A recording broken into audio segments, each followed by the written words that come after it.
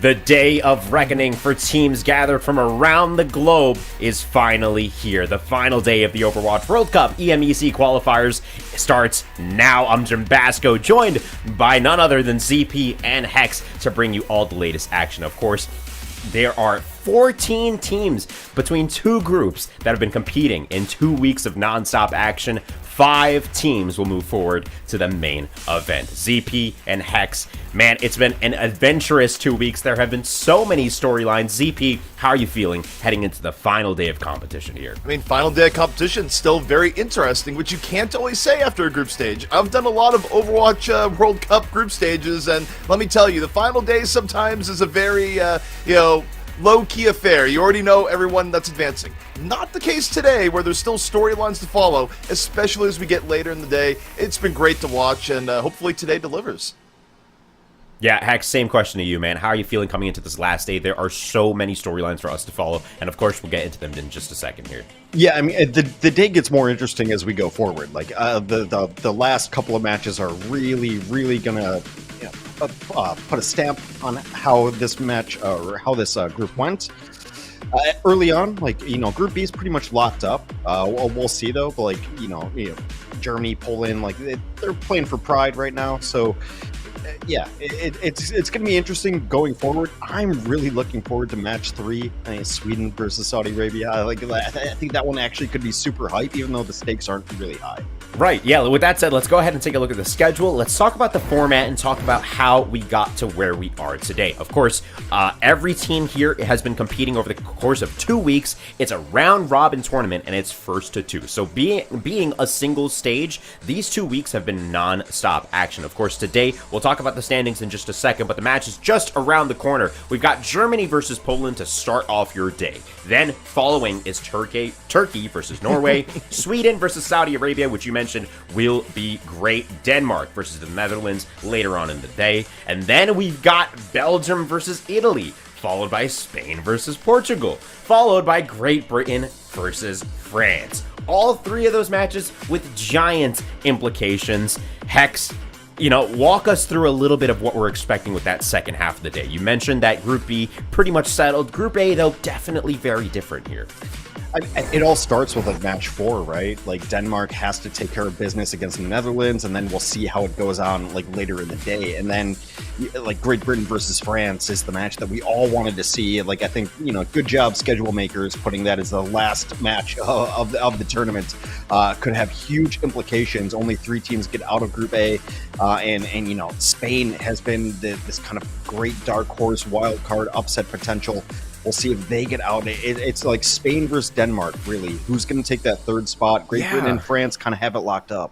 Yeah, talking about Group A, right, you mentioned the top 3 of Group A will be moving forward. The top 2 of Group B, if we're looking at the standings for Group A right now, like you said, it's France at the very top, Great Britain tied, actually, with France, with the exact same game score and map score. Really impressive, and we're not surprised because obviously very strong teams. And then that 3rd place spot, which is going to be the one that'll make sure you get to the main event. Denmark's sitting in it currently, but Spain is licking at their heels. They share the same game score, and that map differential is the only thing carrying Denmark right now. And of course, in Group B, we've got Saudi Arabia and Finland in the top 2 spots, so those 2 teams will be moving forward to the main event. That said, though, ZP and Hex have an amazing first match, and I'll catch you guys on the other side of it.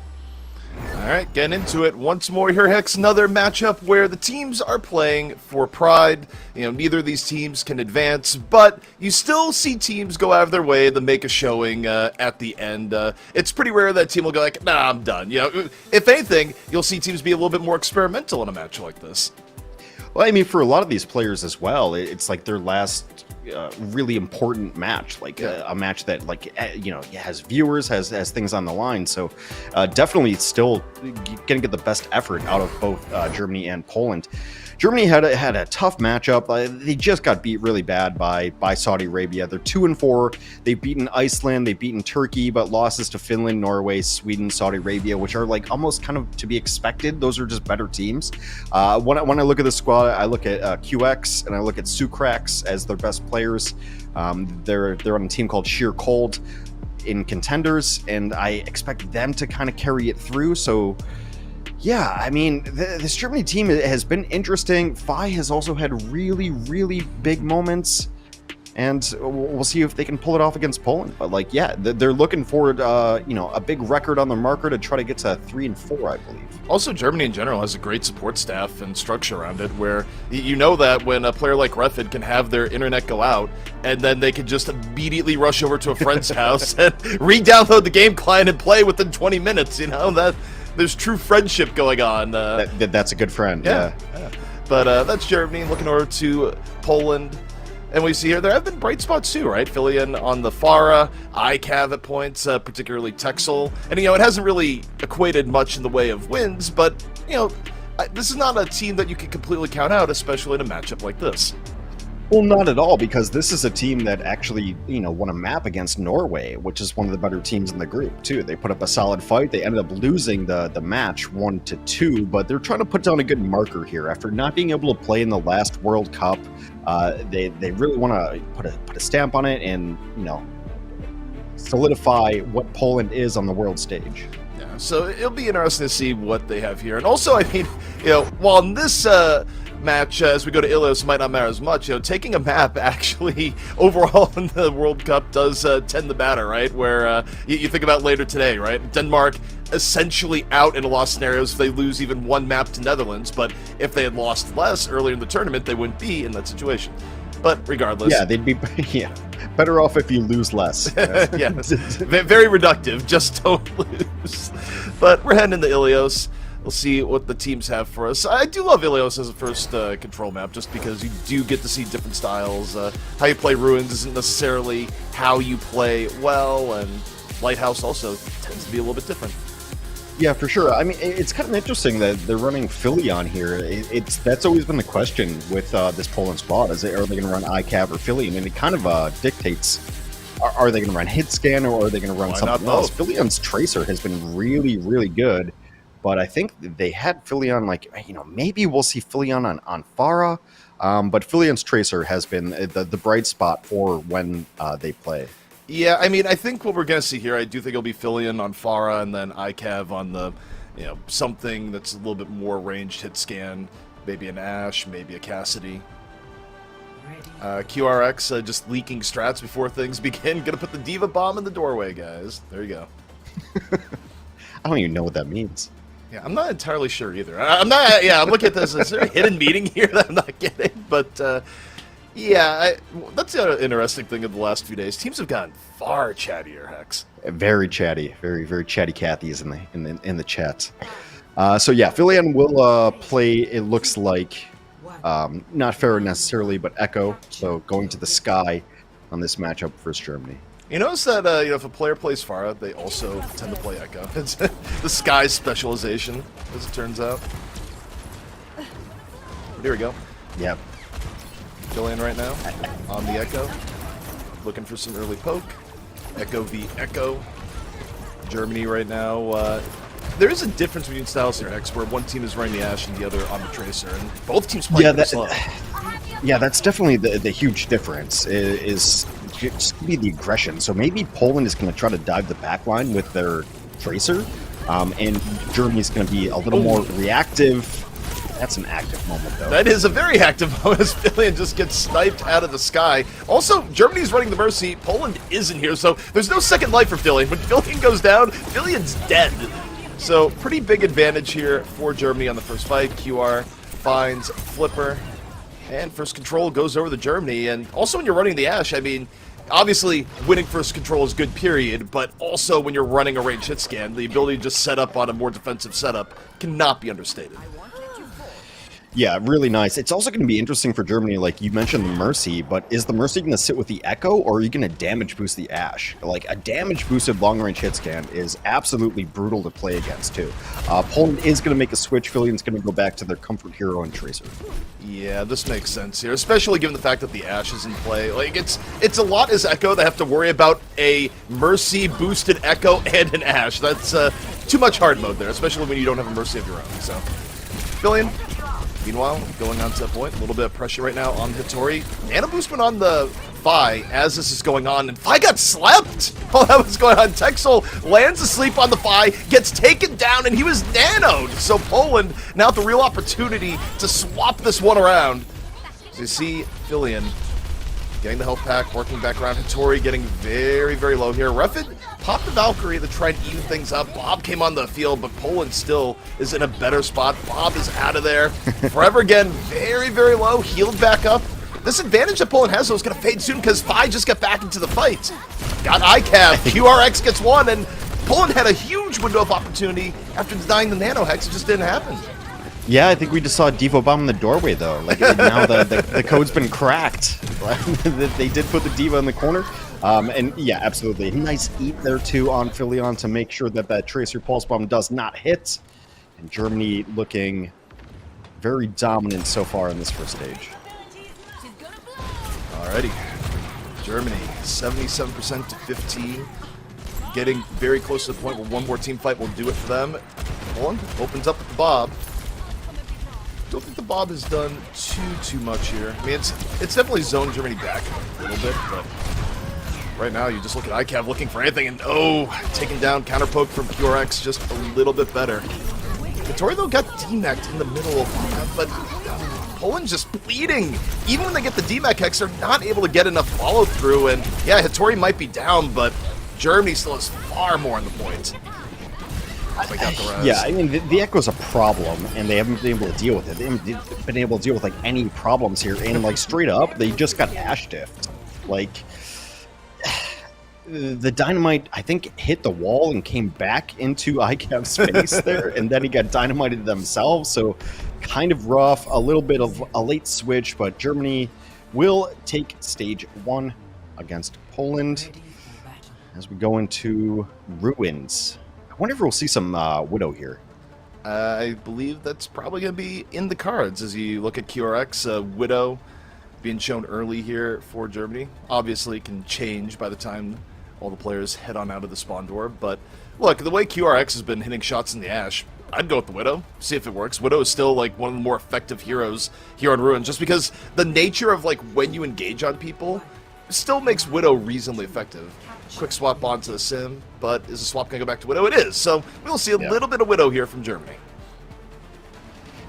And also, I want to really kind of try to focus this Junker Queen matchup too. Like, it's such an important 1v1 to work with. Like, they're like pretty much most of these compositions right now that we're seeing are just based on 1v1s. That's an enormous pick. What if your anti-air was just your Kiriko as Refid goes down? That was a res attempt. There was 100% a res attempt that just got denied by Philly. And Philly just went to the body and says, "No, you're not getting this back up." QRX though finds the quick pick onto the Ash. Now Poland is also running Mercy this time around, so I think a res is probably gonna come up here. Yeah, ICAV comes back up, but not a bad early pick. Oh, had an opportunity for the Mercy, and QRX just holding on to it. Really nice opening here for Poland as they have 15% and counting up, but that might be the difference maker. Now there's nothing to pressure ICAV or QRX. Yeah, and QRX, not a good player to leave with no pressure, as it turns out, just lands those immediately. Glad we got fire back, too. Always like seeing the on fire animation. Definitely, it was missed when it was gone, for sure. How else do people know I'm really good if I'm not on fire? They just have to believe me when I say I'm all golds. Back in the day. The QRX. Good consistent performance here from back. Philion gets caught by Sukrak. So both Kirikos getting some decent work done here thus far. Yeah, I didn't see it, but like trying to go in a Kiriko 1v1 as Tracer is just a bad idea for the most part. Like, you know, the support lines being able to one-shot Tracer. I have opinions on it, but like you see it right there. Yeah, I mean, it's one of those things where it doesn't feel good when it happens, but right now, kind of a sleepy round here so far. Really hasn't been a lot of engagement. It's been a lot of posturing, a little bit of poking. But now we have Poland trying to move on in. Forever getting poked down pretty heavily early on. Kitsune rush from Texel on the way out.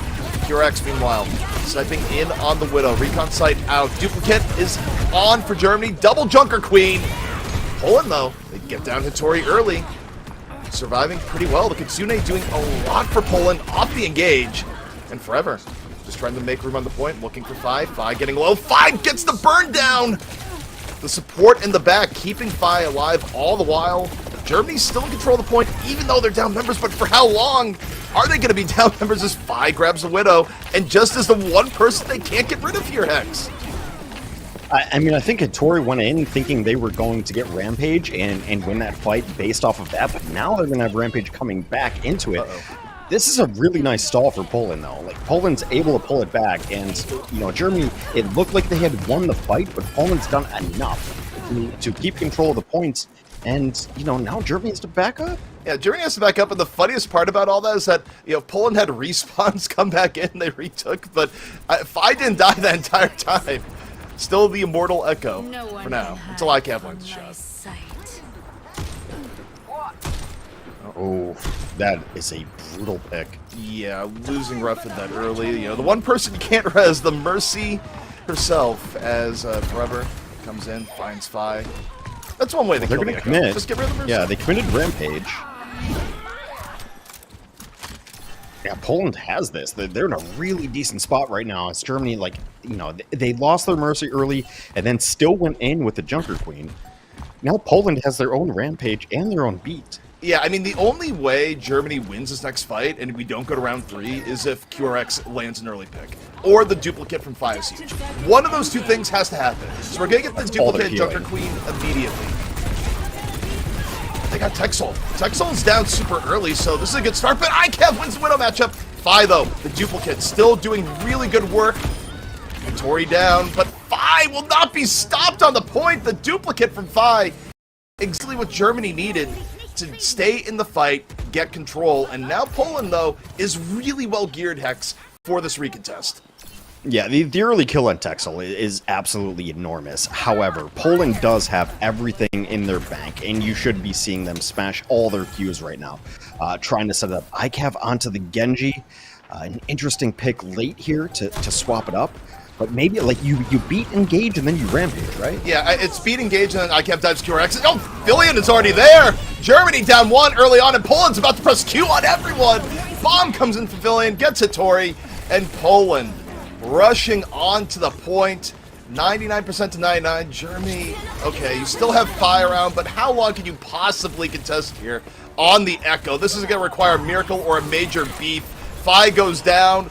Res attempt might come in, but that is the least safe res ever. Refin falls, and Poland looking real good here to force a round 3. Tori down, and yeah, that's going to be it. Round 3, here we go. I really like that late, like, you know, the Valkyries coming out for Mercy, and then they just decide to not shoot at the Mercy, because Mercy's so slippery.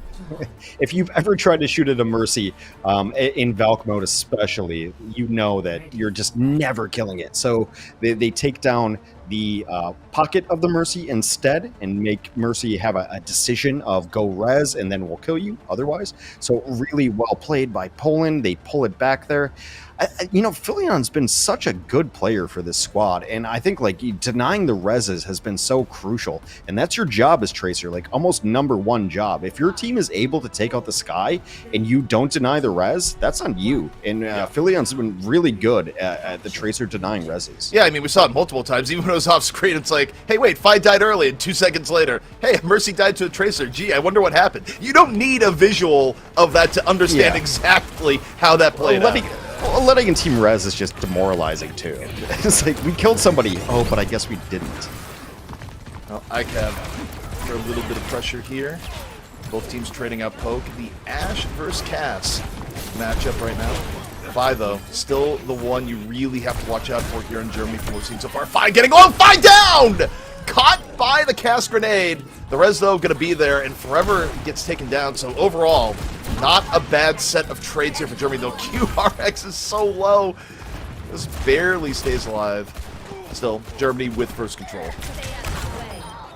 First control, and then they will clean up the rest of it as well. This Ashe is going to be a pain to deal with, because if you look at Poland's composition, they don't have anyone who can really get to high ground. Like, what are you doing here? You still have the Mercy, but there's no Sky character, so Mercy's going to just be damage boosting people on the ground. It's an interesting comp, but, like, if you're Germany, you just set up your Ashe on high ground and chill. Res the Cass. Here you go. It does help in that situation. I mean, boosting the Cass versus the Echo, it's not the worst idea in the world, but it does rely a lot on ICAV hitting shots. There's a heavy investment there. Fillion, a little bit of pressure in the back, and Tori caught, body blocked, down! I don't know if that body block is intentional, but either way, it was great. Puts Germany in a tough spot. Fillion now working, pressuring the Mercy, trying to get rid of the lifeline, the 5. 5 duplicate down. Not before getting ICAV, though, so Germany still with tools to contest. They do lose control of the point. Probably going to back up and wait for 5. Yeah, you wait a little bit here, and then you probably wait for Bob. The Bob engage could be really nice to hold on onto the point. And yeah, also Germany is going to have a Valkyrie too, so that Valk Echo could be an enormous thing. All right, into the fight we go. Kitsune out early here for Poland. Valkyrie in from Refid. Both teams pretty well healed, pretty well supported. Bob coming in late for QRX, and the late Bob, kind of a gamble, but also something that can really hurt as the fight goes on. ICAV goes for the Deadeye, gets nothing. Long fight with no pickoffs here just yet, but something's gonna break. Sucrax, Kitsune rush, the rush into Poland, and this time they can't get away. Last Kitsune wins. Well, Bob's so good just as a point control, too. You don't have to fight. You just put Bob there, and then they have to deal with it, and that's how Germany's able to switch that one around. Now Poland, back against the wall. They need to win this next fight, but they're going to go into a Germany squad that has Rampage ready for this team. Yeah, Rampage was Rampage. You know, we talked so much about, opposing alts, and this one's all about value. Refid gets caught! The boosted cast coming in big for Poland, and Mercy getting picked early, probably the most important pickoff you can get here for Poland, but QRX grabs two. It's not entirely over here just yet, and Tori gets on the text hole, and Poland just collapses after what should have been a good fight. They weren't able to stabilize, and Germany now on the verge of taking the round, taking the map. They get the cleanup they need, and that is brutal for a fight you would have thought Poland would win.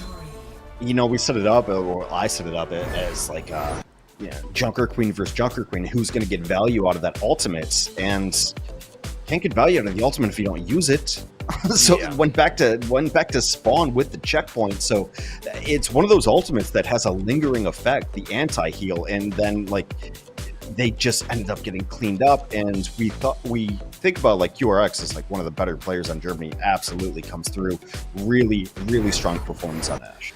You know, I will say I do like that we're seeing teams across the board, not just in this matchup, experiment a little bit more with going, what if we Mercy boost our Ashe or our Cass? I feel like it's good, especially the fact that, you think about it, you just had the nerf Widow because Widow was way too good at range and super powerful with one-shots, right? Well, you can get vaguely up to that level of power just by Mercy boosting. So if you think it's such a strong thing that you had the nerf,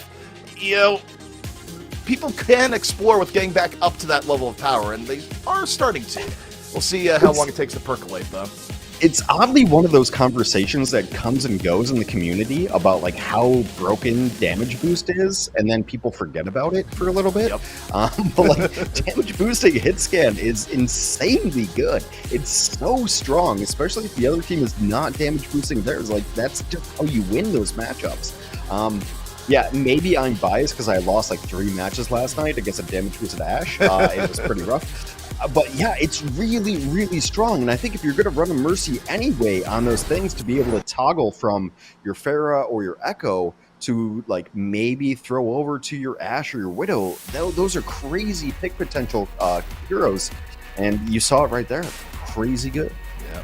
All in all, though, Germany coming in strong. Poland having their moments, but in both teams' final match here in the Overwatch World Cup, Germany just a little bit ahead. Does Poland have anything left to contest Germany, or will it be a 2-0? We'll see after the break.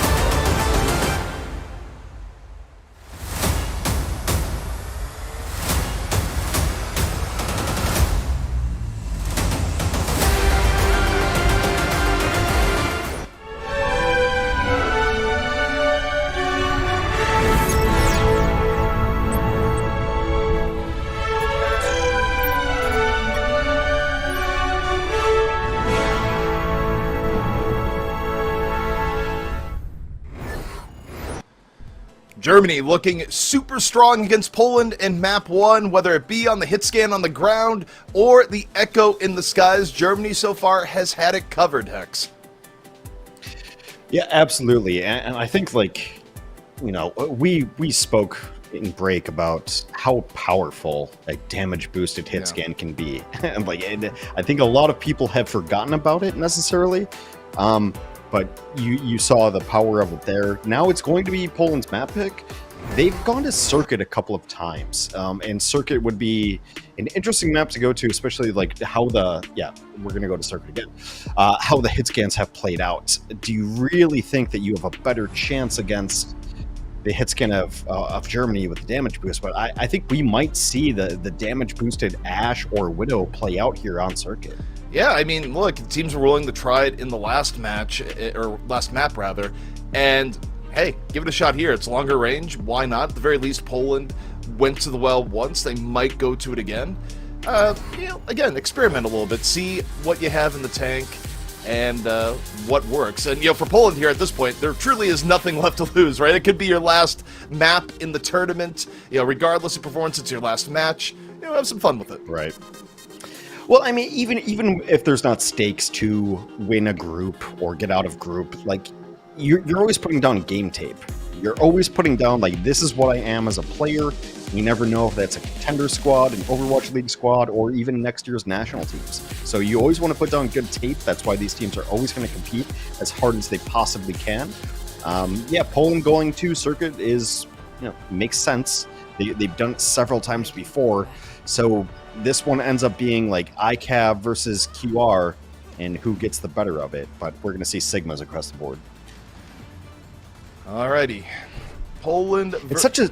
Go ahead. Yeah, it's such a strange map because it's always this composition. You don't see this composition on any other map. It's like Sigma Widow, and like this map is the only map you see Sigma Widow on. Yeah, Sigma also kind of fell out of favor on Havana also, where I think earlier in the casting this year, anytime we went to Havana, we saw the Sigma door frame battle, right? And Sigma, in many ways, is at least in this Overwatch World Cup, it feels like it's been a little bit of a Circuit Royale specialist hero. Yeah, even Rialto, used to be a Sigma map, but now you kind of run Diva on it to push people off of high ground. Early on, ICAV gets the better of it. Yeah, quick little pick here from ICAV. No mercies on either side. Zen's on both sides, though, so a lot of support pick-off potential. A lot of pick-off potential in general, really, when you're running double sniper, Zen BAP. Everyone can get kills here. Equal opportunity. Yeah, this is a map where you just look at the top left and be like, who got kills? Okay, they're winning. It's just a pick-off map. Yeah, I mean, a fight can be even until it's not. Hanzo looking for Widow. Widow looking for Hanzo. Right now, it's all about that all-important first pick. Zens can pop off at any time. Forever, though. Getting a little bit low here, pulling under pressure from Germany. Looking back here at the ICAV. Gets the pick! Nice little shot on the QRX. Probably an ill-advised jump there towards the end. ICAV saw the jump and went right on it. It's one of those things when you're playing Sniper in pretty much any game, jumping is good because it throws your opponent off, but bad because it lets your opponent predict where you're going to land. So you see it right there, and it's just that. That's all it takes to win a fight. Yep. Germany pushed back a little bit from that pickoff. A minute 30 burned off the clock. And again, this is like one of those matchups where it's slow until it's fast. And we got the window down now for Germany. Answered by another window. So you talk about lethality on both sides. Surely someone's going to fall. The flux, though, is huge. Massive flux from Forever. Picks everyone up, slams them down. Can't ask for more than that. You could, but you'd be wrong. The stagger. It's such a good flux there on the defense. So solid. So on the offense, you're pretty much trying to check these boxes of I want to take first corner, then second corner, then checkpoints. There's 3 things you need to do on offense. You have to kind of win 3 fights to do them. Germany, we'll see if they can get their same value out of their ultimate too, as Alex has flux ready. Yeah, I mean, all eyes have to be on Alex and the flux that's coming up there. That is the key ultimate in the next fight. And Alex is moving forward. Also, meanwhile, you gotta look at Forever, who should be holding Rock. Like, ideally you hold Rock here, just waiting for the Flux to come out. Alex, though, taking a long time to pull the trigger here. I mean, it's kind of those things where you don't want to hold it forever, but at some point, you gotta go. Well, yeah, I mean, the value you're going to get out of Rock that's not an ult canceller is different. All right. Is the ult? It's nowhere near as good of a Flux. It's a Flux that grabs the Sigma and nothing else, and Fillion just feasts, drops the Dragon to cover Forever, and lands 3 pickoffs as a result. Massive Dragon from Fillion, and Germany running out of options here. Poland's defense has looked impeccable here on Circuit Royale. The ult itself wasn't that great, but the follow-up was absolutely clutch. We've talked about Fillion being one of the only carryovers from the previous Poland team. I think 2017, 2018, they couldn't get the funds to field a World Cup team. Now back at it again and gets a nice 3-piece. However, Germany, both sniper ultimates up.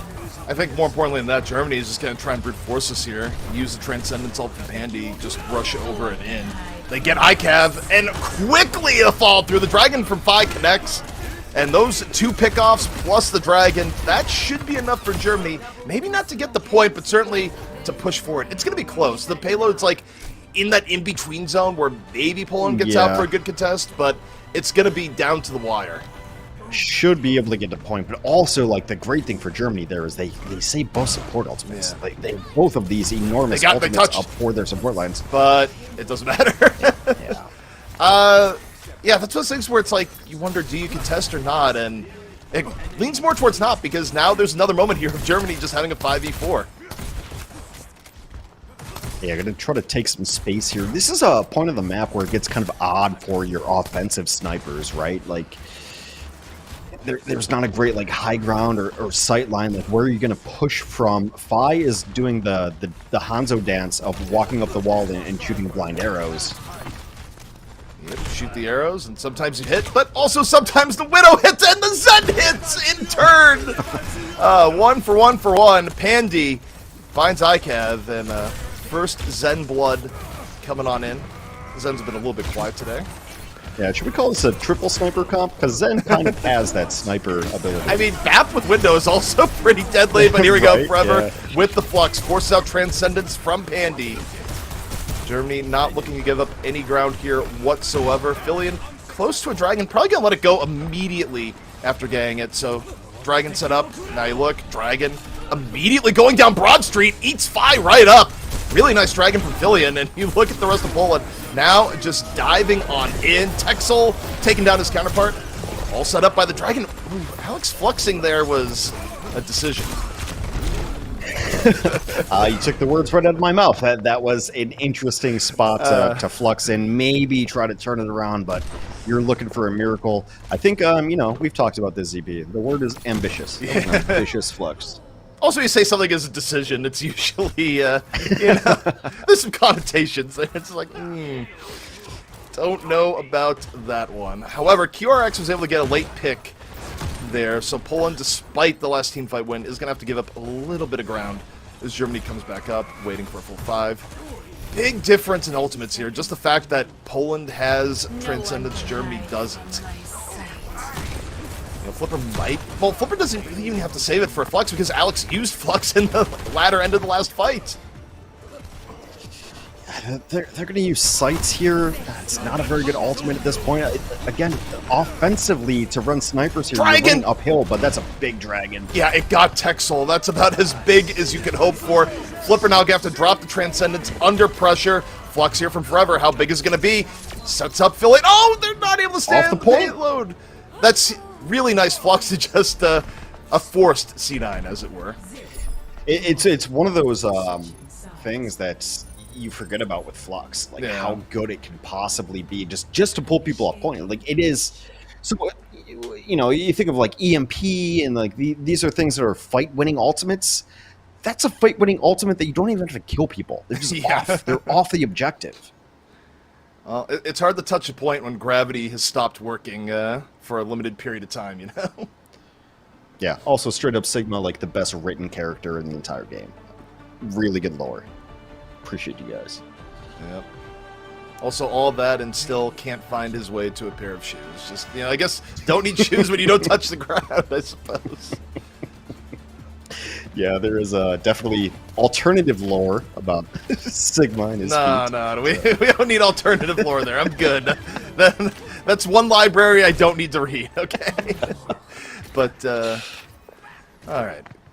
Swapping into it. Very, very good defense from Poland. Now the question is, can they match it with an equally good attack and force a map 3 to start the day? And, you know, you think about what we saw in the last setup here, Hex. The biggest difference to me is that I feel like there was a big Sigma difference between Forever and Alex. Forever got far more out of the fluxes. Yeah, definitely a better Sigma here, and the strong first hold. I love this. I love spawn camping. You know, Brad Rajani might be out of the league, but his legacy will never die. I was just going to say, like, it goes back to the selfless days. I love that. I love a good spawn camp. It's disrespectful.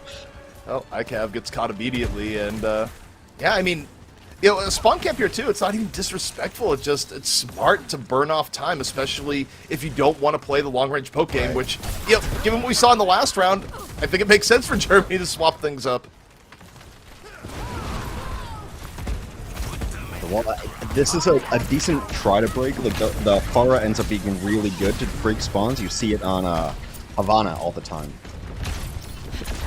Yeah, Filian on the Pharah, landing some pretty good damage here. QRX getting low, but Germany also getting hit up. Sucrax doing a great job on healing. They find Forever. Not only heals, but also attacks. And Germany, right now, looking very solid on the spot hold. Half the damage is coming in from Sucrax here. Yeah, tough as Filian goes down. It gets to the point when you're getting spawn camp like this of are you gonna wait for an ultimate and try to get like a nice ult to figure it out? Usually it ends up being like a Hanzo ult or a Mei ult. But so far, like neither of those. Anti-air Mei is going on. It's just like, please, icicle hit. Germany getting pushed back a little bit, and QRX, that's the Symmetra ultimate. Sucrax gets Forever, and I know a lot of this is a team effort. It's not just Sucrax doing the damage, but Sucrax is definitely stealing the killing blows and then some right now. It's rare that you'll hear this, but that was a really sick Symmetra ult. It Yeah. saved almost 3 people there who were very low life. Nice wall to put up to keep them alive. Poland still stuck in spawn, only 2 minutes left to go. Immortality forced out early. Alex under pressure. Don't Annihilation and die. Annihilation and live if you're going to annihilate. And so far the Annihilation looking decent. Taking out inanimate objects and Bob, but enough to get Alex out of the danger zone. And Germany lives through another, and now they have beat for the next fight. Barrage in from the top. Oh, that. I mean, it gets QRX. And a trade when you're in spawn. Yeah, it's not, you know, kind of worth. It's the first one that they've gotten, but it's not going to slow down this spawn camp. They have to Rampage on. The Rampage only hits Sucrax. And as much of the problem with Sucrax has been, you need a little bit more than that. Forever goes down. And Poland, they just can't get out of spawn. I mean, yeah, you have to switch some heroes here right now. Like, the Pharah to get out of spawn is kind of okay. They needed to go Mei much earlier. You need this wall to give yourself a position to be able to break spawn camps. But now the Mei goes to a Hanzo. You need a Mei and a Hanzo. Like, have we learned nothing from Havana? You know, we might not have. Alex getting low, Immortality Field forced out. Here comes a window from Sucrax, where Sucrax truly becomes a DPS. And, yeah, I mean, Poland, they need to wait out the window, but, you know, waiting and burning time is not a luxury they have. Alex, though, can't get away. Filian finds the shot, and down the ram is finally what Poland needs to get out of the spawn. Able to take out the tank, finally able to break it, but ZP, we're below 30 seconds. Yeah, 30 seconds. And also the rest of it, they know they're going to get staggered. They just burn a little bit more time off. Oh, boy. Poland has to be perfect from here on out. And, you know, really, in getting to the next point, you got to look towards Filian and ICAV. They need to land early picks in this next fight, or it might just be over for Poland.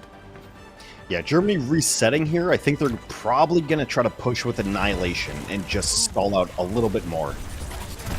Now they're going for it. Germany on the way in.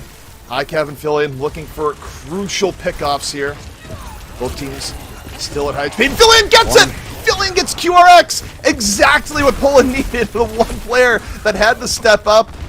They get the pick off, and this should give them more time, Hex. A bit of breathing room. Yeah, Germany's not going to fight this. Well, never mind. They come back in. Annihilation ready. Yeah, they're going to annihilate and go in. Meanwhile, Deadeye's up from ICAV. ICAV, have you found any skulls here? The Mortality Field is down. ICAV's Deadeye gets Sucrax. The Deadeye connects.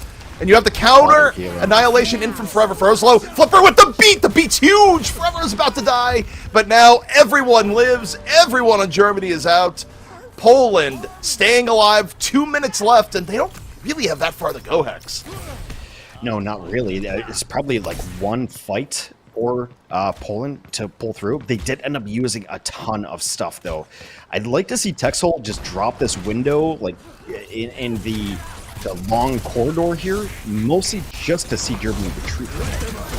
Right now, I'm worried about the Babs. You got windows on both ends. Windows are out. Which team is going to capitalize on the window here? Immortality Field down on both sides. Fi waiting for the Blizzard. Knowing Forever has to round the corner. Blizzard could be the key influx point here. Fi just waiting, looking for the opportunity. Both teams looking for pickoffs. Germany can drop the beat at any time, but it's really when the Blizzard comes out. Now the Blizzard goes in. They're looking for Forever. Is Forever going to get caught here? Forever frozen on the point. All the damage in onto the tank, and Forever goes down. That's all you needed from that Blizzard, Hex. May's a really good hero. You put up the wall behind, no one can even help Forever. It's not even an option for them. Map editing, and if you don't get a kill on Blizzard, you're doing something wrong. Yeah. Being able to isolate the tank right there, solo ult, and then pull up the wall behind them so there's nothing left. 1 minute for Poland on their offense. They are nearing all of their DPS ults and also a tank ultimate here too. So Poland, plenty in the bank. Low key, plays a little bit slow. Yeah, play it slow, wait for Dragon. Fillion's Dragons have been oddly effective here, but the pressure on the Alex is huge. They just use the Annihilate. Deadeye, speed boost, moves on in. Meanwhile, Germany's giving up ground that they can't really give up too much. Sucrax, another window already built, but it has to be done a little bit deep. The window here from Poland could be a little bit better. No, they can't get to the payload in time. Oh, Poland forcing a map 3. You love to see it. I love to see it in the text too. Guys, come on. I've written those words especially when my team C9s or when I C9. Yeah, it happens.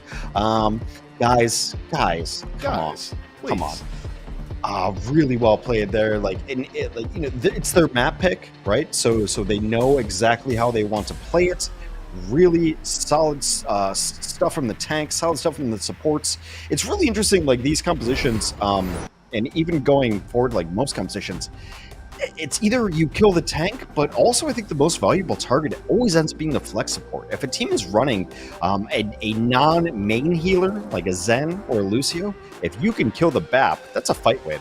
That's a fight win immediately. Interesting, too, on the BAP note, I feel like for as good as Sucrax is playing, given where the payload was, I feel like the Sucrax window was the nail in the coffin at the very end of the match, because you think about it, right? Sucrax put the window back in the doorway.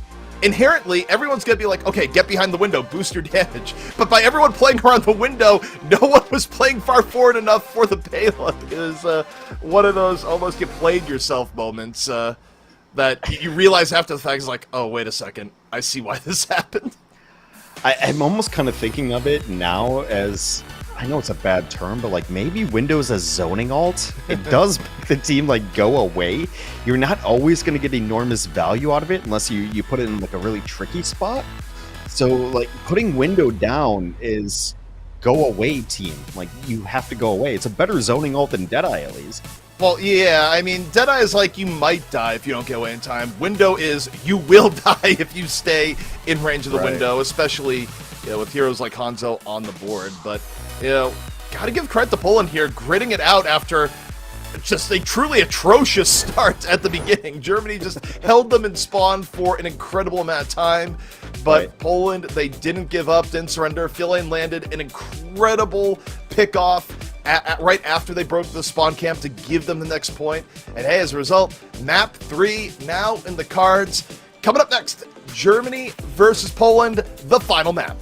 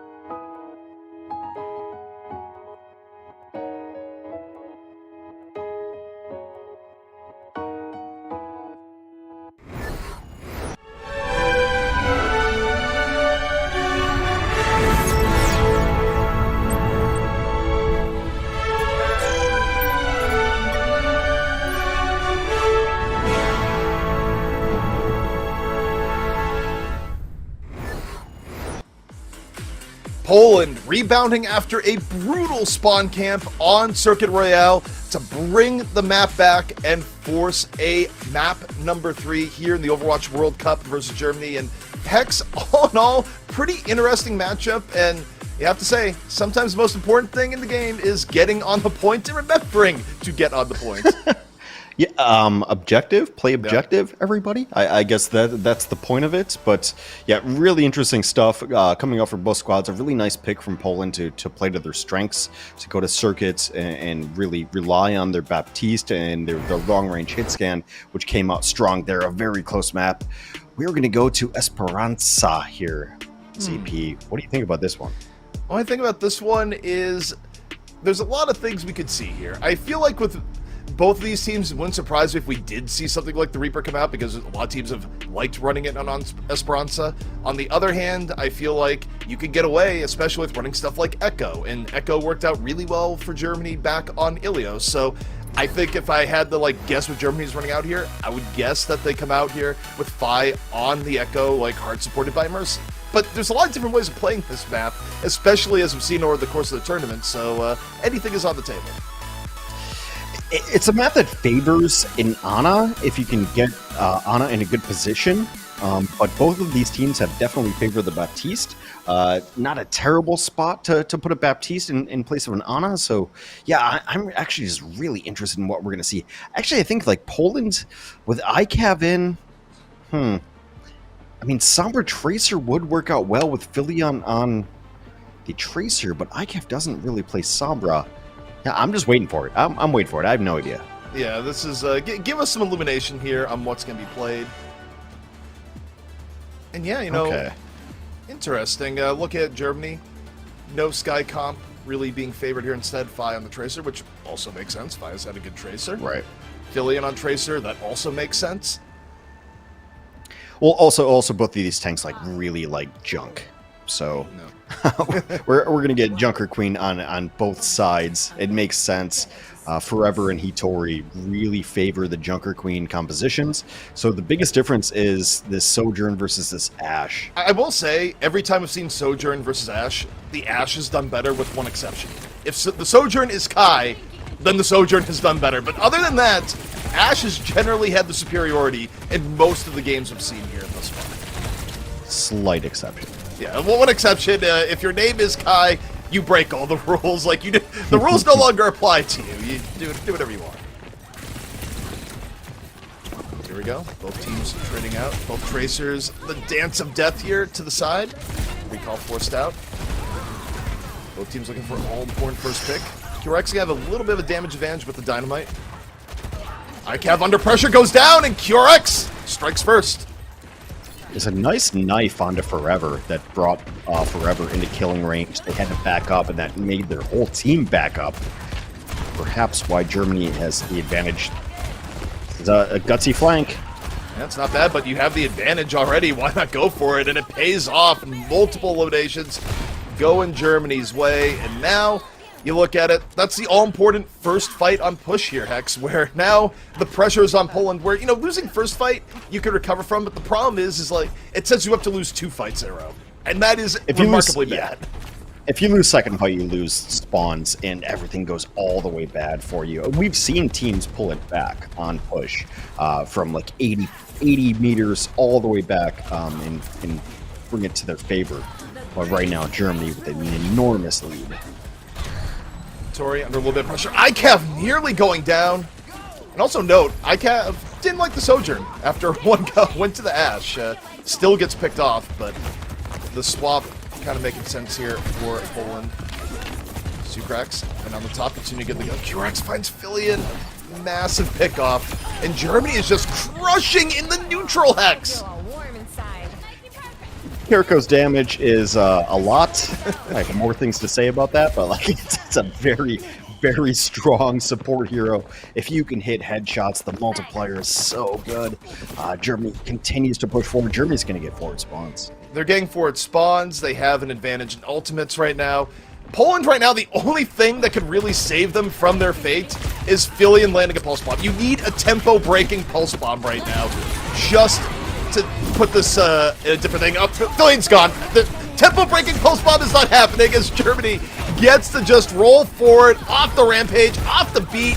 Kitsune is emptying their ults here, and I don't think it's a bad idea, Hex, because this is where you just make your lead nearly insurmountable if you win that fight. Absolutely. Like, insurmountable is the correct term for sure. They throw everything in. It was such a beautiful rampage. It got 4. It forces out the beats at the very least, but then Germany just sits back and gets all of the damage. You could throw Bob in here. Throw Bob into the corner, and you still get another 10 meters. Doesn't connect. The bomb not quite close. Bob comes on out now for Germany. 5 catches forever, and this could be a push completion in the cards right now with how strong Germany is playing. Maybe. Poland does have Rampage and their own Bob, but like Germany's playing it really well, taking all of the free meterage that they're getting. I would imagine that this is Poland's best fight. You have to win this one. Tori's already low. Fine nearly gets picked off. Ruffin, he gets hit with the purple, goes down. Filian finishes it. Poland desperately trying to make something happen here. ICAV on the QRX. Fly gets forever, but the German push here finally getting stalled out, maybe a little bit, but even at the end, Germany gets a few pickoffs just to make their recontest a little bit smoother. At the end of the day, we're 119-0. Yeah. So hey, 119 to 0.57. Put some respect on the name. 119.69. Yeah. You gonna say it? Well, it's gonna be there. Well, Nice. it was for a split Nice. second. I saw it. All right. Yeah, Poland trying to pull this one back. They had to use everything in the last fights. Now, if you're Poland, you have to be really economically conscious. Maybe try to win a fight off Kitsune, which is their next all coming. Yeah, I mean, Poland needs to be economical. 5 minutes, you think, oh, it's a lot of time to come back. Well, Poland needs a completely reverse tempo. It's Kitsune. Kitsune comes out, and Germany mostly getting the disengage. Now they can Kitsune of their own. They counter Kitsune. Is the fall through going to be there? Zukrak still couldn't get away. Kitsune or no. Hattori goes down, and Germany just threw their fox into the abyss. Not the best counter I've ever seen. Poland will continue to push forward. And so, again, you're trying to win fights off of single ultimates. Next time, you beat engage. You have Flipper coming up. After that, perhaps you have your Junker Queen ultimate. So it really comes down to, we need to win fights on one single ultimate every single time. Well, even better. They're getting close to forward spawn. Even better, they need some fights on zero ultimates. They need ICAV to get it. Like, if ICAV can get something here, that would be huge for economy. But Germany already engaging. Rampage waiting in the wings here for Hattori. Ref it in the back with the beat. ICAV. Oh my god. ICAV got so low, and ICAV's the one person they need. Like, you look at Poland, they're staring at ICAV. Please, find someone. Beat comes out here from Flipper. Both teams dropping the beat. Hattori waiting for the Rampage opportunity. Here in the back, a little bit of Junker Queen versus Junker Queen. Philly was able to get 2 cracks. ICAV connects on the QRX. Goes down, but the damage may be done. Germany, though, rallying, even down 2. A very scrappy fight. Just Flipper and Texel left here for Poland. The 2 supports. Bit of a support battle in general here as Texel is able to take down Hattori. Oh, it's a 2v2. Yeah. Let's go. Fight. Go fight. Backline battles. Yeah. This is mostly just Lucio's and Kiriko's fighting on the point, and the card is not moving. I think that Poland would have rather saved that beat for a responsive. They got to save up more though in general. Like, you look at the scenario in terms of comeback potential, you're okay with this for Poland. Like, you're in a great spot for this fight unless Fi lands the bomb. Forever, meanwhile, ready the Rampage. Filian, bomb queued up. Look to the Tracers to be the X factor here. Fi getting low, gets away. Filian and Fi have been dancing on the other side here, but Forever waiting. This Rampage coming in. Could be the opportunity. There's the bell. Moves on, hits 2. Forever, though, is in a really bad spot. That is a difficult area to be in. Texel goes down. Fi, bomb comes out, doesn't connect. And again, a scrappy fight here. Both teams down 2.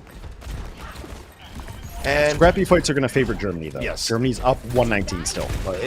They're fine fighting here to eternity. Germany, there's 2 words they love right now, Hex. Status quo. That's what they're fine with right now. Just that this stays about where it is, that's fine. We only have to do this for 2.5 more minutes. So the pressure is far more important to go, and given that they had ult advantage going in, that's a win for Germany. Kitsune. A little bit of aggression, but you see it like they're not ultra aggressive on the Kitsune because they don't need to win fights. No, just getting ICAV there is fine. Get ICAV and chill. Like, you don't need hero plays. You just need to burn the clock. That's it. Is that the new like Netflix marketing campaign? Get ICAV and chill. Yeah, I guess so. I mean, for Germany, Germany has an aggressive ultimate if they want to in Hitari's Rampage, and they also have a responsive ultimate. There's no reason to try to finish this map. They've been in control entire time. Germany, you just be reactive here. You slow this thing down as much as possible. 3 in a cloud of dust, Overwatch edition is what you're looking for here. As QRX gets Billion on the early pickoff, and Tori falling in turn. I mean, overall, not the worst trade for Poland, but again, Poland needs decisive fights here. You can't have these trade-out fights. You're not going to win at this point with trade-outs. But with Flipper going down, you might not be winning at all. It's almost at the point where, like, Poland needs to bank ultimates because it is just like these trades, and these trades don't matter. They have to win decisively, like you said. They have to win wipe out a team. You have to get the team kill horn going on. Now they will finally pick up a fight, but it's just not been enough really for them. Is Flipper switching? Flipper's switching. No, it's taxi. Flipper's taxi. Yeah. Yeah, the 45 seconds left here for Poland. Last opportunity in the map coming up. That is a long, long way to go. Germany needs to fully collapse here for Poland to have a chance, but step 1 of that collapse would be Fillion on the pulse bomb. Looking, moving, might not need the pulse bomb. Nope, drops under pressure anyways, connects! Gets Refid. Refid wasn't even the target, but hey, you take that collateral damage when it happens. So, yeah, ICAV goes in, lands the nade. Still, though, the trading is not good for Poland here. They need decisiveness. It's enough to, keep it alive and keep pushing, but they're down players. Germany's going to come in hot. So it's going to be about the follow-up for these next rampages. Both Poland and Germany have their rampage ready on their Junker Queens. Who can follow up? It's pretty much... It looks like a Junker Queen matchup, but this is a Tracer matchup. Who can follow up on the Fire Philly match? Forever. Waiting the Rampage here. Rampage coming on out. Hits 3. Spalter going to be there. Sucrax drops the Kitsune. Both teams looking for the first pick. Sucrax gets Fillion. The bomb out from Phi. And that's looking like the finisher here. Germany cleaning up over the robot. A dominant performance here on push. 120 to 64. Say goodnight. Germany takes it 2-1. GG's in a heart.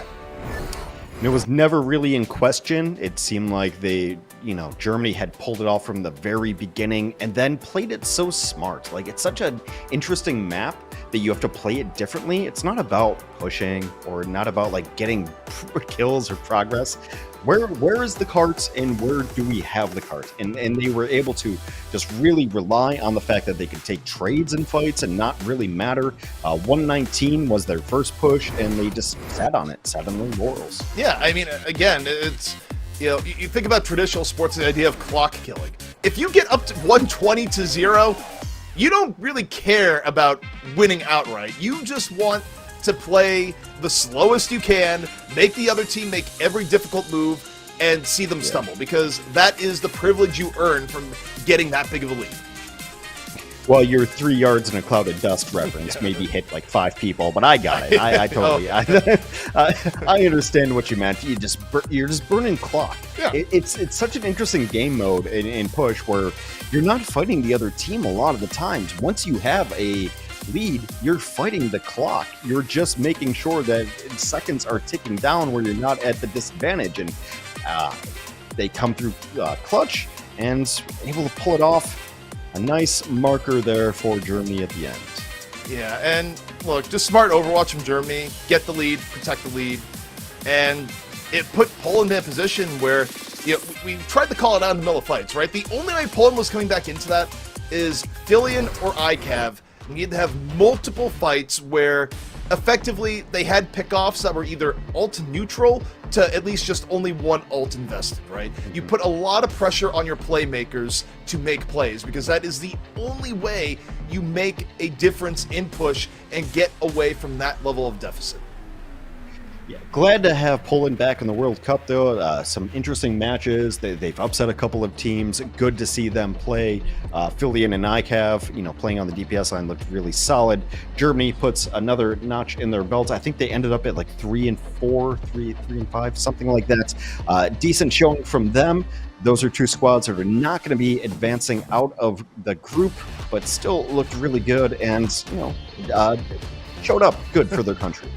Very much so. But that was Germany versus Poland. Coming up next, it's going to be Turkey taking on Norway.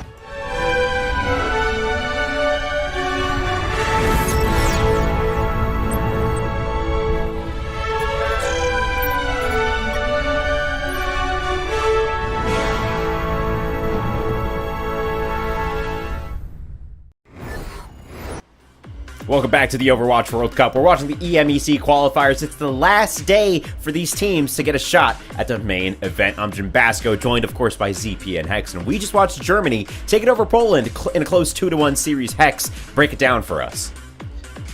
Yeah, the better team won a little bit. I was not expecting to break it down.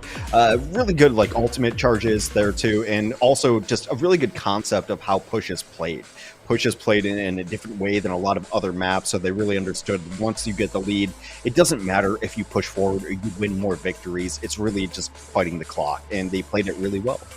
Yeah, Germany looked on point today. Let's go ahead and take a look at the schedule so we can tee up the next match and show you all the action that's in store. Of course, we just had Germany go up against Poland. Next up, we've got Turkey versus Norway. Then afterwards, we've got Sweden versus Saudi Arabia, Denmark versus the Netherlands. Then we flip up on into Group A, where things are still yet to be decided. Belgium versus Italy, Spain versus Portugal, and Great Britain versus France. Okay, ZP, coming into Turkey versus Norway. Wow, I've struggled with that a couple times already.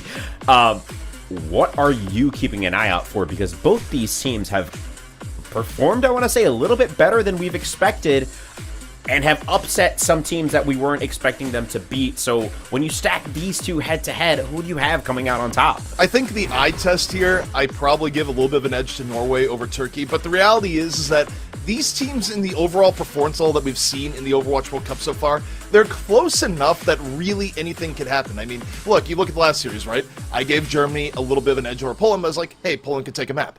Poland took a map. I think that this is another one of those series where the potential for a 2-1 is very, very high.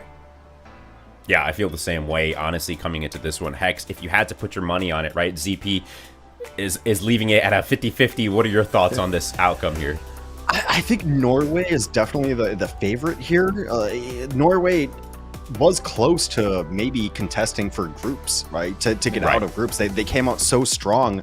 They had victories over Sweden, Germany, and Iceland, and that's how they started it. But they've lost a couple in a row to Saudi Arabia and Finland, who are going to be the teams who get out of groups. But I think Norway is a solid squad. They've run some different stuff. Like, we've seen Junkrat out of this team, which I'd love to see somehow.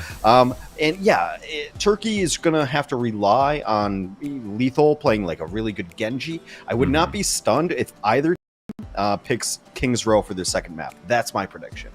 Yeah, Genji would be great from both sides. Of course, you've got Lethal running that. Oni God, on the other hand, for Norway. You know what I mean? Just names that are almost synonymous with high-tier Genji play. So I'm excited for it. I can't wait to watch it. Of course, ZP and Hex, the match is just around the corner. Enjoy it, and I'll catch you guys after this one. Alrighty, getting on into it, and yeah, I mean, look at these two teams. I definitely have Norway over Turkey, but you look at overall performance. I just feel like this is one of those things where we'll see how the matchup goes. Like, you don't hear this as much in Overwatch as some other forms of competition, but I almost look at this one as like, what's the style difference going to be? Because I feel like at this level of play, with this overall level of performance, this is where like style matchups really do become a thing in terms of players giving other players trouble, or certain compositions being, I don't know how to deal with that type of deal. I don't know. It'll be exciting. I mean, the funny thing is Turkey kind of shaped the entire tournament by coming out and beating Sweden in match one. Like that kind of changed the entire idea. They beat Sweden, they beat Poland, but they're on a 4-game losing streak right now. They'd love to end the tournament with a win. Lethal is always solid. Nefrin is really good, especially like on the Sombra when they're able to play that. Revenant needs a better game than the last one that we saw. It was not a great look for Revenant on Gibraltar when they played Tank, but instead Tank is going to be played by Romani on the Junker Queen. Yeah, I mean, based on what we saw before and just how Turkey plays, even if they go on to the Gibraltar again, I tend to feel like they'll stick with Romani. I don't know. Turkey definitely looks like a much stronger team with Romani in the lineup, and maybe that's just tank difference, or just team difference in terms of what tanks they are better at playing with. Either way, if I'm Turkey, I don't deviate a whole lot from the lineup you see in front of you right now. Probably not. It seems like their best lineup. Here is Norway's lineup, and they came out of the gates like really strong with 3 wins. They beat Sweden, they beat Germany, they beat Iceland. They've dropped 2 in a row so far, but that's to the group winners, Saudi Arabia and Finland, their sister countries really up there. So they're on a 3-game streak, and they've looked like an entirely different team. And compositionally, they're running thematic on tank. Sorry, I'm reading the wrong notes. I was gonna say, my apologies. No, Psycho and Psycho has been like the revelation for this squad. Psycho and Isaac from Norway have been crazy good. JP, you can't look over as well. So we talk so much about like Oni God, and also like Mimio has been solid on the Mercy.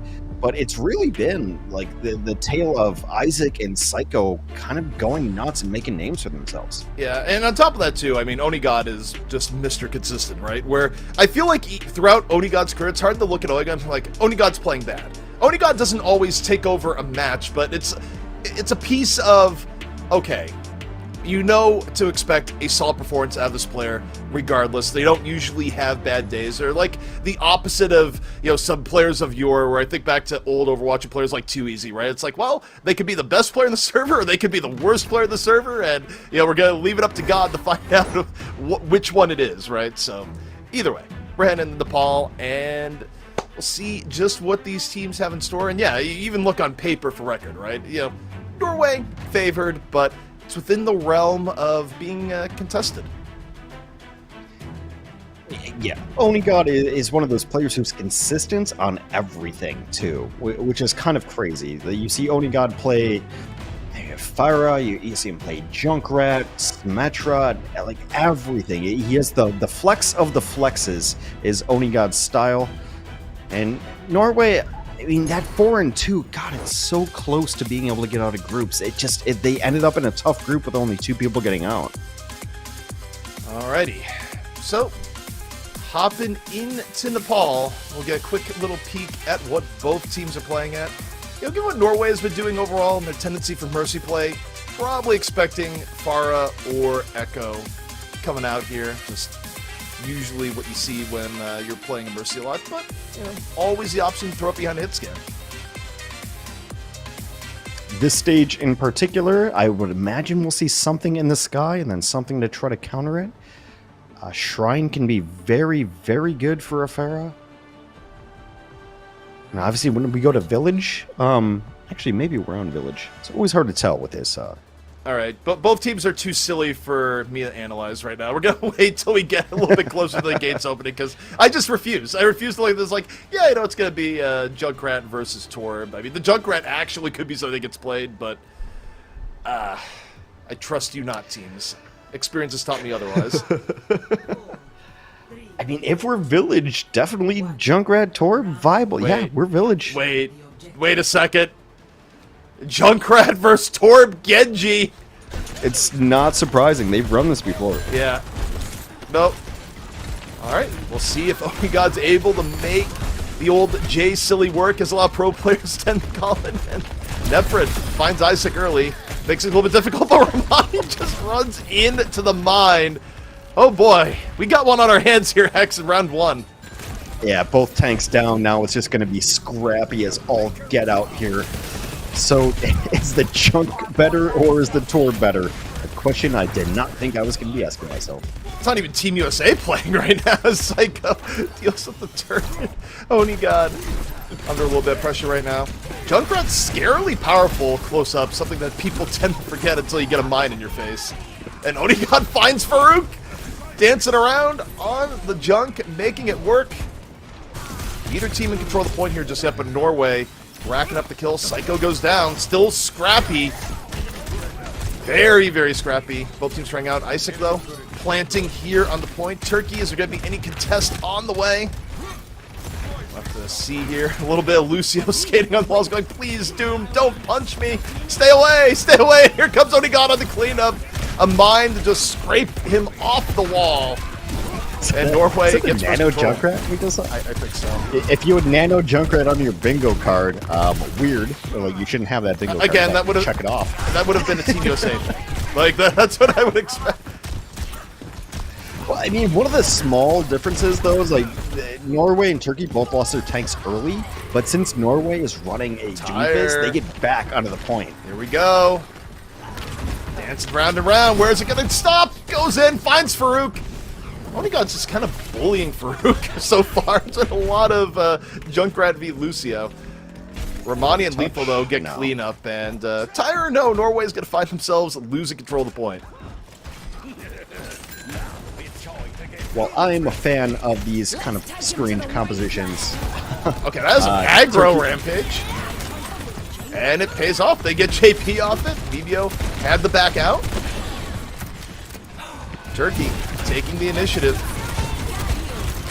Also, we got legs. Junkrat is gone. We are now Sombra legs, or Amani goes deep. What is happening? I don't know. I just know Psycho couldn't sprint fast enough. This is just a hodgepodge of very different heroes all the time. Yeah, you know. Orisa's out now. Just yeah, no, that very typical Orisa Sombra soldier comp. You know, you see that everywhere. yeah. Why not? Transcendence forced out here by JP. Not the most normal Transcendence, but now Lethal says, I'm going to Dragon Blade, it's an opportunity. Dives in, slashes away, gets Mimeo. Lethal, 20 HP, gives his life for it. I mean, getting the Ana isn't the worst. Also, Nefert's been holding on to this Molten Core for a while. Well, it's, you know, no one's pushed the points. Now you put it on. I don't even know if the Molten Core needed to be laid down there. There's not that much pressure over there. I don't know what's going on right now, Hex. The game has devolved into fever dream state. EMP comes out. It has gone a little bit weird. I'll give you that. A little bit odd. Romani goes down for the EMP, but again, it's not like a full team fight or anything. Alright, Neferin under pressure here. Bring out the true power of Torb. The Torb v Soldier matchup, entirely traditional here on top. Never gets hit with a little bit of a hack from the back. JP the Zen punishing Genji. I don't think I woke up this morning. Alright, so Norway pulls it back. Turkey does need to win one more fight. They will have a decent advantage. The Kitsune Rush comes out in a losing effort, but I think I would not have seen that Rampage come out. That's not the greatest idea. I think that's your recontest. Yeah. What they do pull up too. Yeah, the Rampage was decent. I mean, it hit enough people. Just set it up there for Turkey. 93% to 62. All right, Norway in the last contest here. Yeah, bring out ball. Like, why did you run this in the beginning? Like, as we're bringing out every silly hero available. We'll see. Psycho takes down Farouk. Isaac down right away. Turkey just looking to maintain control. The point is Norway goes for a little bit of stall. Transcendence in from JP. The whole, I'm going to transcend and you have to look at me till I finish praying. Lethal, though, gets another 2, 3 on the Soldier, and that was around Overwatch. That got played. I've had games that made more sense on my gold account. Like that was a very odd game, back and forth. Some heroes that we didn't necessarily expect to see. But Turkey is the one to pull off the first stage against Norway. I think maybe this just happens in the late stages of, you know, qualifiers, where both teams, neither of these teams are getting out of groups, right? So it's just kind of, let's play for funsies. Let's play for fun. Well, look at the next round. What do we got? We got the Classico comp. We got the Hog Torb Widow. All right. And the Life Weaver! Hog Torb Widow? Let's go. You don't run Hog Torb Widow in your GM games? Oh, here we go. That's all I got, Hex. Here we go. No, I'm for it. Turkey knows where they're at in the tournament. And by the way, Turkey is winning. We have Norway favored coming in here. Even though both teams went a little bit silly. Romani lands the hook. Gets Psycho early. Hog is back, baby. Rez comes in, though, so still going to be a fight Norway can move in on. Unless Romani lands another hook. Wall comes out, though, and that is some frozen bacon. And yet, still alive, lands another hook. His fall through going to be there. Isaac in danger. Isaac goes down as the Life Weaver gets into the action. From on high, on the pedal, Romani gets another. Norway got first control of the point here, though, Max. Worth noting. Right. So still scrapping it out just a little bit. Yeah, Turkey is getting all the kills they should turn, and they're on it eventually. Nice duplicate. Hog v Hog, but one Hog reigns supreme. So while we're watching this craziness, I actually have a question, because I've been thinking about it the last couple of days since we've seen it. I don't think Hog is like an F-tier hero. I think it's viable in certain situations. It's probably underplayed relative to its overall power, but you know how meta Intermission is. Like, even if there are good points, like, someone's going to have to prove it reliably. and not necessarily a game like this. Hog I don't think Hog is as bad as people are saying Hog is. That's what I'm saying. Another hook from Romani, catches Onigod. Can't stop the Hog. Whole Hog making space before Romani with 3 kills. Bacon back on the menu. Here it's Sizzle. Right, exactly like I said, Hog is meta, everyone should be playing Hog. Clearly. Well. Oh, another hook! Okay. Well, that was a kill 2 months ago. Yeah, true. Alright. Next fight underway. Early Kitsune here from JP. Muzo gets the kill early. Trade outs here, but that's a much better trade for Turkey. Muzo goes down. Psycho doing a little bit of dissection at the moment. This time, I don't think the Hog lives this time. No, he got on the quick finishing power here is Norway on the retake. And, you know, memes or not, this comp from Turkey is like 1.5 team fights really away from taking this first map away. I don't think we can ignore that fact. Well, we value so much pick compositions of like Widows and Hanzos, and if you can get a pick, Hog is still able to get picks if the team helps. Look at that. He one whiff of gas, and he's back up to full HP. Come on.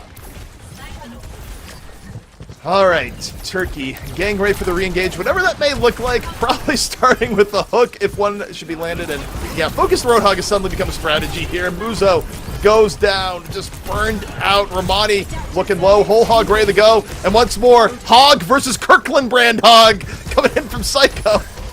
Lethal though. Lethal got 2 in the backline. It's 5v3 right now. It's not bad. Whole Hog in from Romani. Real life, actually doing some decent healing here, keeps Nefrit alive. And Turkey gets the retake, 72 to 83, and that was a fight category. But really, as you say, Lethal did the heavy lifting. Well, they got Torbolt too. Like you can put down Molten Core on the points. Like Turkey's in a really decent spot to be able to defend this.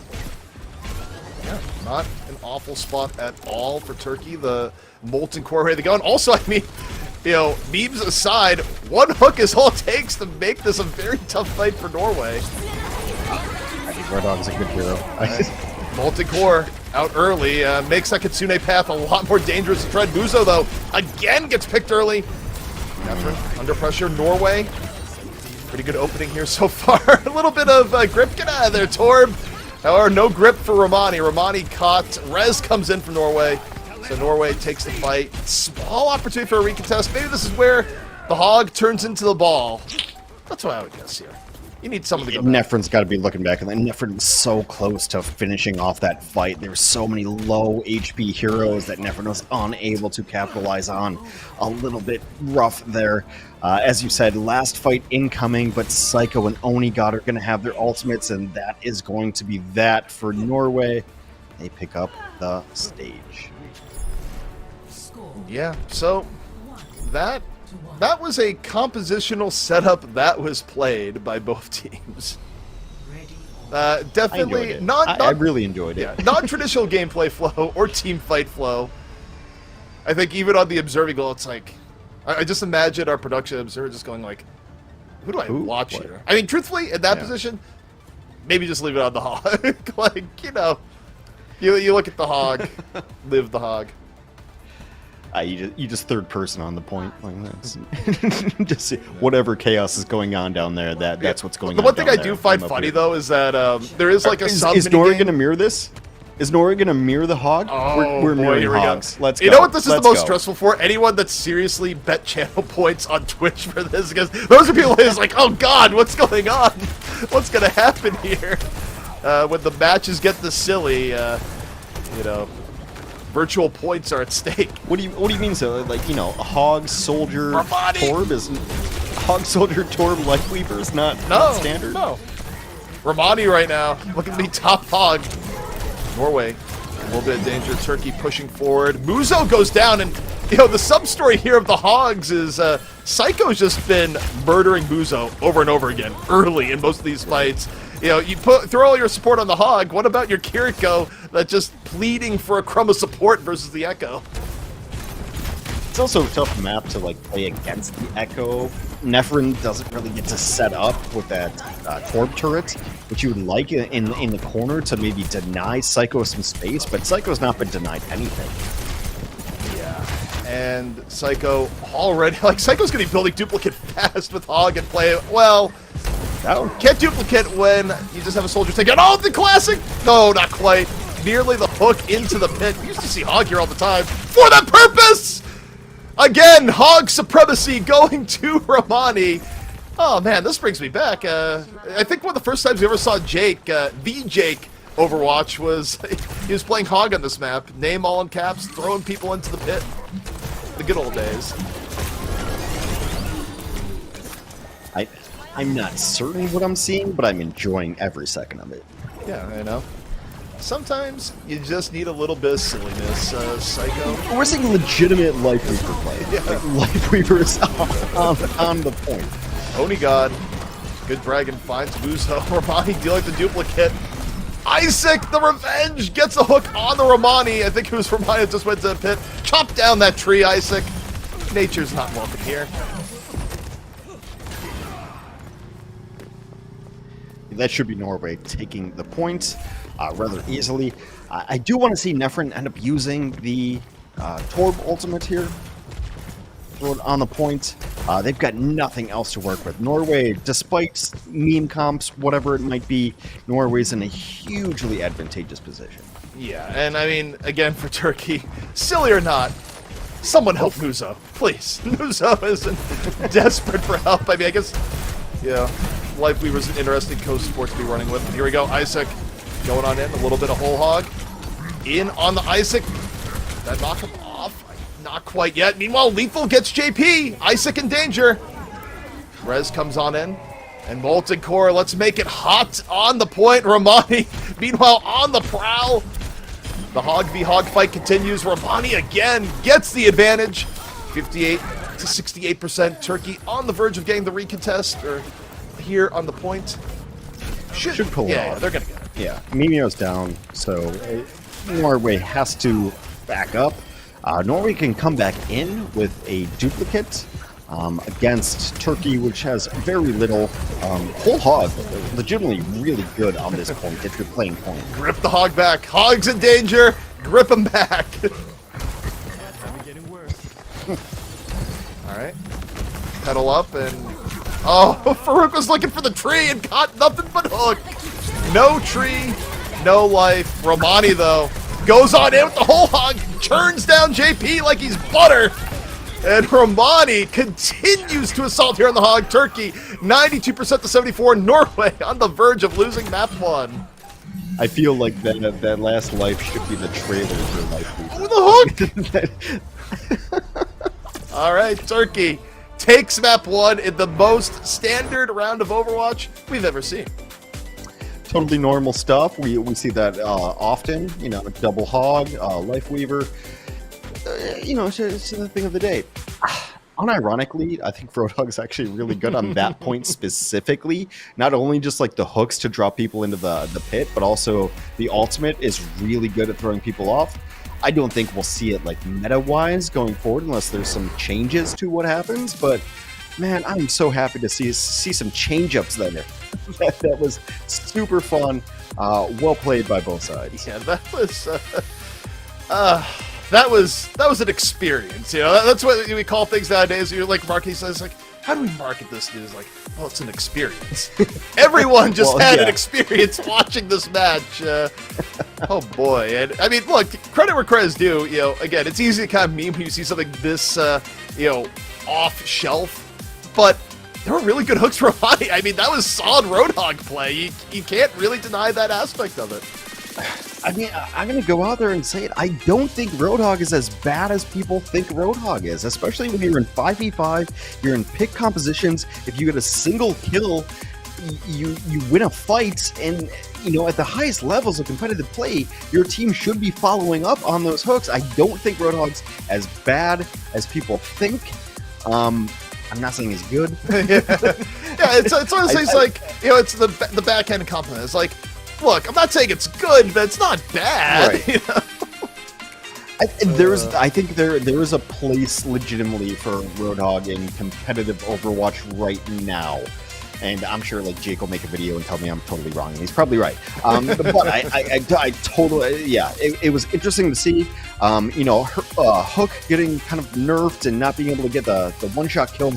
I don't think it matters at the highest of levels. Like, you call Hook and then everyone should be able to collapse on that person. So it is a nice addition to a pick composition, and really, really fun to watch from both these spots. All right, well, Turkey, final day. They bring out the silly. Does Norway have an answer, or will we just be going and leaving it all to the pigs? We'll see right after the break.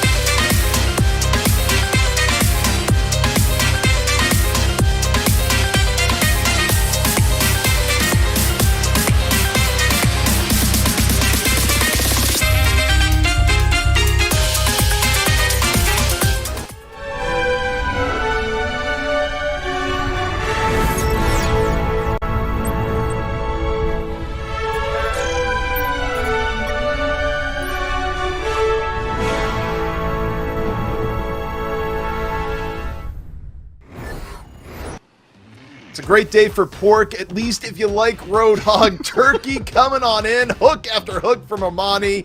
And Norway, they tried to go silly for silly, but Turkey just made it a little bit sillier, even brought in the life. We were to go like, our hog's in danger, we'll pull him back, support the hog is life. Whatever you want to say here, Hex. Turkey up, what up? Yeah. I will say I was not expecting great day for pork to be the opening line, but I'm for it. I'm here for it. Yeah, neither of these teams can improve their standings as far as groups go, as far as World Cup goes. So you're seeing a little bit of silliness come out. It's not necessarily like completely off meta, but it's kind of off meta. If I just saw Hogs, I'd be okay with it. But seeing like Lifeweaver is a little bit odd too. Like And just Torb, not a viable hero to play. Yeah, there's just some weird stuff coming out. But this is it's the last day of stages, and this kind of goof troop comes out, and it's been fun. I guess. Yeah. No, I mean, look, it is entertaining. I guess to me, this is a more value brand of entertaining than whatever the heck Team USA is doing. Where Team USA was more of a we're just better, we're gonna run this. In terms of skill level, this is a lot more even between the teams, so Right. it feels more legitimate to me to see Turkey doing this than USA just doing what they've been doing. It's not like bullying or flexing on Yeah, people. yeah. Like this is just like kind of a gentleman's agreement of like, hey, do you just want to run hog? Just want to see a Yeah, hog let's see. happen? This is a much more like pure expression of fun. I think we're seeing from Turkey right now, because again, they weren't even favored coming into this match. Well, Kings makes a ton of sense. I didn't even consult my spreadsheet, but I know that Norway and Turkey both go to Kings every single time that they lose a single map. So going to Kings makes a world of sense. Also a decent hog map. Norway probably. I kind of want to see Norway run the Junkrat here. That's kind of been their go-to from Onigod running Junk on Kings. See if it plays out.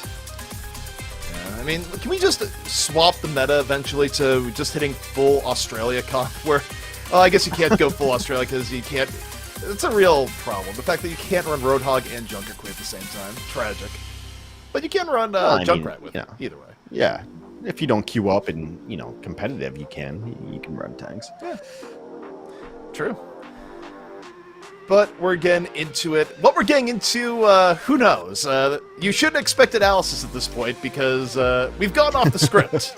In fact, it's not just we've gone off the script. Whatever remains of the script, it went into a shredder, it got burned, and we scattered the ashes at the bottom of the ocean. That's kind of where we're at right now. Yeah, so I've been making kind of like wild predictions. I think when Norway runs offense, they'll do Junkrats. That's my one prediction for this map going forward. Otherwise, we see Norway kind of defensive echo. All right. I mean, again, it makes it often. It does make sense, though, right? Like, BBO really likes playing a lot of Mercy. It's one of her very best heroes. So, yeah, I mean, we know Norway likes running Echo, particularly Psycho, who's good at it, or Pharah, when they can, just because, it's natural synergy with what your support likes playing. Yeah, it's just the map architecture doesn't necessarily support a defensive flyer. Well, we got the Pharah, Torb, Roadhog, Lifeweaver. Let's get it on, Romani. What hooks do you have to show us here today? Well, Nefren's dead, so we'll see if a hook comes in towards the end of the fight. But Norway, good opening pick. Hook into the window. No, doesn't connect. Lifeweaver off on the pedal. Lethal finds JP. That's actually a massive pick. Gets rid of the Ana, but you've lost your hog.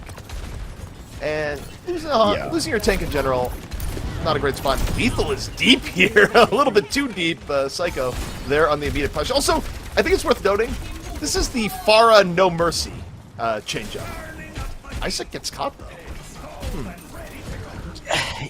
Yeah, Isaac went in a really weird push, like 1v4 there, maybe trying to rotate towards the pack, but was never going to help them at all. So it does seem like the offense is in a really solid spot. Nefren barely lives. Yeah, Nefren just got pulled out of the fire there. Not literally, I don't think he got life hurt, but lethal. Hard mode far engaged. I don't need no mercy, but okay, maybe he did as Onigod gets a kill. It's a trade out though. Turkey on the point. About halfway. Defense should be fine here. Like Bob's there, should be okay. You think?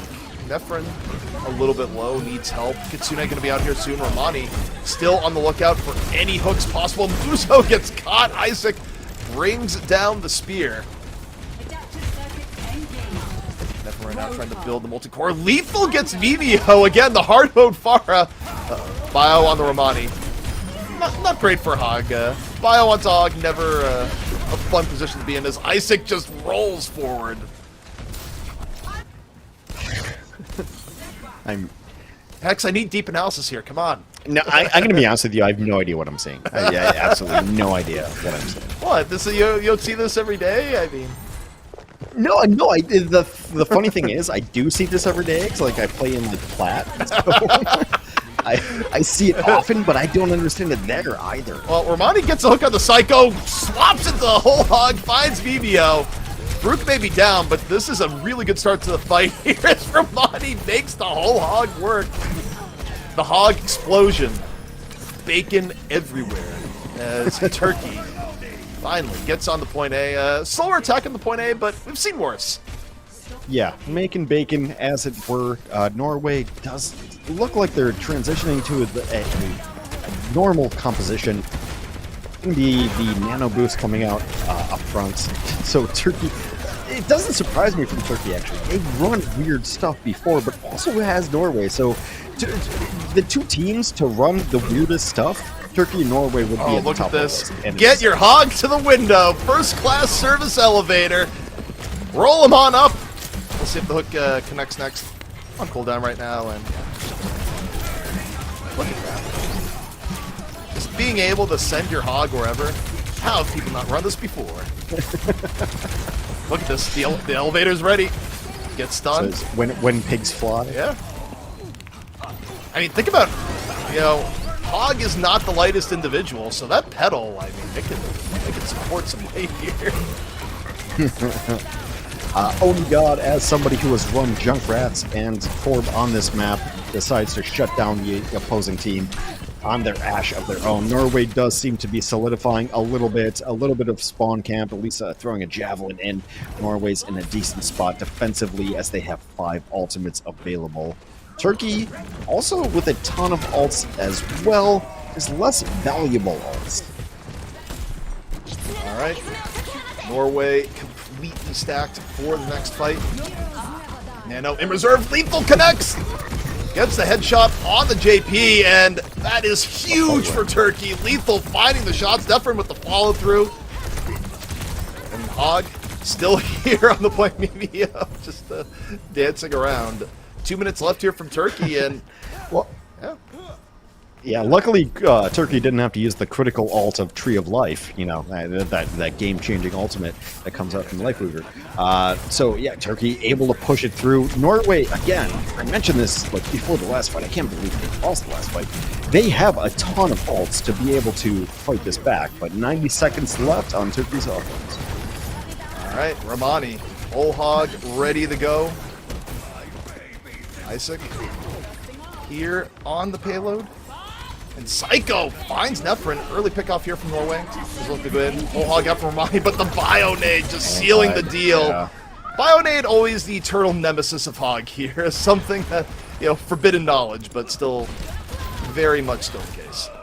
I love that Anna has been so good for so long and just runs under the radar. No one ever talks about nerfing Anna, but Bionade right there. Like, as soon as somebody goes purple, you're like, are they going to die? They clearly have to die, right? And you're surprised when they don't. So really nice play there. Comes out on the defense, and now 40 seconds left-ish. It is going to be down to last fight for the offense. And Lethal not even close to play. Turkey going a little bit more standard here as we get out of the silly zone. We'll see if this one works out. Lethal having to just play dodge the Orisa. Really well timed ultimate here from Isaac. Turkey forced back. Norway under a bit of pressure. Lethal able to find JP early. Big pick off for Turkey. Psycho though returns, continues the bullying of Muzo in the back line. Both teams trading out evenly. Norway though on the edge here thus far. Might be the hold, but Romani gets on the Oni God. Very back and forth. Not the knife, not in time to deny res. Isaac back up, one of the biggest reses you can get in the moment. Psycho continuing to clean up on supports. A little bit of payload push still left as we get into overtime here, Hex, but Turkey trying to keep it going. An enormous health pool to bring back. You're right, that's the perfect resurrection. The knife a little bit too late and not enough damage, but now everybody is kind of on the field, and Turkey is bringing this back. Turkey can fight this until EMP. Turkey can pull this. Heal Romani, please. Romani's at 2 HP. Lethal, though, dancing around. Nefrin in. Romani gets the heals he was looking for. EMP, good to go now for Turkey. And they might not need to use it here in what was a scrappy fight that went the other way, and Turkey showing, hey, we can play a little bit more standard when we need to, as back into more of a normal game. Yeah, I mean, it has been slowly evolving into a normal game, which is odd enough. So yeah, Turkey, really good fight there. They have the EMP ready to go if they needed it, but now EMP is clutch and ready to go. The question is, do you go on the flyers or do you go on the ground here? Who's your focus? Well, right now, the focus more on the Isaac. EMP on the way out, hits both Psycho and Mimio, so definitely onto the Flyers more than anything else. Isaac, though, burned on down. Muzo gets caught by Onigod.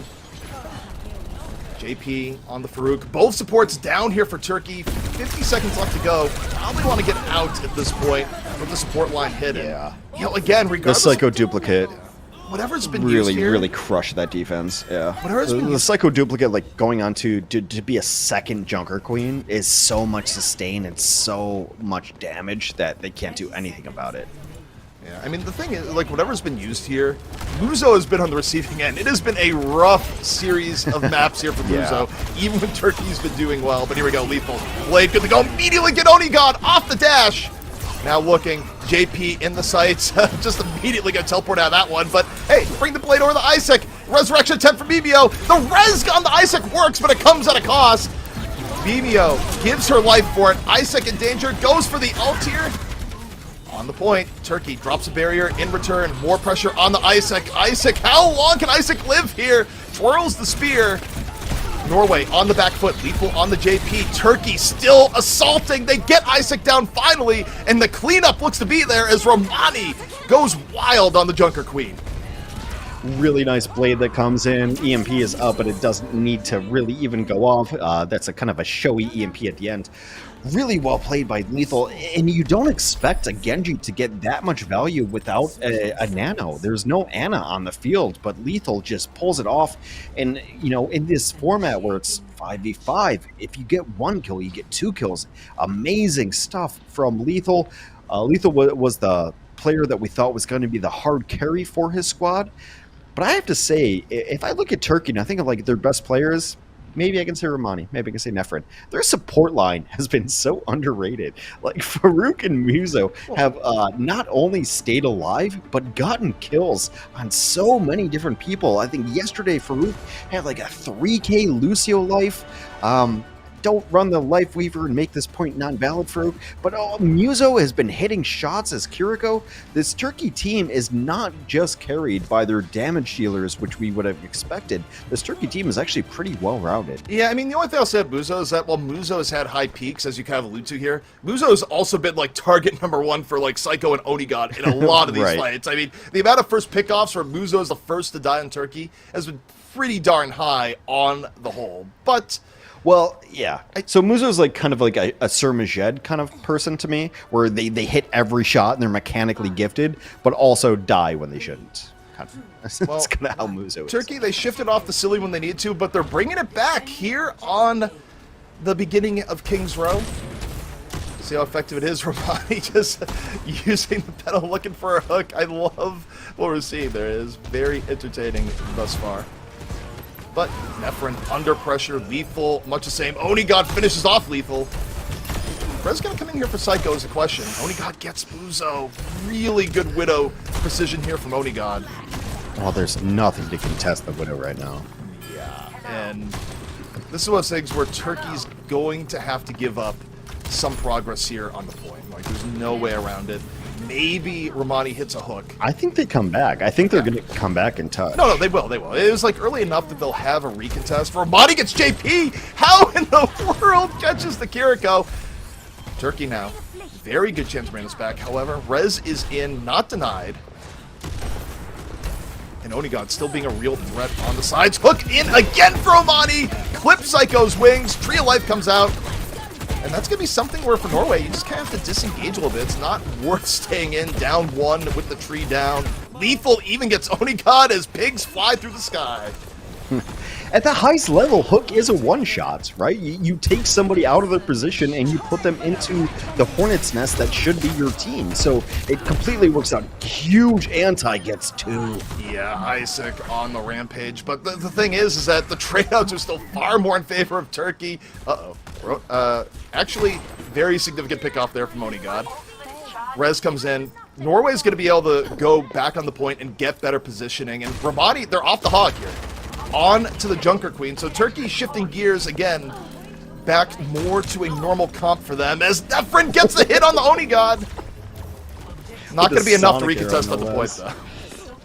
Yeah, they will take it back. Also, Nefrin backing up a little bit. Did Hanzo just take the pedal there? Does Hanzo need... I feel like that's the one hero that doesn't need to take the pedal up to the window.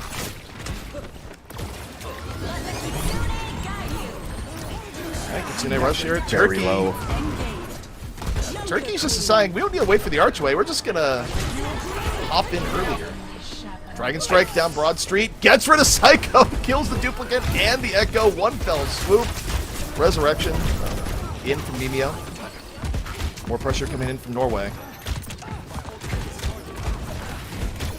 We're getting close to another trade. It's an interesting decision to go fight in forward of the archway, but it has worked out, so it's hard to argue against it. Generally, you want to play passively and sit behind the archway because the defender's advantage is enormous there.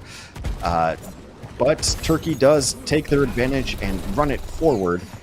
Wonder if they'll do it again because Romani's got Rampage coming up, which would be a perfect way to go fight again. Lethal got caught, so already a tough start here from Turkey. Gonna grip Romani out of harm's way.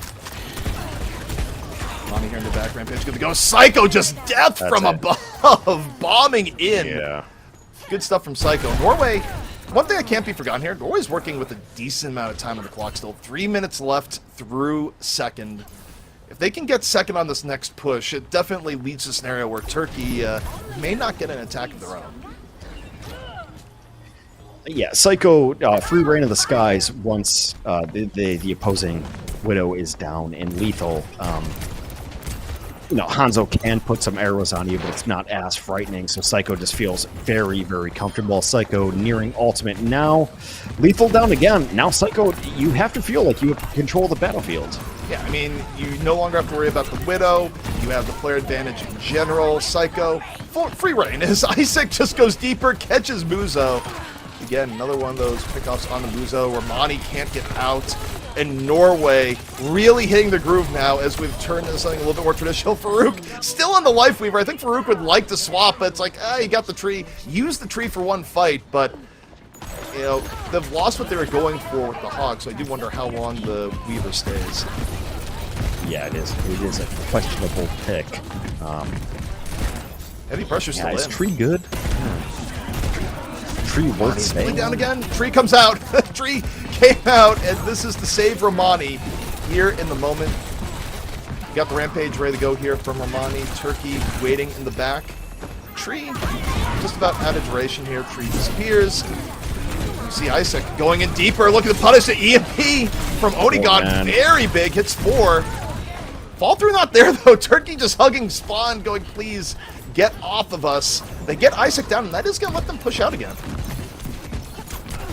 Yeah, some small progress going to be made for Norway on the card, but they do have to back out and wait for Isaac, as you mentioned. I think Isaac is coming in with the Rampage, and you can also use the Kitsune Rush here, too. I think if you're Norway, you just back out of this, right? Well, you'd think, but they also just used Kitsune, so they thought they saw an opportunity. I think it was right. They used Kitsune right as the pick came out. Rez is there, but the opportunity for Kitsune gone. Mimio under heavy pressure right now. Maybe Mimio gets healed. Meanwhile, though, Isaac, Flow, Psycho gets Nefrin. Decent pick off from Psycho. Norway still able to stay. Onigod finally gets picked. 4v4 between both teams right now. It's not a critical loss for Norway. I think you can still push if you want to, but they're going to back out anyway.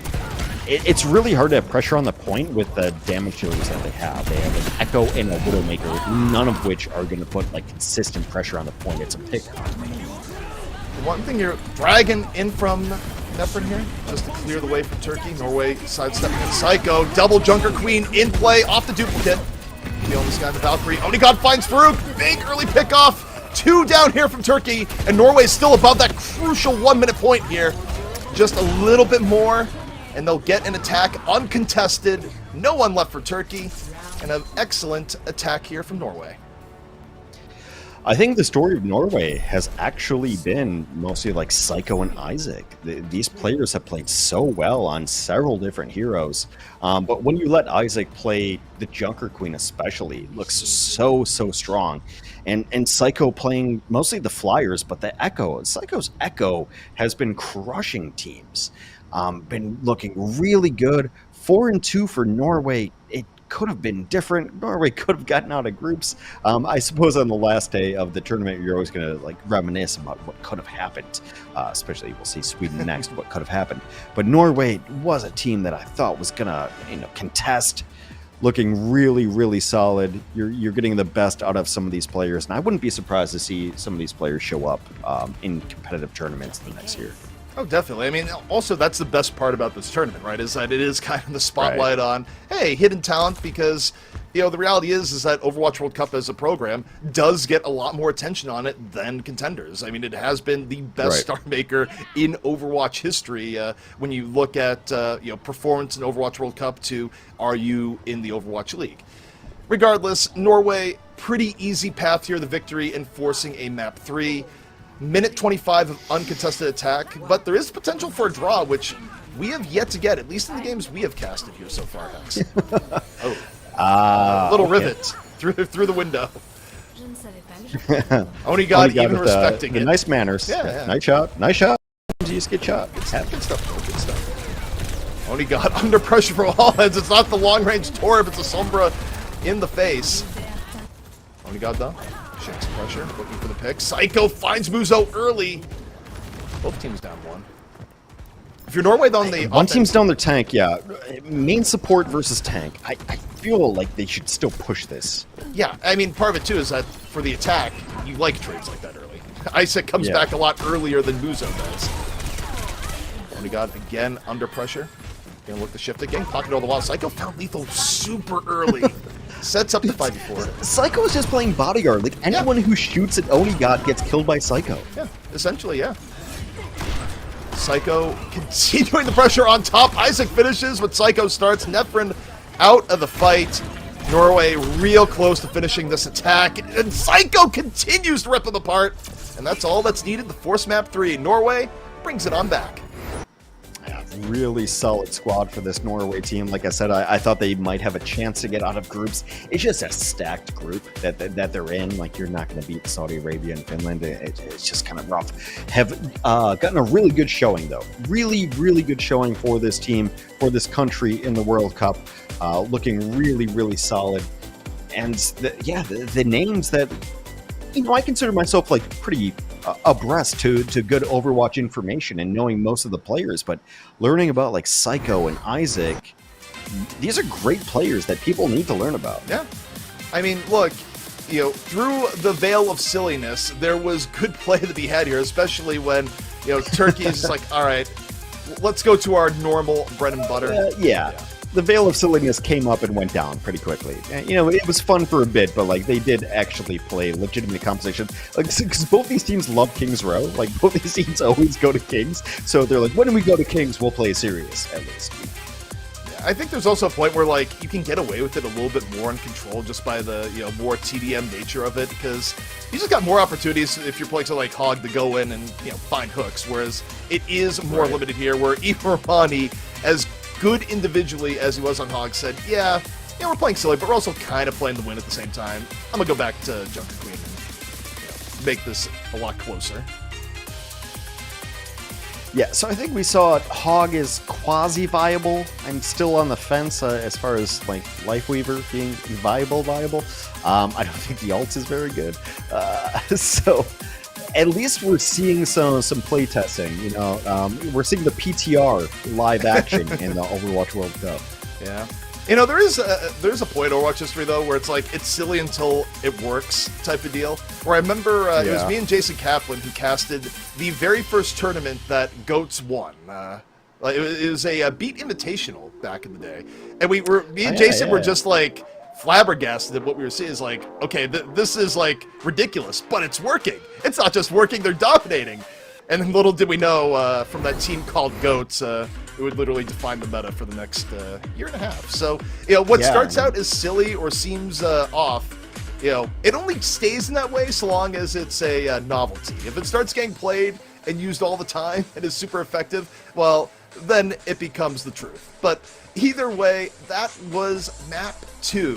When we come back, this battle between Turkey and Norway is going to hit its conclusion. Who will end up on top?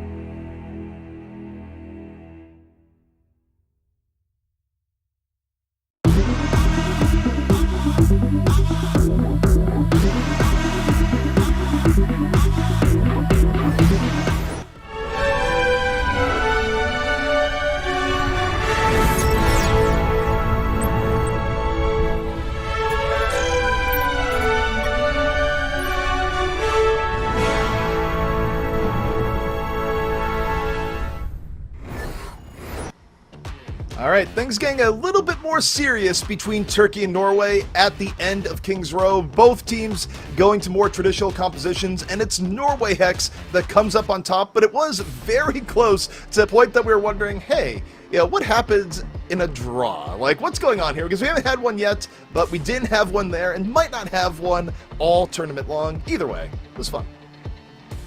Yeah, how dare you jinx us? Perhaps we'll have a draw and push now, like 0-0. Something like that happens. But yeah, draws were kind of a thing of the past, mostly for assault maps, 2CP maps, whatever you want to call it. But we're going to go to Esperanza, I think is actually the right way to say it.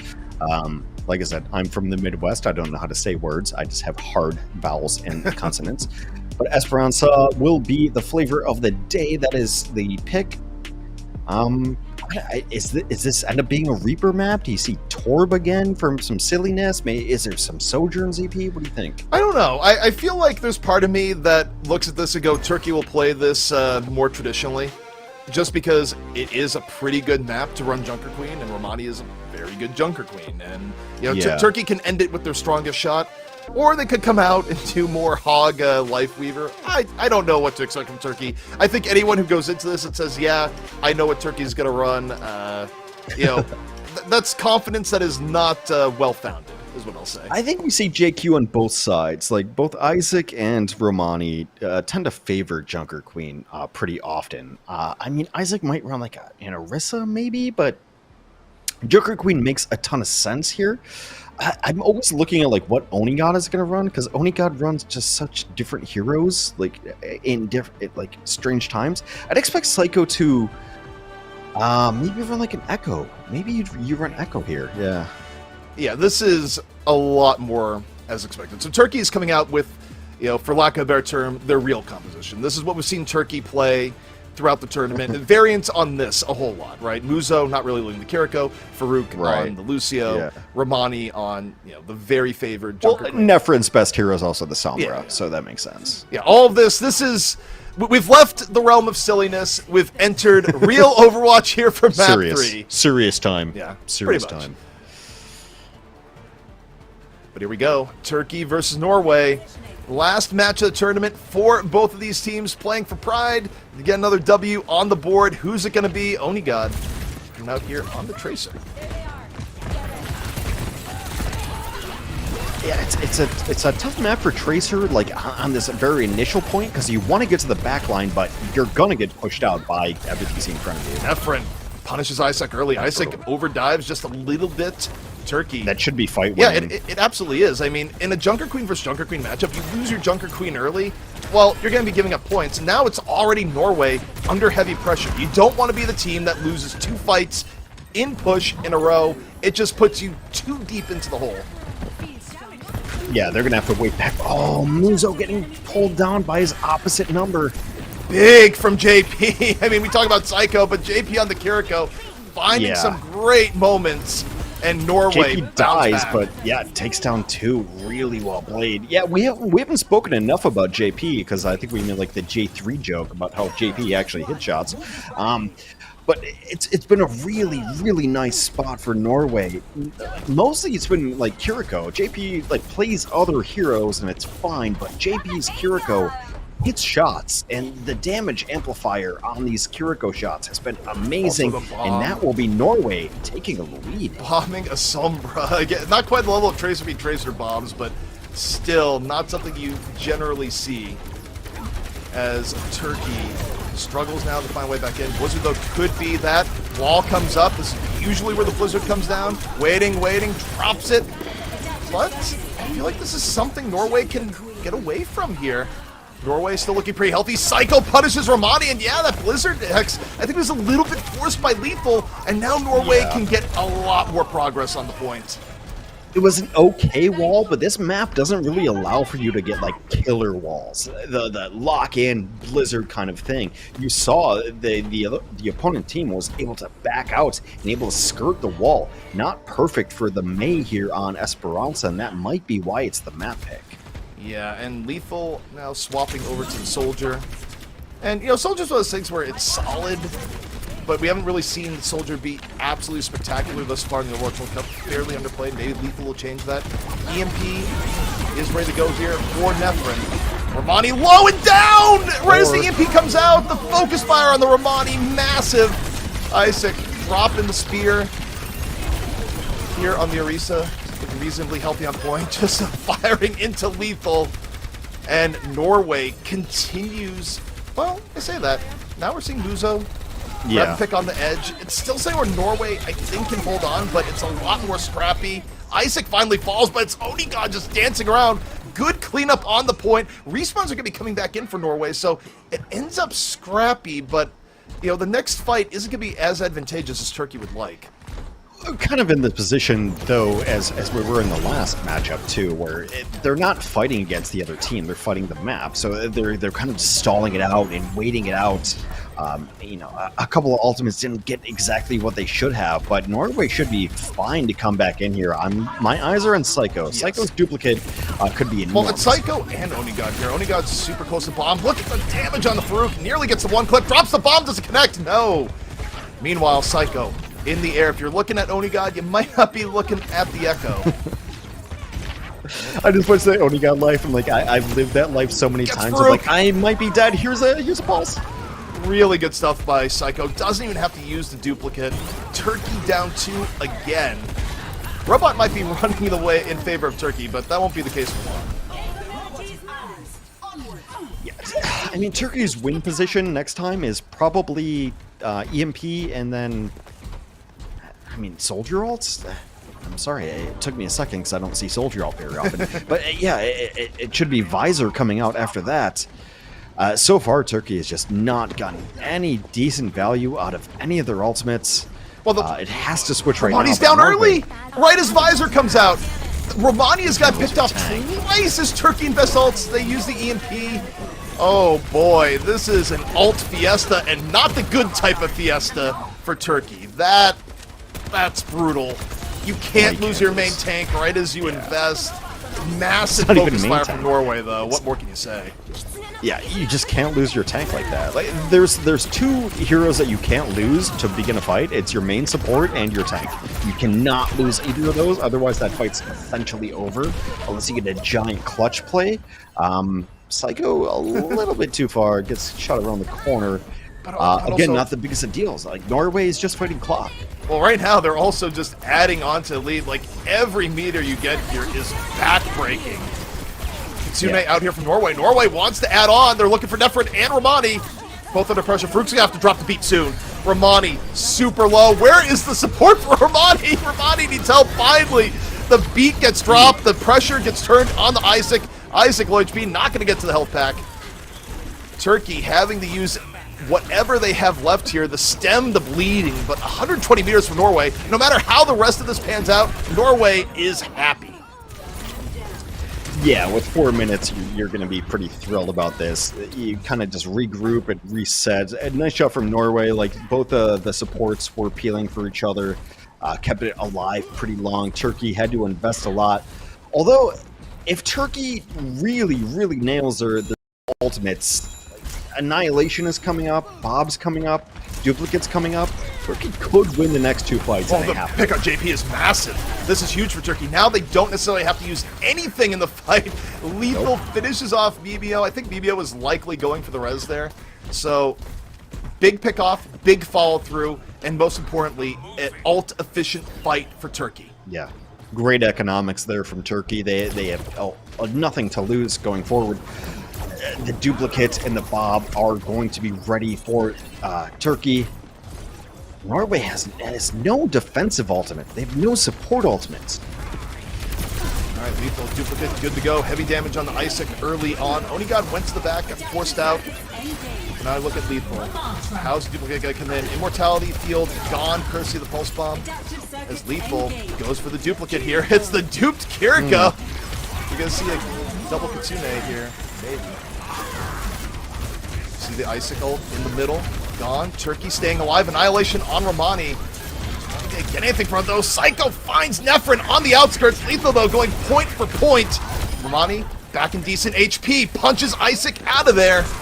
And it's Turkey with a little bit more position on the point. The res, though, on the JP, huge from Mimio. Very scrappy. Mimio can't get away. Lethal and Romani connect. Is that going to be enough? Onigod's skirting off to the back. Onigod going to get anything here. Both teams fighting tooth and nail. Turkey, though, getting more progress in payload. Onigod on his mission was able to find Muzo. Gets Lethal as well. Onigod keeping Norway in the fight. There will be forward spawns, but yeah, as you mentioned, Oni got absolutely crushing it there. There was an instance there. I'm not certain that the duplicate was the correct target. You kind of want to always target the tanks. Nefrin comes back with a two-piece, and this is getting really weird. Yeah, I mean, this is, the rules are gone. It's just a street brawl right now between both teams. But it's one where Norway is fine with this just being gummed up here for a while. They're not the ones under pressure. It's on Turkey to make up the difference. Nefrin in the back, drops the dynamite. Mortality field already out here from Turkey. They drop the beat, looking for anything. Onigod looking to put it away. Pulse bomb in the back, dives over the Psycho, gets Farouk. The double combo between Onigod and Psycho continues as the bomb hits. What a great Tracer life.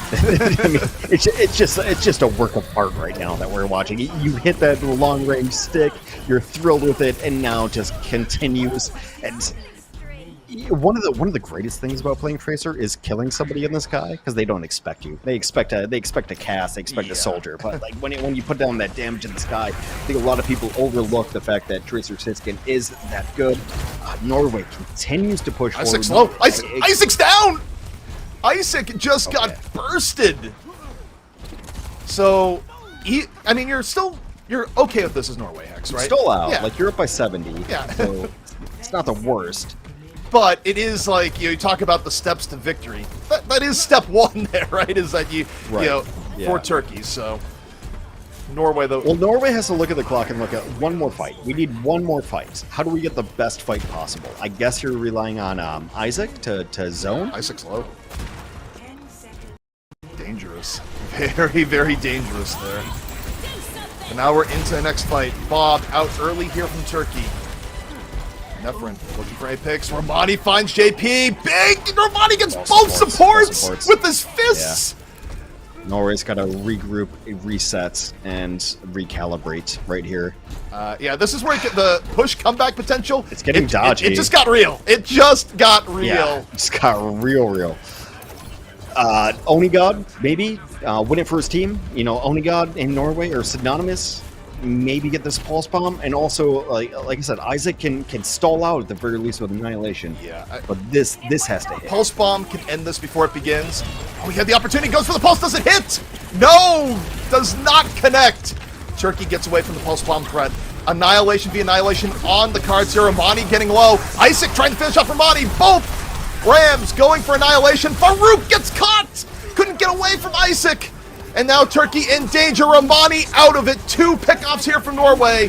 Does Turkey have anything left to bring it back? They have the duplicate on the lethal, but they are down in numbers, including support, including tank, and it's Psycho. Puts it away. Yeah. Norway staves off Turkey in the end. They win the map. They take the match. And what a way to end it here in the Overwatch World Cup for Norway.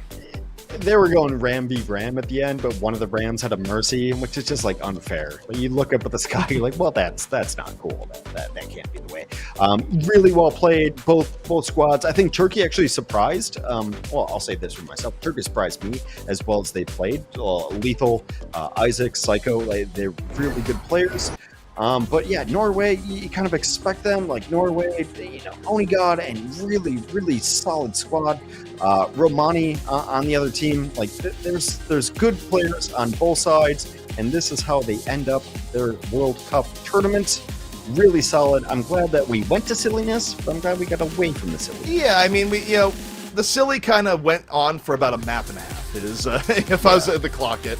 The control was just zaniness. King's Row was kind of a mix, but we got good, honest Overwatch here on Push. And credit where credit is due for Turkey. Even with the tough start, they made the end exciting. They brought it to the point of one fight mattering. And, if Farouk was just able to get out of the splash zone, as it were, of Isaac's Annihilation, it might have been a very different fight. I think across the board, I've been really surprised with a lot of these Overwatch World Cup teams, because there's a lot of teams I looked at, like doing prep and just figuring out, like, who is this, who is that. There's a lot of teams I thought were like not going to win a map, not going to win a stage, and there's been such hyper competitiveness to be a team that's able to pull off victories and map wins against like Onigod. I mean, that's craziness. It's been very close amongst all these teams, and even with nothing to play for to get out of groups, it's been really fun to watch these guys. Very much has, but that is our match of Turkey versus Norway in the books. Coming up next, the revamped, reinvigorated Sweden taking on the best team of the group so far in Saudi Arabia. Will Sweden find the blueprint? We're going to find out.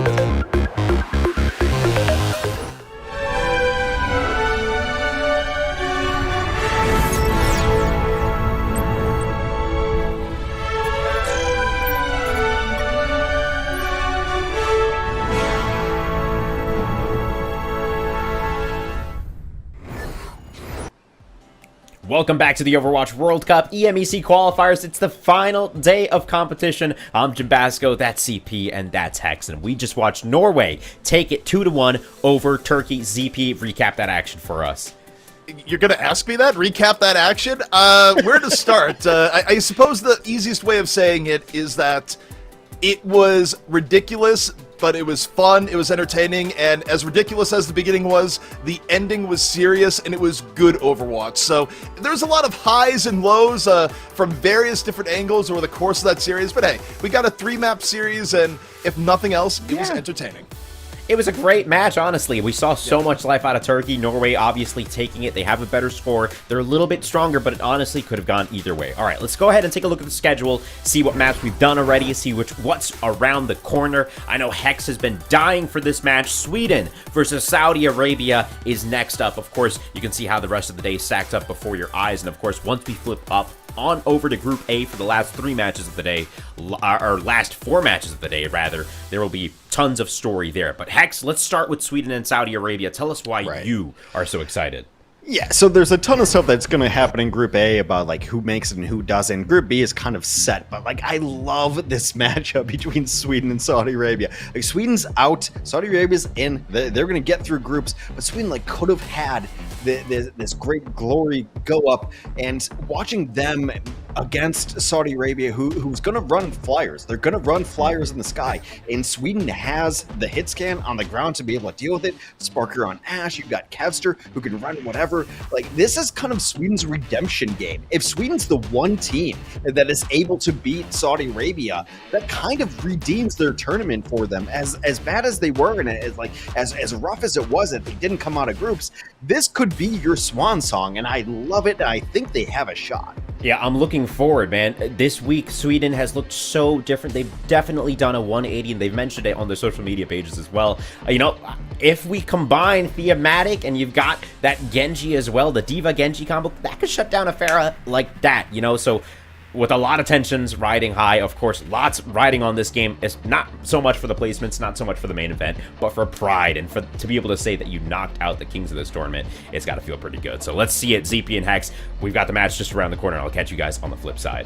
You know, I think you hit on one really, really good point there, Hex, which is that... Just one? Thank you. Yeah, well, there's multiple, but, like, there's one that spoke out to me, okay? You know, not saying the other points are bad. I mean, maybe they were. Who knows? But what we get into is the idea that, you know, teams struggle against Saudi Arabia because it's kind of, you know, you go to a amusement park and it goes, you must be this tall to get on this ride, right? Well, when it comes to dealing with Yazan's Pharah, there's kind of a, you must be this good at hit scan to stand a chance versus. Otherwise, you are just dead. Sweden is one of the few teams in the tournament that, at least in theory, has the hit scan talent to actually deal with the Pharah and make Yazan, like, play it a little bit more honestly.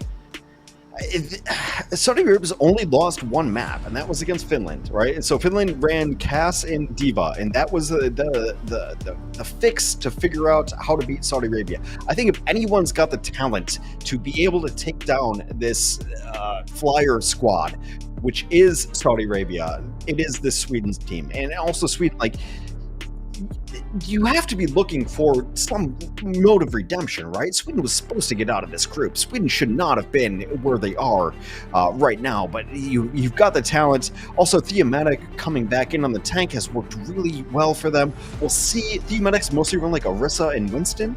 I don't know if they can run a Diva against the Saudi Arabia squad. Maybe that's be a different challenge for them. But like Sparker, Kevster, also the support line solid.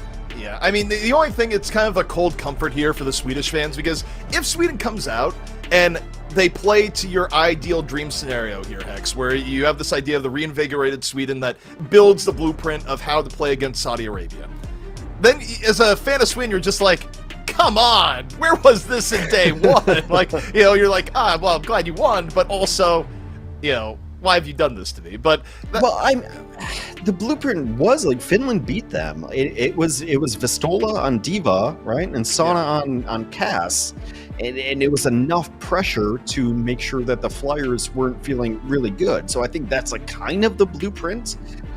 Maybe another idea is you run a Zen and you start like discording part of the Flyer duo.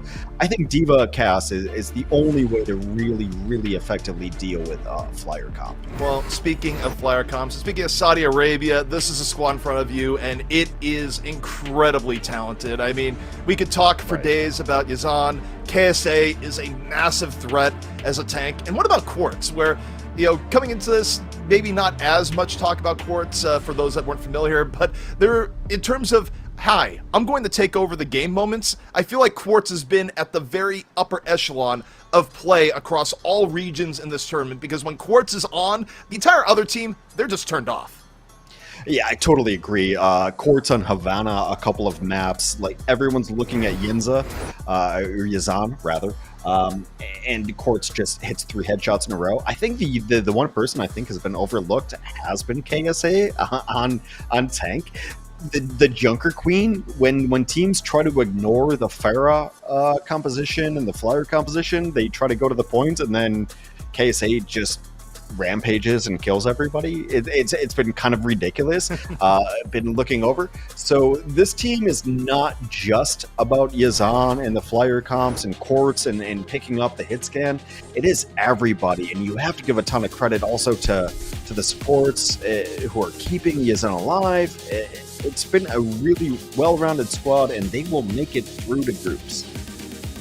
Alrighty. So the fates of both of these teams have been set, but Sweden right now playing for pride, and at least they could be, well, we were still the team that beat the team in the back pocket. Meanwhile, Saudi Arabia, I just feel like they play with a chip on their shoulder in the, hey, we're going to be dominant. Look at us dominate. Not a team I expect to, go full Team USA and go silly. I think they are just on the no mercy train. I'd agree that this feels like a team that wants a 7-0, right? No mercy in the the turn of phrase, not actually that they won't play mercy here, because they play mercy a lot. Of course they're going to play mercy.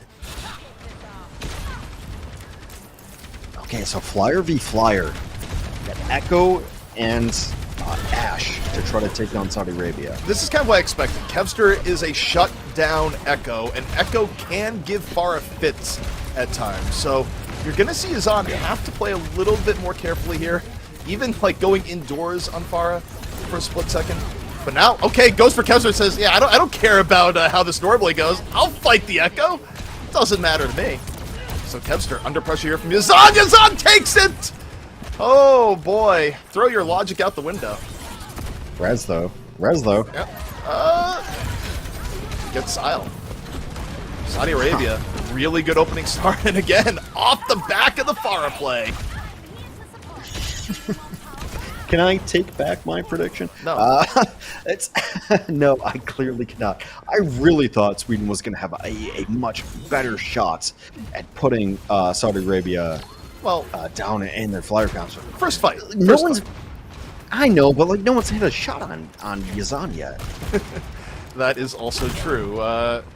And it didn't really seem like Sparker had Kevster's back there, as it were. But this time around, they take down the threat. There it is. Yeah. That's why you don't be a first fight Andy. Things they can shift. You're right. Rez comes in for Yazan though, and Kevster goes down. So, Yazan goes, you got your helper, I got mine.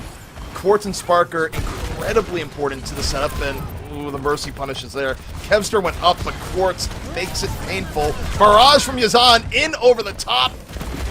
Barrage though comes out twice. Sparker there on the punish. Kevster goes in. Not quite enough to finish. Quartz has been the true carry here. Another 2 for Quartz, looking for more.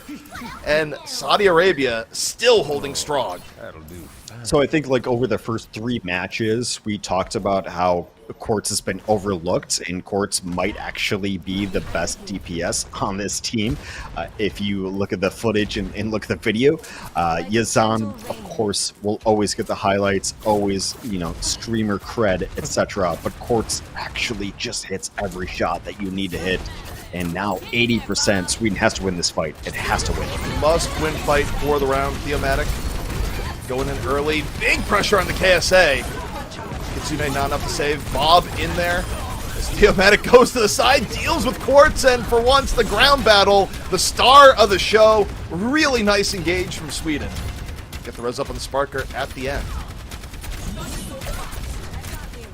Yeah, we'll pull up 10%. The Swedish team has looked different since they've had Theo on tank.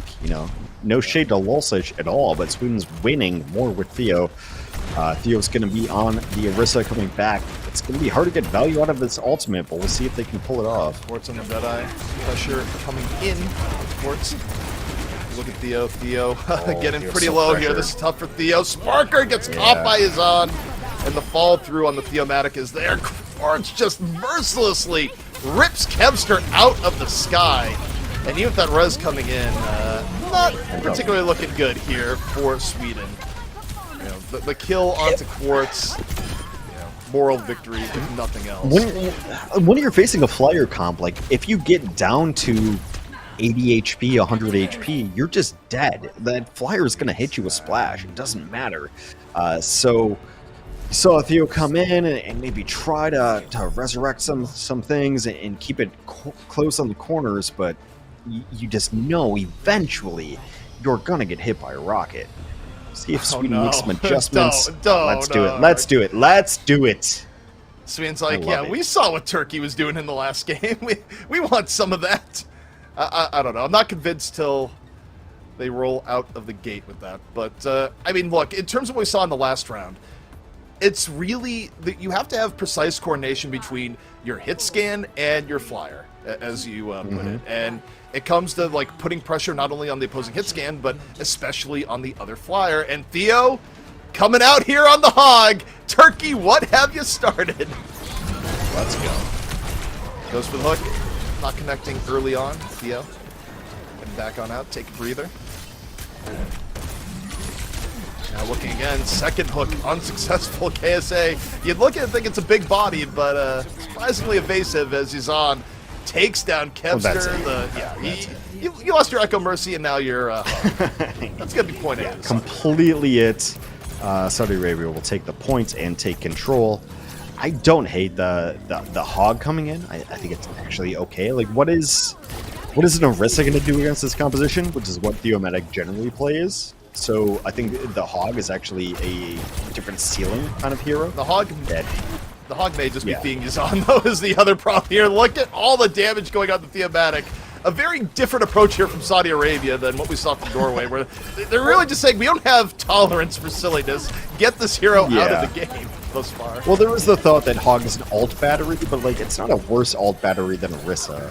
So Yazan moving in, looking for Kevster. Goes for the beam. Kevster over the HP threshold. Quartz under pressure, and oh no, Yazan goes, I see bacon. I'm gonna get in on that. Goes for Theomatic, hog versus hog. KSA demeched early, and the whole hog from Theomatic cleans house. See? Yeah, so Sweden finds How dare you? Yeah, hog is really good at actually positional control, especially when you're facing against these flyers where your tank's not going to be able to do much. Either you run like Diva and really try to run into the flyers, or you ignore them. I think the ignoring comp is actually better for hog than an Orisa. At least you have a composition and pick potential.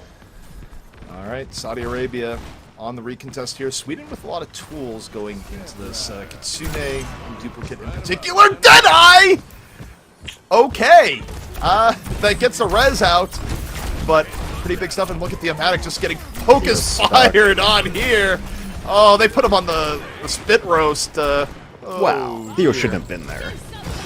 That's one way to cook a pig.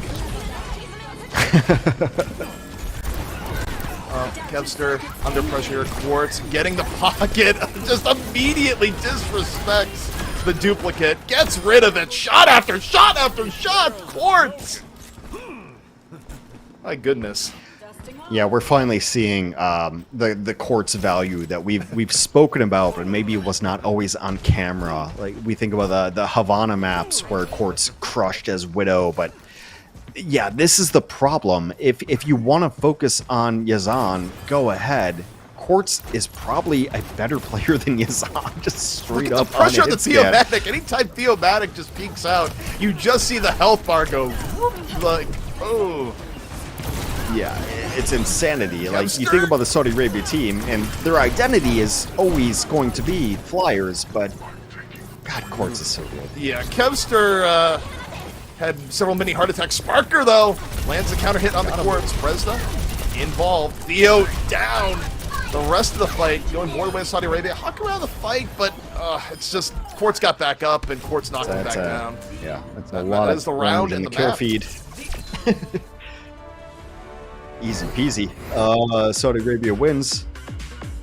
I expected a little bit of more contention, but maybe it's me. I forgot about Quartz. I forgot about how good Quartz is. Yeah. Maybe Sweden can pull off this hit scan and dealing with the flyers, but the thing is, when you fight against Saudi Arabia, like, not only do you have to deal with flyers, like you have to fight courts after, and then you have to fight the supports after, and then like KSA is still like an amazing tank. You have to deal with all of these things. There's no good check marks. Yeah, I mean, what we saw here is like the second layer of why Saudi Arabia is really good is that, in theory, the composition Sweden was running did challenge Yazan, and there were points where it did. But if Yazan isn't going to be the star of the show, this guy right here on screen is Quartz. This was super precise, super clean Cassidy play, and this part right here where Theo just gets hit on all ends, it is brutal. Definitely turning Hog into more of a rotisserie item than anything else. Well, I mean, they do say Hog is an alt battery, and that is kind of the case. You just get to shoot Hog and whatnot. So, yeah, taking advantage of that. I thought Sweden was going to have a better showing. We'll see. It's going to be their map choice next, so we get to at least see that. I would like to see a squad, put a loss onto Saudi Arabia, but also Saudi Arabia has the opposite idea. They want to go undefeated. They want to be the team to go through, and so far they're showing it really strong. Like, how do you beat these Flyers? How do you beat this squad? Well, coming up next, it is going to be Saudi Arabia versus Sweden on map 2. Saudi Arabia, they are locked in. Sweden, do you have it in you?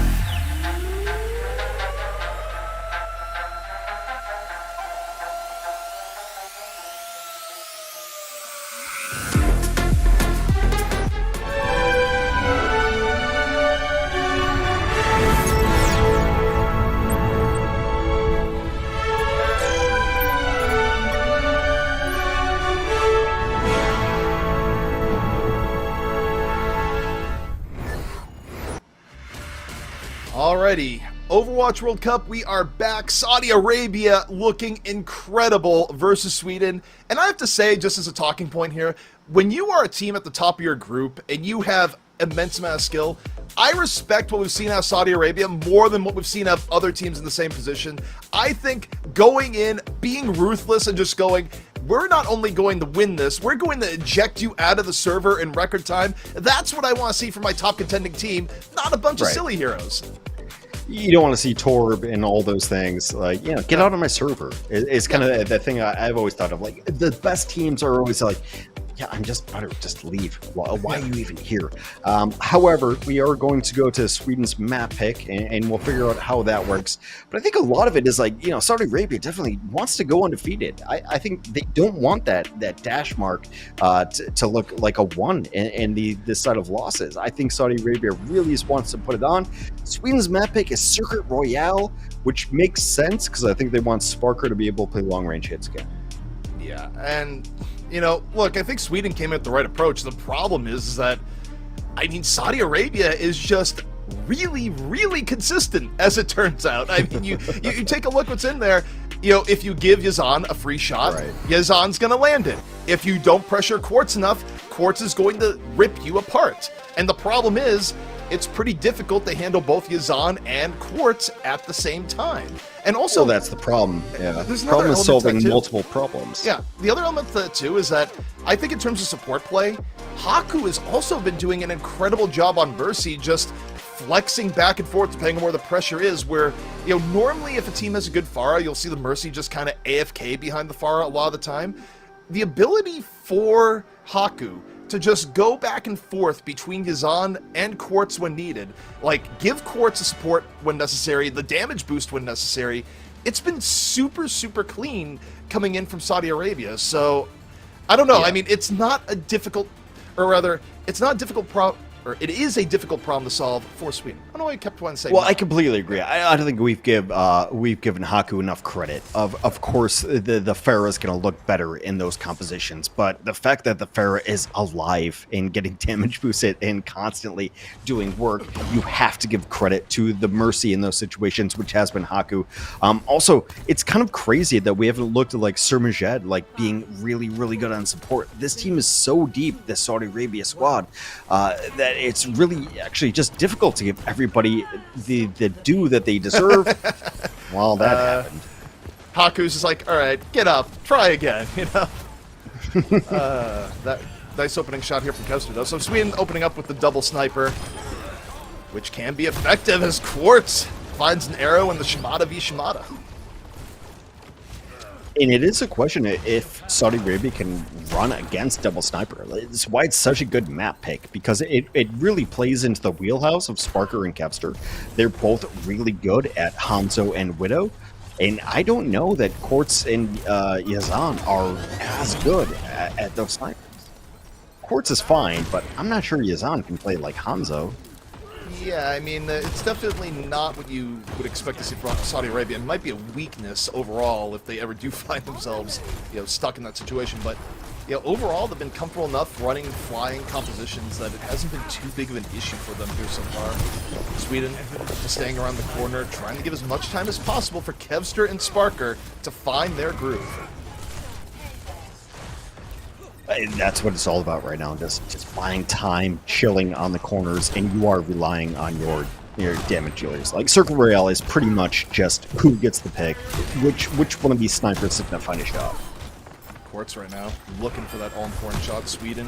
I think overall, you look at the book battle, it is going a little bit in favor of Saudi Arabia right now. Like, you look where the payload is, you look at how Theo has had to take more and more protected positions. Sweden is just desperately hoping that Sparker or Kevster find something soon. Bionate to the back, Sparker in a little bit of trouble. Gonna drop the dragon, reduce the pressure a little bit, and it just eats Yazan right up. Good dragon from Sparker. Let's Sweden. You look at the position here, they just immediately get to go back out.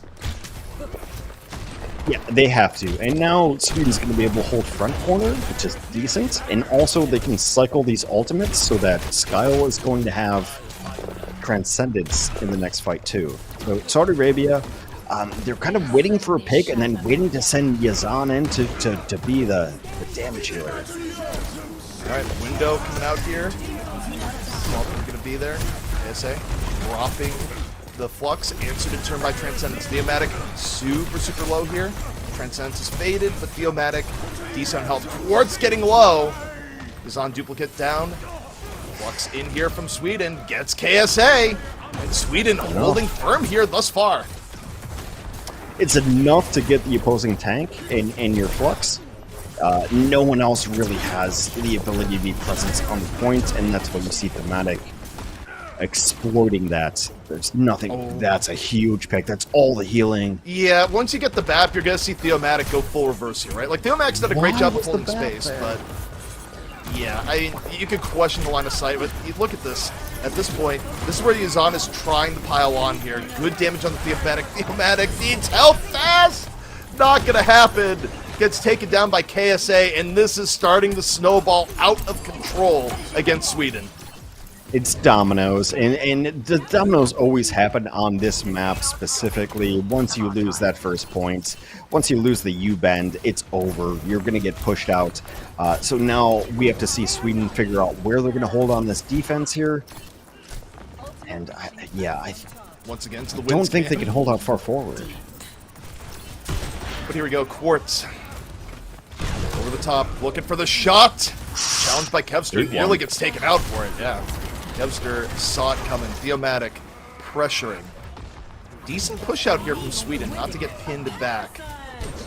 Here we go, he's on though, off the nano. Goes for the Sigma dupe.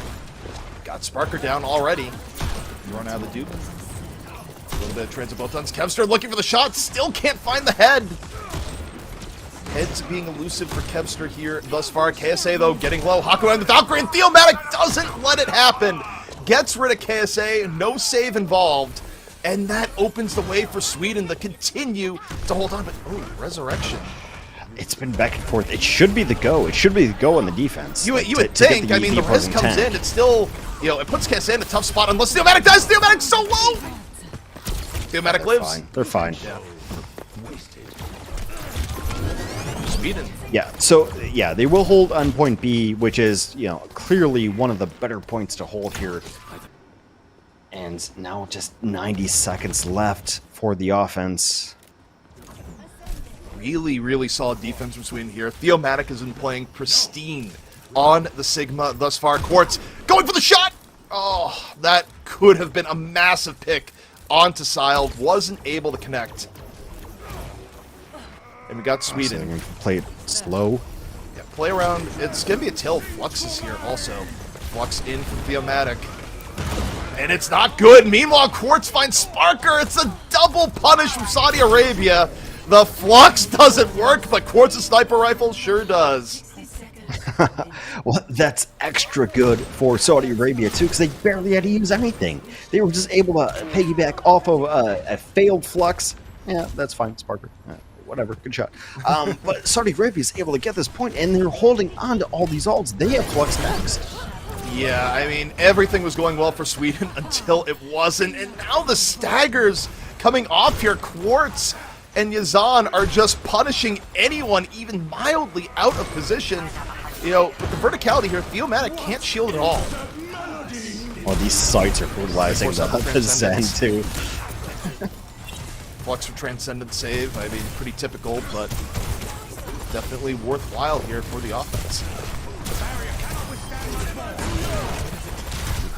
Shot there. Comes on in. Nice! Theomatic sets it up. Sparker there with the follow through. And, as soon as Sigma's at a bad spot, you really see on both sides the DPS just feasting. Yeah, offensively, 90 seconds left. They have to dodge a dragon, which is not too hard, but Saudi Arabia has duplicates and nano, Valk. You have to imagine that like a nano comes in early, maybe you dupe it. Yeah. I think you nano KSA, right? They nano Yazan. I was going to say, I think they'll nano the Echo. That's what they've really been favoring. Yazan goes in, goes down! Nano doesn't matter. The Discord Orb Hanzo connection.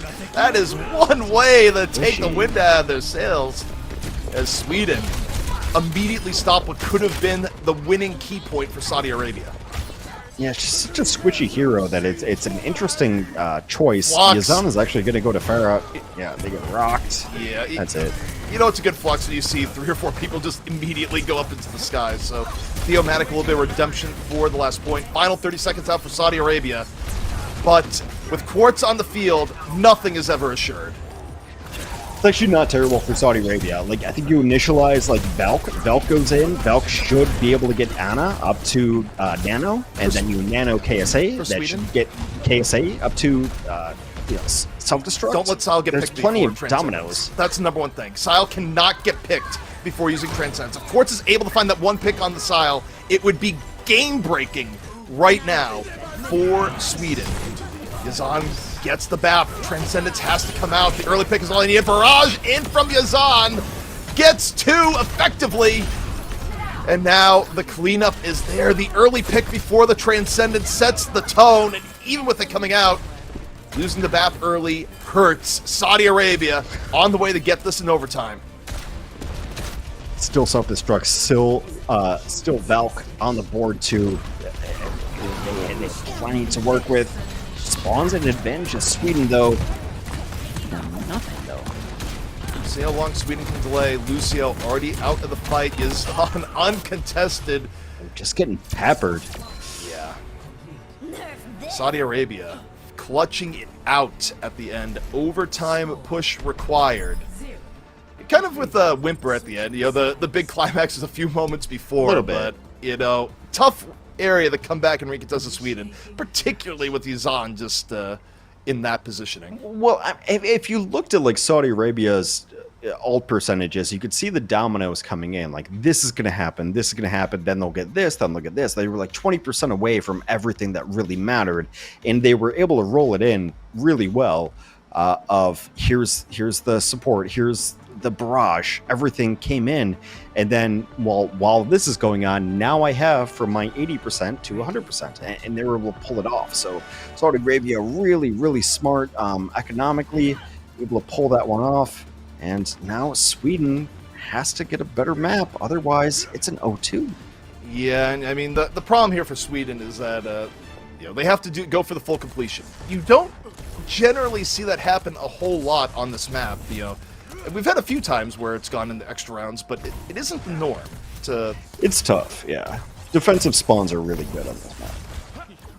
Also, I think the way Saudi Arabia plays, they're going to have a little bit of an edge here on the defense because Yazan is going to have way more sneakier engages with the Echo. It's not going to be as easy to predict as when you're on the defense. So, you know, I think we're going to see more from Yazan here on the defense as Quartz gets Sparker early. Quick Tough little tap.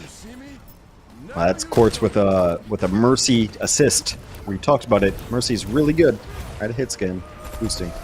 Also, in terms of the hit scan battle, Kevster doesn't There get we an go. extra life like Quartz does, where Kevster, you know, he's like, didn't I just kill you? Yeah, well, he's up again, and nearly was able to get Zen. All that happening, Sweden's still pushing. They're still going to get first edge here. It's not bad for Sweden, but it's around this corner where Saudi Arabia is going to be able to use the advantages of their composition. Quartz going for a little bit of sneakiness here, off the map, on the map, looking for Hanzo through the stairs. And the thing is, you can't always worry about Quartz because you just have Yazan being such a pest here, although Sparker goes, enough of that. Also, look at where Yazan died. That's not really resable, even for Haku. Can't res it. This absolutely should be a first point take for Sweden, with Quartz down too. Yeah, I mean, this one's over. 100% going to be a first point take. And Sweden, really good momentum as they move on in. Sparker looking. Kevster finds Yazan. The pressure keeps on building here. Saudi Arabia getting a taste of their own stagger medicine. Sparker feeling it. Looking and looking. Theo back at Sparker. Saudi Arabia just can't regroup. Massive stagger from Sweden. Got to give them a lot of progress here on point B. It just makes so much sense for the map pick. You bring Kevster and Sparker to this map and you let them play Hanzo and Widow, you're gonna lose. You're gonna lose unless you have the best game of your life, and no one's having the best game of their life. And even Quartz dropping the nice shot. You know, game respecting game here, as it were. 4.5 minutes left to go for Sweden. This is the best Sweden I think has looked all tournament long. Plays right into their wheelhouse. They're ready to play this. All right, window comes out. Theomatic shooting through the window, and not the highest value window, but they're using it more. It's a zoning window, as we've said before. But here we go. Flux coming on out. KSA trying to turn the tides here. Valkyrie, Nano, Saudi Arabia emptying the bank on the fight. Theomatic going for the counter. Flux. What's it going to get? Haku's out of the fight early. Big pick here from Sweden. Sile working here on the sides, looking for the echo. Has Yazan maybe done the red? No, Yazan turns it. And that is an huge. Enormous 1v1. Yes. Yeah, that would have switched the tides of the fight right there. Unable to pull off the 1v1. And now Saudi Arabia on the defense, really looking solid and decent. I mean, most of these ultimates are in like the single digits. What are we in the teens? Like 13, 14? What's going on here? We're going to get a good, honest fight, aside from the recon side. You know, Sweden might be wall hacking a little bit here for a brief period of time, but other than that... A good, honest, neutral fight incoming. Yeah. Fight in the neutral. Sweden's been good on the neutral here thus far. Kevster looking for the early pickoff. Quartz has been a little bit quiet on early pickoffs, but as I say that, there it is. Just willed it into existence. Finds Sparker. Quartz is really good at the game. He's a very good video game player. Yazan obviously going to come in and pick up 3, and everyone's going to notice that. But like Quartz taking out the opposing number, it changes the dynamic of the battlefield when you don't have to worry about a Widow, and everyone else can play differently because of that. Now 2:40 on the clock for Sweden's offense. Still going to be an honest fight here. You take a look at it. You know, maybe KSA gets a flux if it goes really long. Theomatic, though, working on HP deficit. Sweden has to slow it down while some bat peeling comes into play. Is on nearly getting Kevster there. Duplicate, though. Now up. Flux up. Honest Overwatch Zor, but Quartz got picked. Rez might be there. Flux in from KSA, and that is enough. Oh, it's close. They lost their Widow. You could try to scrap this out, but generally the defenders are going to have the advantage. Yazan will take out the tank, and that should be it. And that's another fight, and now below 2 minutes CP. Yeah, Sweden started off lightning fast, but Saudi Arabia has found their footing and more. Yeah, we're talking about honest neutral fights. Well, now we're in the realm of what's going to happen ult-wise. There's going to be a Flux v no Flux moment coming up here. To me, the question is, where does this Nano go for Majed in the next fight? Probably goes over to Yazan. They have Kevster. Under pressure, bombs in, still alive. Looking for that shot. Sweden moving up, window used. Sparker looking, pressure onto the Mercy here. But Quartz finds Kevster, the counter! Sweden now going to use Transcendence later in the fight. Down Kevster, they invest the Flux. Flux is good, gets Majed, but that's a massive res. KSA brought back into the fight. Quartz continues to get pickoffs. Saudi Arabia weathering the tide. You cannot overvalue what Haku has done in most of Saudi Arabia's wins. The reses have been insanity. You're 5 people, and then all of a sudden, now you're 6. Like, your kills don't matter. The reses have been absolutely insane. KSA on the ground has been so good. Last fight for Sweden. Last fight for Sweden's tournament hopes. They're not going to get it, but like to beat Saudi Arabia would be great. I don't see it. I don't see it happening. They need a neutral win here. They need Kevster is what they need. Kazan is saying up here on the duplicate, but Kevster needs to find that shot. That is the main thing they need, but instead it's Quartz. Quartz finds the shot in terms of win of play, finds 2. And Quartz says, I'm the Widow hero here, as Saudi Arabia just about has done enough to put this away. 7 seconds left. Sweden even being able to touch again. Likely, a near impossibility. Sile gets taken out. GG's called. Saudi Arabia wins it in 2. That is a clean 7-0 over the group stages. Quartz, what a madman. If your Widow kills are Zen and Tracer, that's a madman kind of Widow style play. Yeah, Zen, fine, floats, easy, but small hitbox. To kill a Tracer also on a Widow just to open up those fights. So yes, everyone's talking about Saudi Arabia, Yazan, and everything's going on, and it's great. Quartz is a nutter. It's insanity. The support line's been good. KSA has not been talked about enough, and Saudi Arabia will turn it out to be undefeated in their group CP. Yeah, and look, there was a moment here in this map where Sweden looked really good. The start of their attack, everything went right. But the bottom line is, to beat Saudi Arabia, you have to be playing maximum throttle Overwatch from start to finish. Any moment of weakness, and you will be eaten alive by the hit scan consistency of Quartz and the opportunities that Yazan finds. And also, even when you do get picks on the Saudi Arabia, if you don't cover it super well, you can bet that Haku's going to come in and get the res. The amount of clutch reses we saw Haku find was unreal. Right. How good this team is in its... We barely talked about Sir Majed. Sir Majed is an Overwatch League level player, and we've barely spoken about the Ana play from Sir Majed, and it's been really, really good. This is a team that can beat absolutely anyone going forward, and I do respect that they did not want to give up a single map or match and go undefeated in the groups. Yeah, and I mean, Saudi Arabia, what more can you say? They came in with killer instinct. They took every match seriously, regardless of where the competition was or where they thought they were.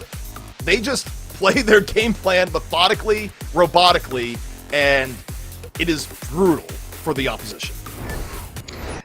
It comes down, like, it's so difficult. We look back, maybe, Finland was the one team that won a map against them. It's the only map they dropped. It's the only map Saudi Arabia's dropped in this entire tournament. Finland was able to take it off, but maybe that's because of the architecture, which at Lijiang Tower, you get the flyers in a weird spot, maybe. But no one has an answer to this. No. I thought Sweden might have an answer to this. It looks like, why just kill the Pharah, just kill the Mercy. Not as simple as it sounds. No, it is not simple at all. But that is going to wrap it up for me and Hex here today. Coming up next, Denmark versus Netherlands, and a match where Denmark must be perfect. They can't drop a map. It's going to be CB and Epitomes on the cast. We'll see you then.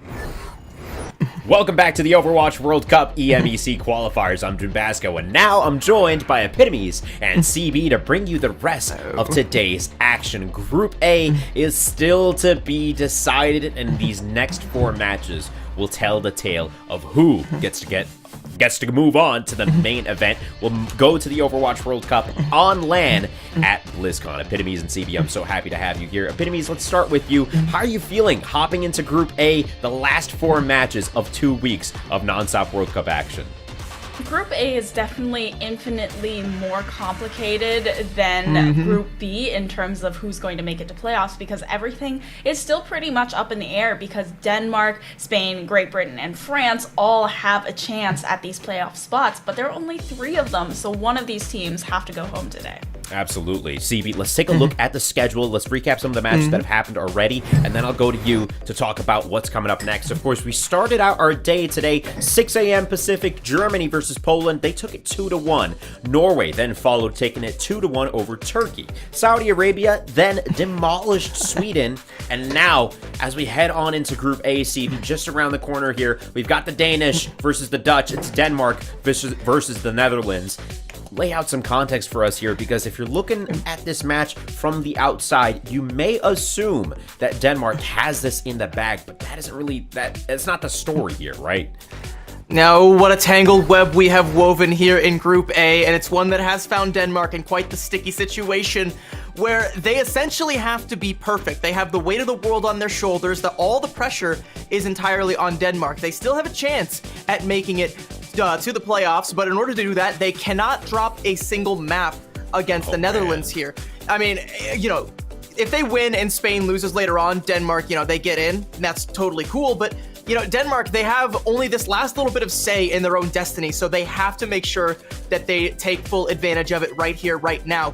And the Netherlands is a team that has historically been quite competent, very capable of taking it to some of these stronger teams. The record might not show it, but they have shown flashes of brilliance. If Denmark don't come correct, and they have been sloppy at times, if they don't come correct and the Netherlands take even a map, Denmark, they're going nowhere. And may we remind you, right, looking at Group A, Denmark is in that 3rd place spot, Spain just behind at 4th, the Netherlands is 2-4, they're at 5th, okay? But the Netherlands prior to this match have beaten Spain. Spain then beat Denmark.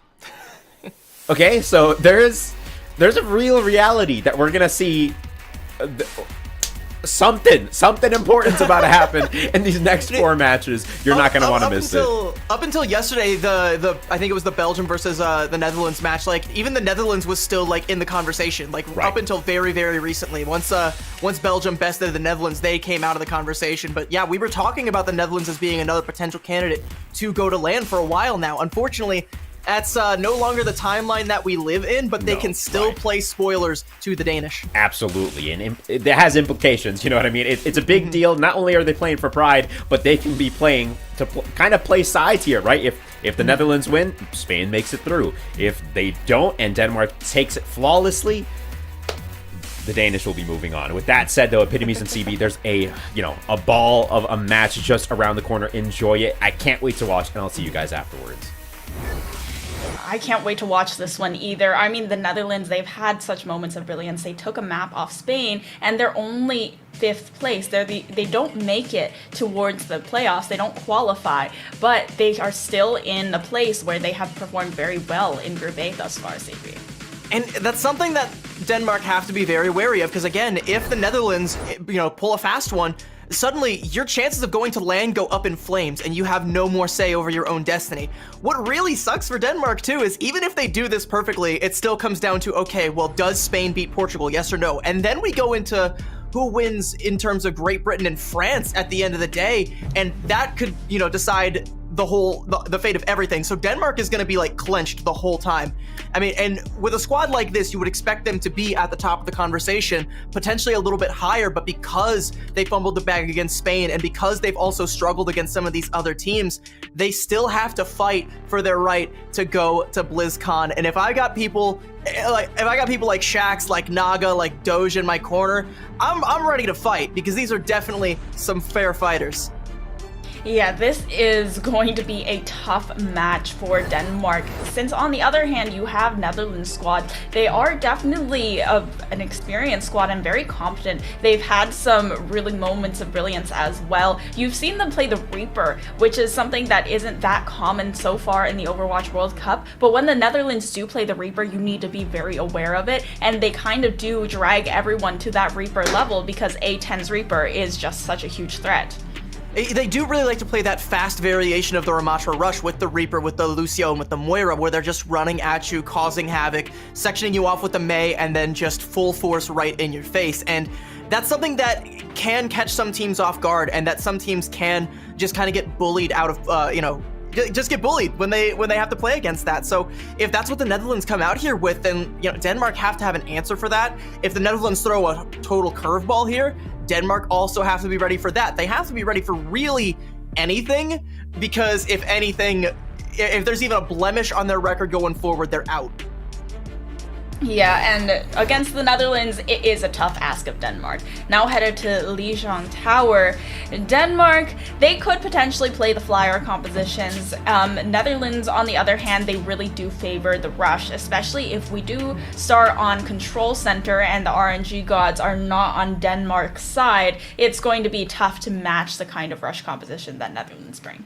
Yeah, I think Rush is definitely going to be what Netherlands wants to come out here with. I think we've seen it even on Control Center, or not on Control Center. We have seen it on a Control Center, definitely, but even on Gardens, a map that, a lot of teams will try and play some of the flyers, or they'll try and play something more dive-centric, that even on that map, Netherlands have had success with the Rush composition. It's their bread, it's their butter, it's their peanut butter, their jam. It's what they're going to go to every time it works. And if it doesn't work, that's great for Denmark, but it's still at least bare minimum what you have to be prepared for.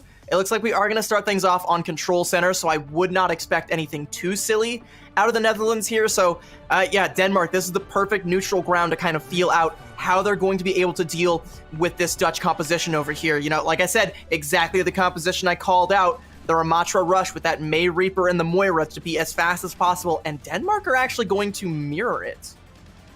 Yeah, the mirror is not really what I was expecting here. Maybe instead of the Reaper, we would see a Hanzo come out of Shaxx, but definitely knew that the Mei would be a part of it. However, the backline as well, the Moira Lucio, lots of survivability, lots of mobility, but doesn't really offer too much other than health to this squad.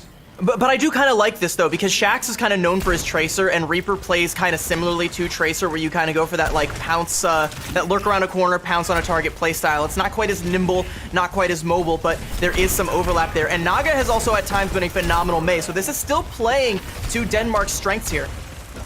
Naga using the ice block early as the fight starts onto the objective. However, Dawn getting very low, forcing out the Nemesis, and is still getting that health shredded, going to use the wall to save off some of that pressure, and it's just hot contention from both sides. Doge a lot healthier than the Netherlands squad thus far, though. Tap getting low as well, but Dawn actually getting the first pick onto Naga after peeking around that Mei wall. Already a coalescence from Slay, however. Denmark having an ult advantage, and Buddy still charging up the coalescence. There's also a Blizzard that was thrown out by Tap, and Netherlands, they do secure the point, but maybe a little bit overkill. Tap built that Blizzard so fast. Look at Naga's ult charge, 55%, and Tap got that Blizzard and threw it down. And yeah, that's the only ult that the Netherlands expend, but when you build an ult like that fast, yeah, you throw that down, you win the fight, and you go from there. And now Netherlands have everything else they could possibly want. Naga has to play catch-up here.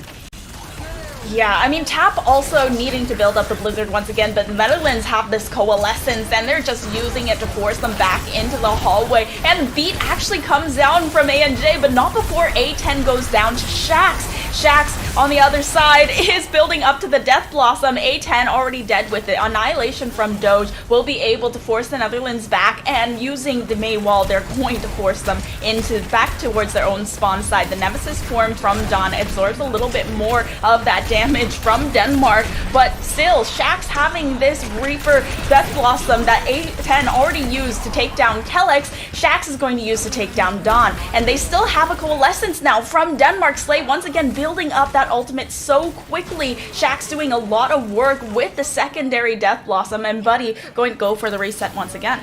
That was such good timing from Shax there. There was no more cooldowns that could have saved anybody. Sans the shield from Don, but it wasn't enough. He ends up falling, and that is Denmark flipping the point, maintaining control. You can feel the way these two teams are playing, that Denmark knows exactly how much pressure they're under. They're trying to be correct. They invest so much in that fight. They don't have anything. Buddy has a Coalescence, and Tap nearly has another Blizzard.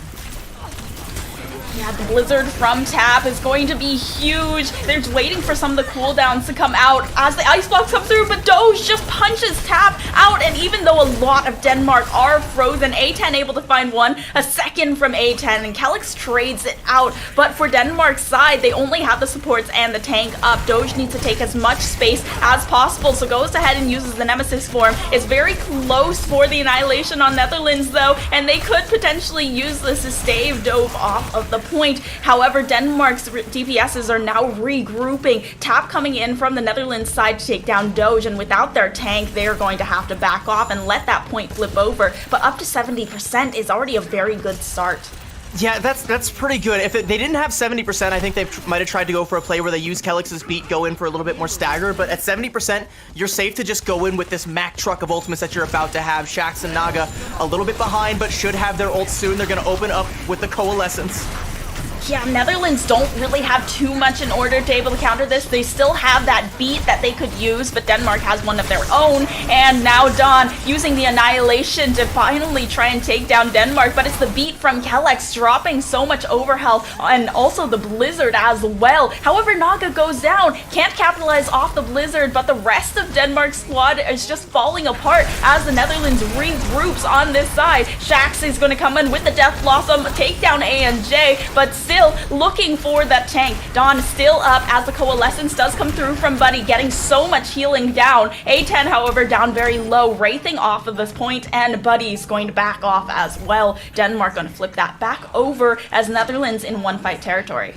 Tap is building these Blizzards up so fast, but he's dying every single time he goes to cast it, so he's never able to be the one to capitalize on it, and that time, it cost the Netherlands dearly. Denmark was able to weather the storm, they flip it back, they're going to have the Coalescence, we're at one fight territory. Don cannot die here, the wall to section him off. A10 has to try and go in with this Death Blossom here.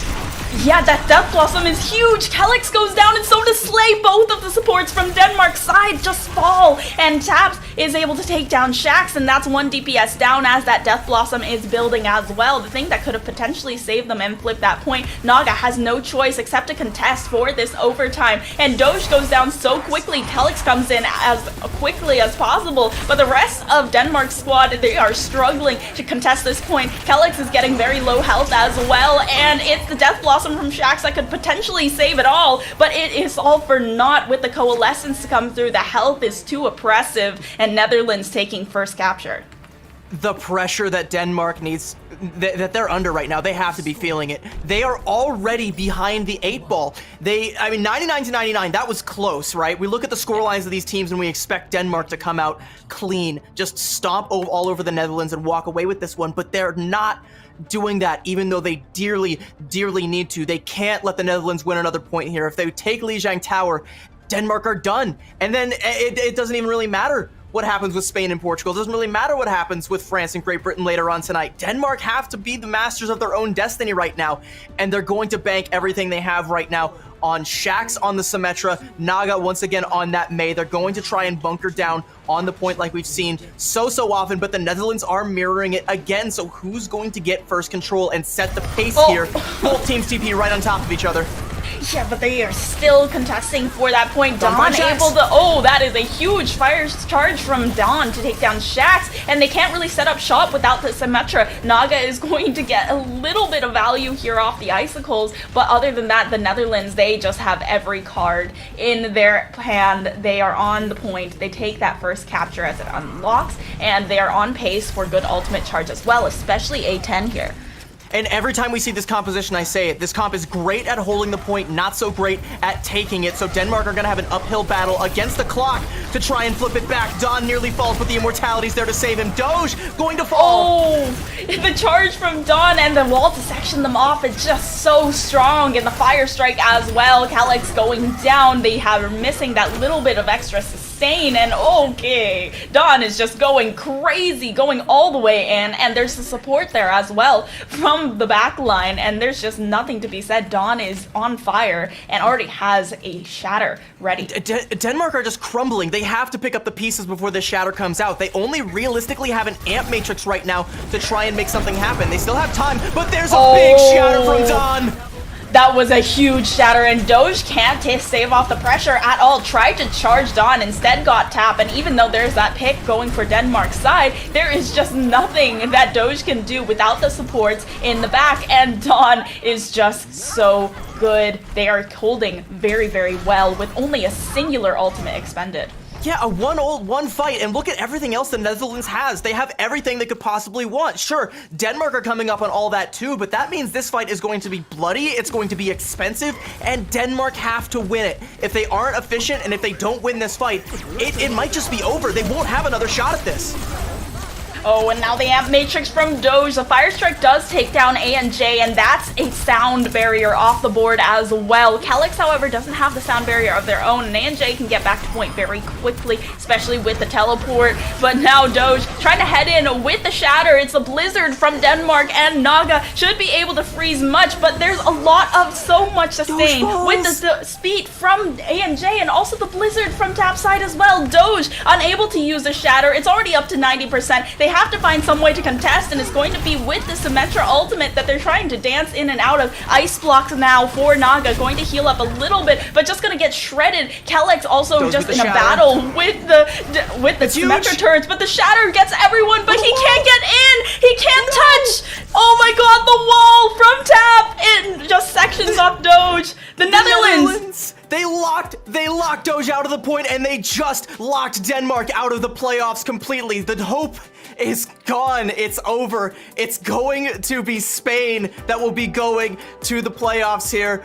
Denmark, the pressure. There was just too much pressure, and they just couldn't get it done. They couldn't get control over the point. They couldn't hold on tight. The Netherlands, with their iron claw grip, just never let them have an inch. Yeah, and Netherlands just going to gatekeep Denmark from going to playoffs. I mean, it was a slim shot. It was a bit of a shot in the dark from the beginning, and Denmark knew that. Denmark knew the pressure was on here, and they did a lot of good things. There was a lot of brilliance over here on Control Center, where they were able to trade ultimates back and forth, and there was a good flow going, but Netherlands just had that extra advantage of being on the first capture. Now, on the second point, on the other hand, as soon as Dawn switched over to the Reinhardt instead of the Ramatra, there was so much dominance shown in that Reinhardt gameplay. I do want to correct something, because Jim in the chat here did bring up a good point. So there is still like one sliver of hope for Denmark. If they win this series and Spain loses to Portugal, then there's still a chance, but that is the thinnest of thin margins. I mean, when you look at how well Spain has been playing and how, Portugal's our bottom of the pack team here in Group A, it should be a freebie for Spain, but that's not something you can hang your hat on. Denmark, they are still no longer the masters of their own destiny. They have to rely entirely on that. That's their only remaining lifeline. This was their only opportunity to stay in the conversation, and they might just get locked out of it, courtesy of that one May wall from Tap that just locked Doge out. Yeah, it was such a good shatter, but Tap was able to defend the team so well, defend the point incredibly well, and I mean, Dawn, you're talking about huge shatters. This one was definitely a huge one. It just stops Denmark from being able to build up any ultimate charge, stops them being able to get in the point, and it allowed them to get up to that 97%, where the team was basically scrambling, and Doge didn't want to switch on to, the emergency ball, the emergency Doomfist with that shatter in hand. So it was definitely a really tough one for Denmark, and now the cards are not as much in their hands as they want it to be. I mean, Portugal winning over Spain could be a chance for them, but Portugal not the best record and Spain playing so well. So I don't know if Denmark will be able to make it, but they sure are going to try. It looks so dire. I do apologize for calling that a little bit early while there is still a sliver of health, but looking at it realistically, I mean, that's not something that you can really take to the bank. Without Portugal hasn't been able to win a match so far. It seems unlikely that they'll be able to do it against the favorites, but hey, bigger things have happened. But Here's another kind of wrench in the equation, that if Denmark loses this series, it doesn't even matter if Spain loses to Portugal, because they'll still come ahead of Denmark in the head-to-head and continue to advance. So Spain, they've pretty much got it. There's just that one last hair in the soup that they need to get rid of, and that is the Portuguese match. And Denmark, I mean, they have to be shaken after this one. It's going to be their map pick. We'll see if they're able to come back, pick up the pieces, and give themselves a tiny, tiny sliver of hope, or if the Netherlands have snuffed it out in its entirety. We'll be right back with Denmark's map pick. Don't go anywhere.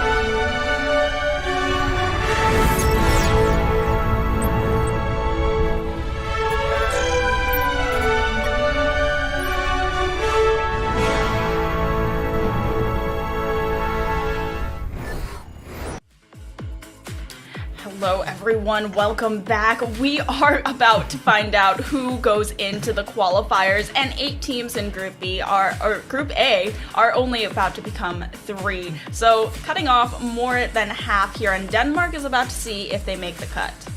And they just might not have a say in the matter anymore, because I cannot stress this enough. Now, I mean, even if they lose this series, they're just out. If they win this series 2-1, well, then the only way that they make it is if Spain lose to Portugal. And I think even then there's like kind of the question of map differential. I'm pretty sure in terms of win-loss record, they would overtake Spain there, but anything else, and there is no way forward. Even if France 2-0 Great Britain at the tail end of our show tonight, they will still fall short because of the head-to-head, because Spain beat Denmark in their matchup. That's going to mean that Spain advance and Denmark falls. That's how the tie breaks work here, and that is going to be the death nail for Denmark if they don't come all the way back against the Netherlands, run it back. Blizzard World is where they're going to choose to take us. Let's see if that is if that's a great place to make your final stand. Yeah, this is going to be a really tough one. I mean, if there's still chances, you know, even if this is a 2-1 win for Denmark, then, you know, France will need to drop a map to Great Britain. But it is really, really tough here. It is just everything on the line for Denmark. And after that last performance on Night Market, it is going to be tough. All right, so we're going to go to a quick little pause here. I'm not sure if it's actually going to be quick. You never really know, but you know, we do have the opportunity to call out a couple things here really quick. Denmark made a couple of swaps. They've brought in Shockwave for the DPS, and they've brought in Molfig. Shockwave looking like he's going to be hovering over the Sombra, which I think, you know, I haven't seen a whole lot of Shockwave on the Sombra. I do see Shockwave, and I immediately think like long-range hit scan. I know Shockwave has had some phenomenal performances on the Echo in the past. Shockwave is a phenomenal player. I do think that this can work out for them pretty well, but again, like, this is where all hope is either gained or lost. I mean, and even all hope is like is thin. Like it's again, it's just a little bit of a hair to hang on to. Like let's turn back the clock to yesterday when we actually saw the Netherlands go up against Portugal, and the Netherlands looked so much more dominant in that fight than Portugal. Portugal just kind of like, you know, they put up a little bit of a fight, but at the end of the day, just kind of rolled over. And like, you look at a team like Spain that's been so much more consistent and so much, you know, had such better team play as a whole, you got to think that they're going to be able to just take advantage and roll right over a team like Portugal. So even if you win this match, you have hope, but if you lose this match and you're Denmark, you have nothing. You have to rely entirely on Molfig and Shockwave coming in here off the bench. This does allow Shax to play the Tracer that I did say he's known for. He's had some phenomenal Tracer play in the past. We'll see if that keeps up. Additionally, the Netherlands have brought in Pastor to play DPS on their side, so we'll see how that all shakes up as we get into Blizzard World here. Yeah, A10 is very much a Reaper specialist, or at very least the close range brawl specialist. And if you go to a map like Blizzard World, where you do have to play a bit more of the long range game, then they do bring in Pastor, at least from what we've seen in the World Cup. So Netherlands now taking out their hit scan player on the Ashe, Pastor, while Denmark, they're looking at Molfig and Shockwave, like you called. Yeah, we're going to be swapping things up here for the Netherlands. Tap actually going to go over to the Echo, and this is a pretty good look because, yeah, Denmark, even though they have Shockwave in, they are not playing any sort of hit scan. Looks like neither is Pastor. We're going to see more swaps? Okay. Torbjorn was not what I was expecting to come out here in such a situation for the Netherlands, but this is also an interesting pick because you can just lay down the turret and kind of repel Shockwave and Shax from trying to be knocking at your back door with the hacks and with some of those pulse pistol shots. It's not foolproof, especially on the attack, but it is definitely a strategy to be employed here, so there's at least a little bit of logic behind this swap. Regardless, though, Denmark have already given up a lot of space to the Netherlands here. Yeah, they're backing up quite a bit. Slade does neutralize that turret for the time, and it seems that Shockwave is really trying to get something onto that back line, but Tapple with that magnetic nade is going to repel the Sombra away, and now Denmark, it looks like they're actually just giving it up. Molfig is backed up all the way behind this building, going to go in once again from overhead, but they've already gotten a tick. Now the contest comes in the middle of that second tick, but once again, they're backing off. Kelix was looking for some kind of touch there to stop them, but it's just the ticks coming over and over. They're just giving it up. This was like a total, they just gave it up. They kept like pushing and pulling and backing up and coming in, and they gave up a tick every time they did it. Sure, Molfig is going to clean up right now and they can maybe get a spawn camp here, but they've already given the Netherlands a win condition. Yeah, they just gifted them that point. It was tied up with a bow, and it was given on a silver platter at this point. But now, looking for the spawn camp potential, especially with Shax and Shockwave, a lot of that mobility here, looking for that backline. Shockwave's just kind of hanging around, waiting for the backline to peek its head, looking for a support. Might go for Checked it? tap here. When the EMP comes out, people are going to start feeling quite rate limited. There's one for Don right there who's going to fall. But they lose Shax, and Shockwave is going to be forced to translocate out. Denmark, I mean, their hold is already looking a little bit shaky. A lot of that backline pressure just then, as soon as you take out Shax, has been alleviated. He'll be back fast, so the window will close quickly, but the Netherlands, they have a way forward here. Yeah, the Netherlands already having the payload out, especially with 4 minutes left over. Even though it doesn't seem like a lot, it is a huge time bank. The rally from Kellex will save him from certain death, but there's a Deadeye as well. Good sleep onto tap to prevent that from happening, and Don does go down with a Rampage in the pocket. The spawn is so close by, though. Denmark, if they even lose a player, it's going to be really tough to keep this spawn hold. Yeah, I mean, unless that player is Shax, because like I said, he does come back quite quickly, and he came back and made quite the impression with that pulse bomb to finish off Don there, who gets antied by Slay. Don is just under a lot of pressure, and as the tank, he has to be the one to try and make the space, try and make it safe for his team to, come on out of their little hidey hole. The beat from A&J might be enough to push them out. Yeah, the EMP as well from Shockwave to try and just stave them off. It works out. Kellex is finding so much value, especially with the nano boost onto the Brigitte here, just trying to stop that flank and the dive onto the back line. Slay stays alive through it all, and so does Kellex. Mulfig getting healed up after getting a lot of pressure initially, and Shockwave really wants that stagger kill onto Pastor as well. I mean, it was a huge rampage that came out from Don there, but there was no one that really could access the high ground with him there to follow up on it, so everyone just stays safe up there, specifically Kellex and Slay, and once the anti-heal wears off, yeah, they're good, and they can just bring everybody back up to full strength. Denmark haven't been dislodged from the spawn hold thus far. They're gonna put down that turret on the low ground to just prevent them from dropping down, and there's a Molten Core as well. Lots of zoning, lots of area control, but it's all on the low ground, and right now, Netherlands is trying to fight for the access to the high. Now Shax looking at Buddy once again, just trying to harass this backline out, and they don't have the Brigitte anywhere nearby. Pastor comes in and tries to help them, but it's the stick onto Pastor, taking out both the turret and the Torb, and that is a good fight from Denmark. Investing 2 ultimates, but the EMP so close by. That's such a great play from Shax. He's not your buddy friend. He just goes ahead, takes down the Ana, the stick onto the Torb, takes him down, and the turret, and the Netherlands are still stuck here. And yeah, we're under 2 minutes, and the Netherlands haven't gotten a whole lot for their money. They have an EMP of their own now, does tap, but I mean, they're gonna have to use this just to break free of this oppressive spawn hole that Denmark have bled like 3 minutes off the clock with. Shockwave with a big EMP here onto a lot of players. Molfig finds Don, and now without a tank, Netherlands do have to back off a little bit more. Tap has an EMP of his own though, and he's really fishing for that high ground play. Has a translocator in place behind this little building, and it just wants to find some way to get rid of these supports, but Kellex has been sticking so close by to Slay that it's been really, really tough to get that Ana out of this game. Another dive from Don, no follow-up from the rest of the squad there. None of them really able to get onto the high ground. Tap on a flank, and looking like he might try to isolate Kellex. No nano came through. It's gonna come out now onto A&J, but Don, forced to use the primal by himself, finds Shax, and I mean, a hack there does help seal up the deal. Yeah, Netherlands, they're still not in this. Here comes the EMP. Denmark are still holding though. They found the DMAC onto Molfig. That's huge. Yeah, Kellex still with the rally for a second longer though, and it allows them to be a little bit tankier, get that sustain, and Don now looking for a big flank or dive onto Kellex, and does. It's successful this time, and Slay is still up, but A&J is just trying to harass Shax away from that backline. There's the self-destruct from Molfig, looking for that little bit of, finds Tap. Actually, Tap, how does he die? But Molfig finding that DPS can get a little bit of pressure off. Still, only 10 seconds left over for a full capture all the way to point B.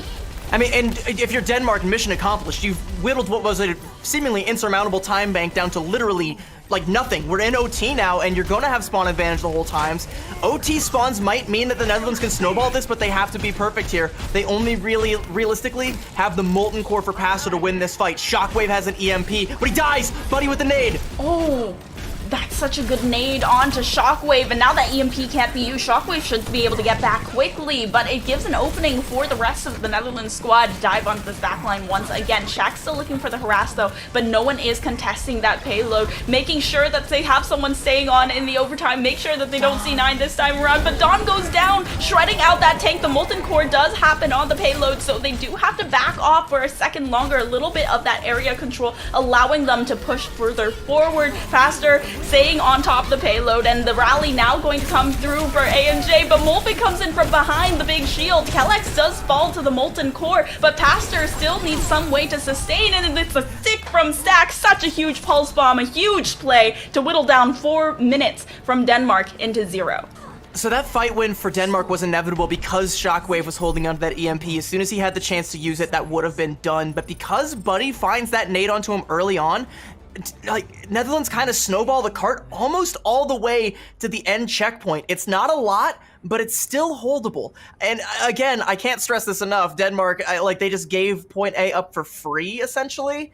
And the spawn hold was phenomenal, bled that time bank down to essentially nothing. That's why, that's about as far as Netherlands were able to get, but that still feels like a lot more than they should have. When you look at where we were, when the overtime wick started burning, for it to be all the way towards the end there, I think that's something. I think that's something. Netherlands still have a shot to just completely lock Denmark out 100% from playoffs here. Has Denmark done enough to set themselves up for success? I think maybe, but there's still always the potential of a full hold here. The Torbjorn is going to be a lot more oppressive on the defensive side, and you can see Denmark, like Shax, at least right now, isn't flashing that tracer, might swap over to it. But if they do, the turret is going to be an ever-present threat that he's going to have to worry about. It's going to pepper him. 5 shots from the turret, if you're not looking at it, might be enough to just take a tracer down. So you always have to be wary of where it's placed. Make sure all your entrance routes are locked down. You're checking your corners, making sure you're not about to just get bursted down.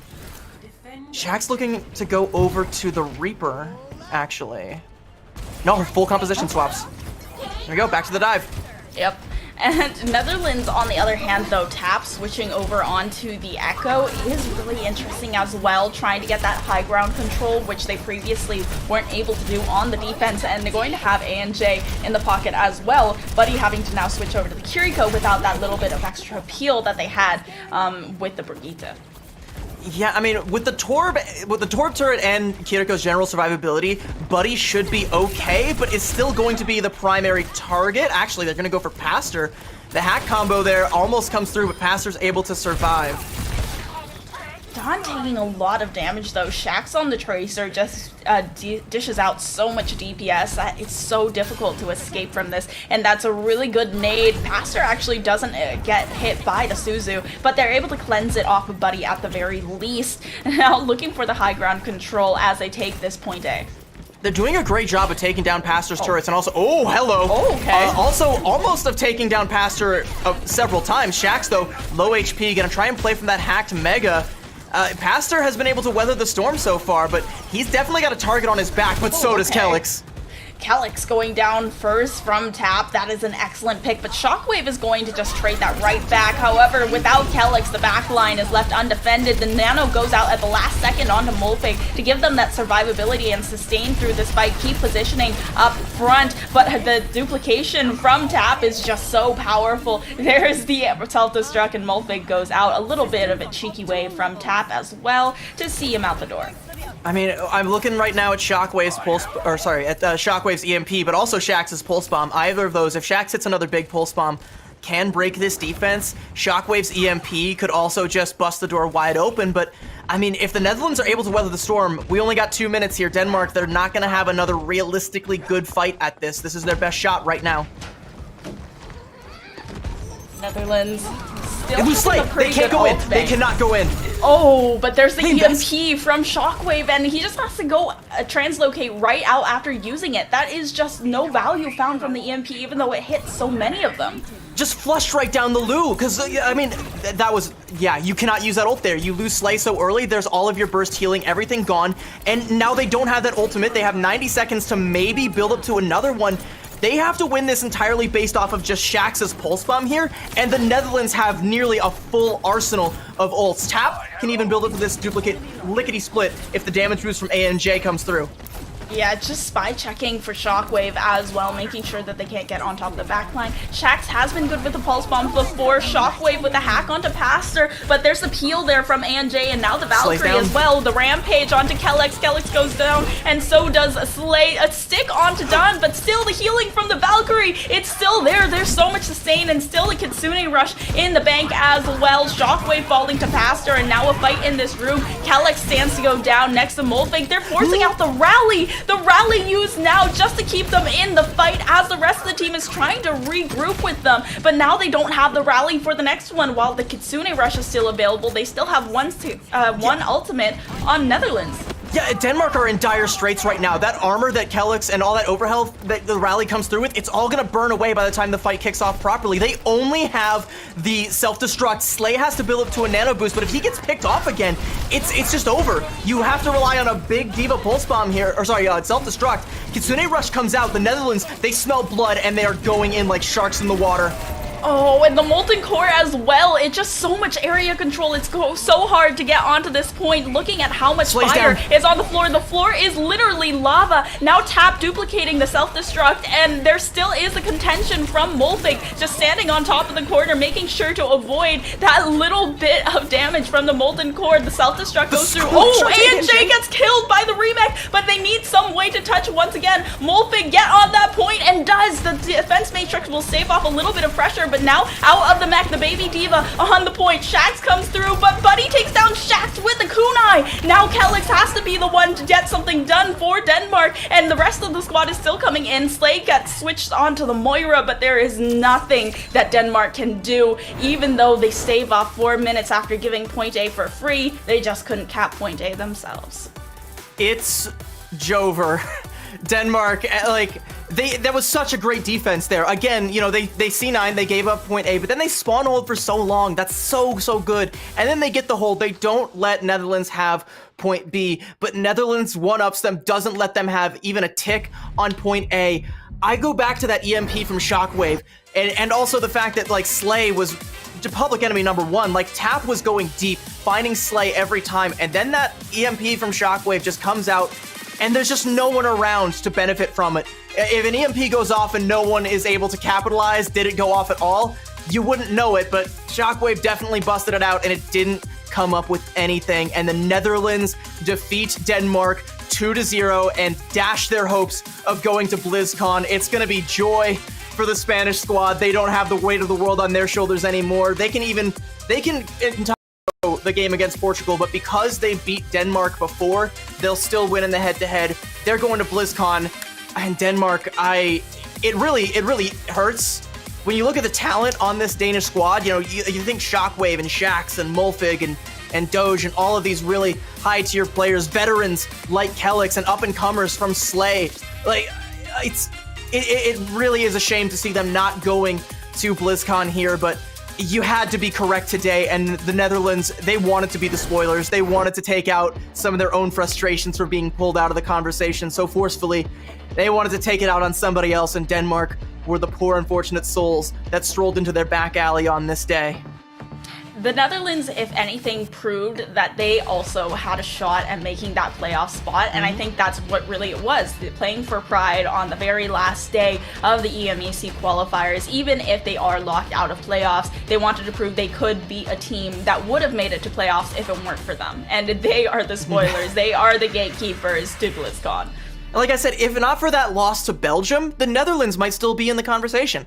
And I think, you know, they're showing us why. They're showing us why they were still along, in that top 5 conversation just a little bit ago. They're saying, hey, y'all forgot about us. You shouldn't have forgot. Let us remind you who the heck we are. And Denmark forgot.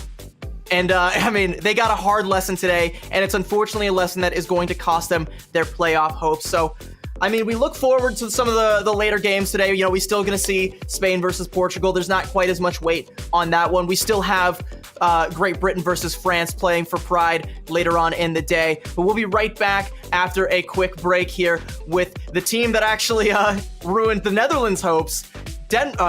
Belgium going up against the team that nearly ruined Spain's, Italy. That should be another fun one to watch. We'll be right back on the other side of this break. Don't go anywhere.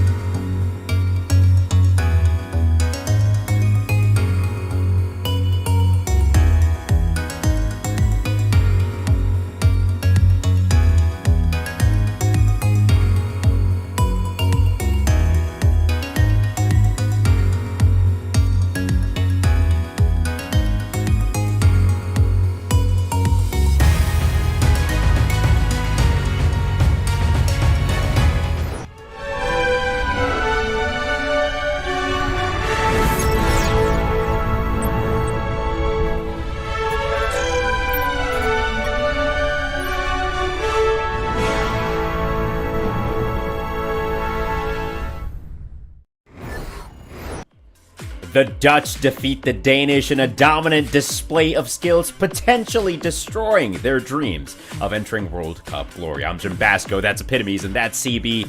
CB, there's no other way to put it, right? That Blizzard World hold was just brutal. Yeah, absolutely. I mean, and that's backbreaking. You said probably. No, it's definitely, like, there is no way forward for Denmark anymore after that. Again, like, I go back to that EMP from Shockwave that came out at just the wrong time, the wrong moment. It was the one misstep that they could not have possibly afforded, and it came.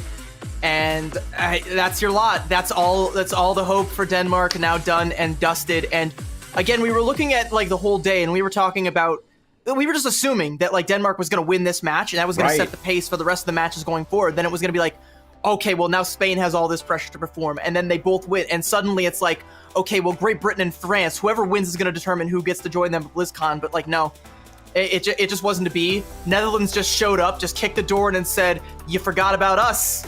Right, the orange wave is there, they're present, and they were just absolutely dominant. Let's go take a look at the schedule real quick so we can recap some of the matches that have happened. Epitomes, we're looking forward as well, right? We just came off of that Dutch and Danish matchup, 2-0 for the Netherlands there. Saudi Arabia earlier, 2-0 over Sweden, and then we had closer matches in the first part of the day. But as we proceed here, we've got Belgium versus Italy up next, followed by Spain versus Portugal and Great Britain versus France. Those are the top two teams at the top of Group A for the end of the day, Epitomes, as we head on into Belgium versus Italy. Talk to us about what you're keeping an eye out for in this next one.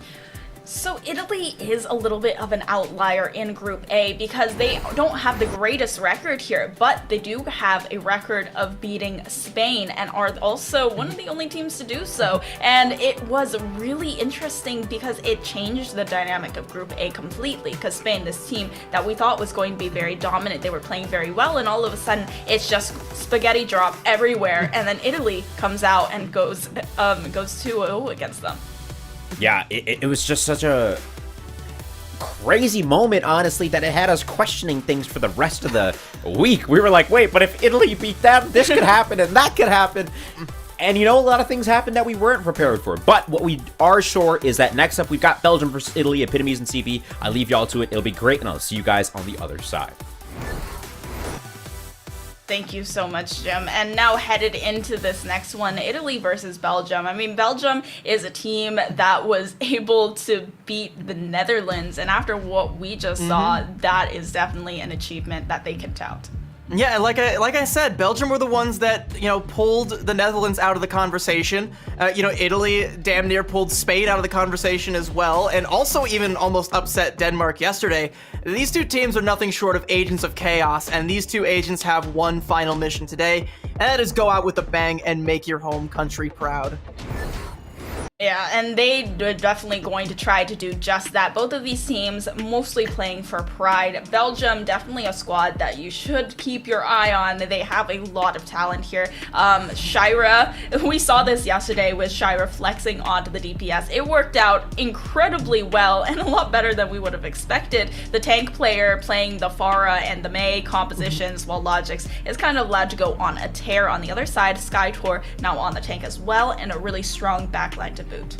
Yeah, your eyes do not deceive you. It is not the DPS diva. Shira came in, and we did see those flyers. Shira means that this team wants to fly like a G6, so we're definitely going to be looking to the skies, a la a Saudi Arabia match. Not, quite as dominant as Yazan, but is there another Pharah in the World Cup that can match Yazan? I'm not sure. Shira makes a pretty strong case, though, and Logix with the clutch factor is always something to behold, as is this Italian squad over here. Shout out to Mikan, my cans, as a vast stream repeatedly called him. Said he was better than Twilight. Also, shout out to a vast stream. I had a great time chilling and chat with you guys yesterday. But I mean, my can was even flexing onto the Ana yesterday and playing a phenomenal Ana, despite this team not having, practiced it at all. The fact that Katakomi is in here also, I think that's probably also what we're going to continue to see.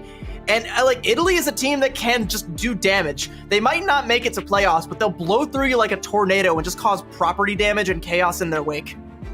Yeah, Chimera was also really impressive when we watched Italy the other day, hitting a lot of really good shots on the Hanzo as well, and I just feel like it cannot be understated the strength of this Italian team.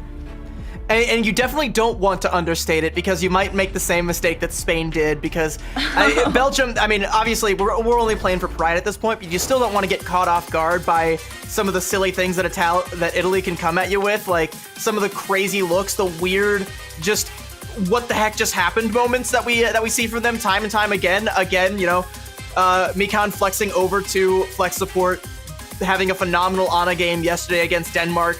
Rajan and Chimera both also being high spots for this team. Italy is, again, you can't take them lightly, or you might just lose your trailer park. You lose the trailer park indeed. Headed on to Ilios now, starting on Ruins here. This is definitely going to be grounds for Belgium to take Shira onto the Pharah, unless we see another tour, because like we said, they are just playing for pride, so maybe we might see some antics. Maybe. I mean, again, we've seen a fair share of Torb today, both in serious compositions and very unserious compositions. So, you know, in a situation like this where two teams with even records, relatively even footing are playing for pride, it could realistically go either way. It doesn't look like Shira's swapping. So yeah, maybe we are getting a little bit of antics here. Meanwhile, Italy looking to go with a dive composition with a mercy-pocketed Sojourn. Yeah, this is, I mean, it's interesting on both sides what we're seeing so far. Definitely not a very typical Ruins composition. I mean, the Mercy-pocketed Sojourn can do quite a bit of damage to the Orisa over on Belgium's side. And I'm just curious if this Torbjorn is, like, them being serious or them being funny. Now, the only thing in Ruins right now is about to be my predictions for this match, because I'm predicting Italy might go forward here, but Rajan already being forced back. There's a lot of anti-tank abilities on the side of Belgium, mostly just Shira with the right clicks there, but Logic taking down Chimera, and a huge return shot there from Yukino. Yeah, Yukino finding Podanova, lots of burst healing, now staved away from Belgium's squad, but they still have a lot of control over this point, getting that first capture and already flipping it over as soon as the point unlocked, and now they're kind of letting the Skytour kind of dance around that far side, around the pillar, and the turret is also going to allow them to get a lot of extra damage down as well. A big nade from Mikan there, and I mean, that's going to be Italy's opportunity to try and go in here, but a Javelin gonna go ahead and make it a little difficult for Rajan. Logic's going to fall. Another rail shot from Yukino. Ooh, yeah, that was a huge anti onto Skytour though, and Yukino is just going to help finish things off with Chimera at the side. Lots of picks swinging into Italy's direction, a full wipe nearly, and Belgium going to go ahead and regroup. Now Italy have ultimates online though. Podanova has not been really keeping pace with Mikan's ultimate build-up. There is a really strong support ultimate lineup in Italy right now. Well, I mean, that old percentage might be because there was some wholesale swaps from the side of Belgium. Podanova over on the Ana and gets deleted. Mikan, oh my goodness. Okay. Yeah, you know, Avastream was saying he was better than Twilight. I don't know if I would go that far, but definitely making a case for showing that he's pretty damn good. Yeah, this was an incredibly dominant fight from Italy. Obviously, Belgium not having the ult charge, and Italy didn't really expend much in that fight either, just Mikan going for the nano. But other than that, it still felt very, very dominant. Chimera going to stick Chaba, take down that Brigitte, and the rest of the backline from Belgium is done for after the Brigade goes down. There's not a lot to be done. Chaba spamming a few question marks in chat, probably wondering how that hit him. Belgium, they don't really have a realistic way in here. They're gonna have the Bob from Logix, but that's not really the best ability. Like, you can try and force positioning with it, put it on point, and threaten the Bob cap. You can also force a lot of positioning by just doing damage and jumping up on top of the high ground with the cleave, but that's not gonna be quite enough as Italy scatter and they've weathered the storm so far. They also have that Valkyrie up, which is going to give them that little bit of extra chain healing. However, Belgium will flip point. Okay, there was no contest there, and Shira is actually able to flip it over. The anti-health onto Shira going to make it a little bit more difficult, but the Bob comes through from Belgium. Logix finding a lot of value with that Bob. Rajan not having anywhere to go, nowhere to hide from the man in the bowler hat. Yeah, I wasn't expecting Shira to actually force the point and then the Bob kills things to be what actually happened there. I guess that makes more sense than Bob being the one to flip the point, but regardless, I mean, Belgium are able to do it only investing the Bob, so they have quite the ult bank to try and match Italy's percentage here. Italy looking good with the nano boost onto Skytour. Now looking for the dive onto Mikan. Mikan not being that strong of a backline since Keikomi is going to be attached to some other players. But Keikomi comes in with the res for Yukino after they put through a lot of work to take down the Sojourn. The overclock does come through, but Yukino still being contested heavily. Skytour finally taking down Yukino once again, and now going for Mikan. The rest of the backline is in dire straits. Skytour already pushing into their own spawn. Primal Rage in hand as well. A great nano to start things off for Podanova. 90% Belgium, they know if they stay aggressive here, it's going to be so difficult for Italy to even get to the point. Rejan's probably just going to have to go ahead and make a Hail Mary leap for it, but the backline's under so much pressure, he might not be able to do it safely. And he doesn't do it at all, actually. No one touches, and Belgium just walk away with ruins. Interesting. Okay, well, I mean, Belgium, they definitely had that first touch and first capture, and there was no contention from Italy, but as soon as they flipped that point over, they were looking very, very strong in the way that they were cycling their ultimates and getting very good aggressive positioning as well. But then they just weren't able to touch after Belgium flipped the point by sneaking past them with a Tracer. Now headed on to the next map, though, Shira, we're going to see that coveted Pharah gameplay. And something else I do kind of want to point out, by the way, is Belgium, part of the reason that Shira is in is because their other DPS player, Ken, is not currently available to play, so Shira does have to come in here, and we've seen Shira mostly feel confident and comfortable on the Pharah. We didn't see it on Ruins because there's too much threat of hit scan, so you can't really get away with the Pharah quite as easily as you could on a map like, say, Lighthouse. So that's why we're going to see Belgium making the swaps to that here, a little bit more of a comfort pick, and similarly, that's why we're going to see Yukino on the Ashe to try and put that pressure on and not let Shira exist for free.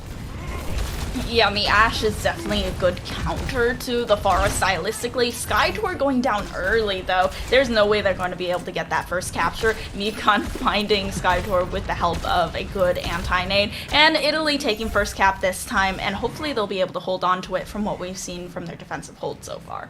I can't stress this enough. Mikan is a main support player. He's known for Lucio. You know, you saw Lucio in the graphic. Italy aren't coming out here with 2 Lucios. They have been flexing over to flex support, and he's looking like a really, really solid Ana, especially for like this middle of the pack kind of area.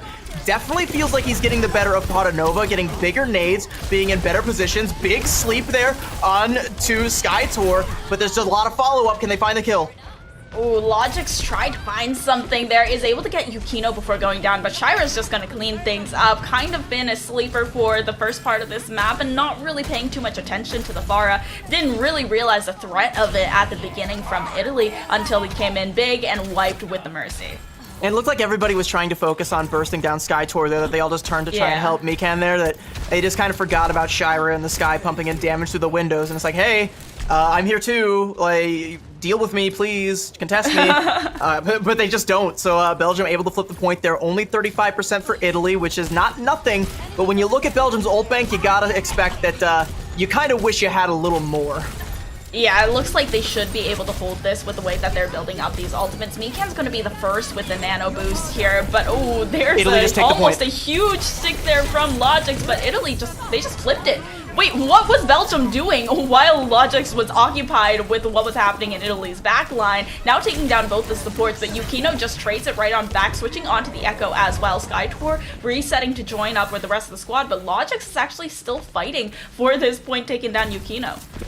Like, Italy, I don't know how they stake it down there. I think it's Chimera that ends up taking it, but I mean, Belgium, you have to be kicking yourself because you had all these ults and you don't even get the chance to use them in a favorable fight. They still have, you know, a massive ult economy they can come back in here with, but they're gonna run out of time to use it. They might be able to find this kill onto Rajan, and then they'll be good, but they need to find it.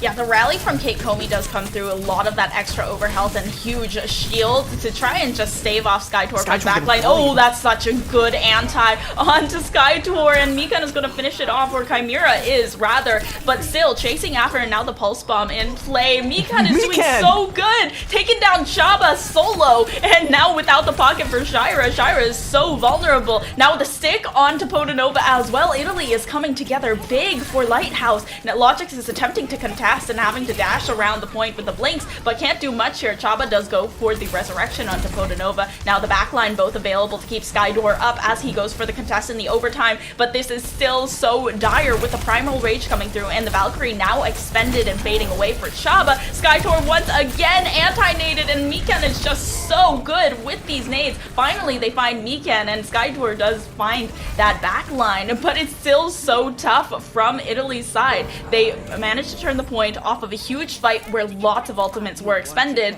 but Italy, they are still building up and so healthy. Look at how expensive that was for Belgium. They literally had to throw everything in the kitchen sink at that. And Italy, like, look at their ult bank. They have nearly everything, including the kitchen sink. They don't have the rally, but you probably don't even need it because, like, what big damage is going to come through that you need to try and weather the storm with some of that armor and some of that overhealth? Not much, really. Like, maybe the Reaper gets a little too close and you pop it, but other than that, like, okay, they lose Rajan. All right, that's disaster. Back out. Take another fight while you still have the advantage, but the clock is now no longer on Italy's side. Yeah, ticking very, very quickly up to that 90%. There is a nano boost from Mikan to try and do a last-dish effort and safe if it does come to that, but they can still kind of weather this out a little bit longer, wait for Rajon to rejoin them. They have 4 ultimates. The nano boost does go onto Rajon as he goes and dives that backline. Potanova taking a lot of shots, but because of Shira in that room, it's going to be a little bit tougher. Has to go to a pet and pop the Primal Rage. Okay, that is a huge pick onto both the tank and the Shira DPS. Now Chaba using the Valkyrie. Doesn't have the Valkyrie, can't fly out of that. It just has to fall off the map. The overtime slowly fades away as Italy turns that point over. I mean, with that Primal Rage, Rajon just stomping on Belgium, turning into some Belgian waffles there. That was a great play there. It kind of felt like Rajon was like in a little bit too deep and was getting punished by the Reaper there, but he said, no, I've got the magic cylinder, all damage done to me, directly to your life points, and just stomps them all out. Plays a little bit of gatekeeper so Chaba can't get back up back up onto the point. Is gonna fall off, and I mean we're at 1-1 here on Ilios. We're going to Ilios well, so I imagine we're going to see Shira fall back to the Flyers, but it's also entirely possible that the Sombra comes out. If everybody could stop swapping heroes for like 1 second. Potanova, so we could try and figure out what's going on. Okay, give me like just a second to break this down. All right, okay. Shira is indeed going back to the Flyer. Yukino going to match it. So we got an Echo for an Echo, but Yukino doesn't have a Mercy Pocket. We still have Mikan on the Ana.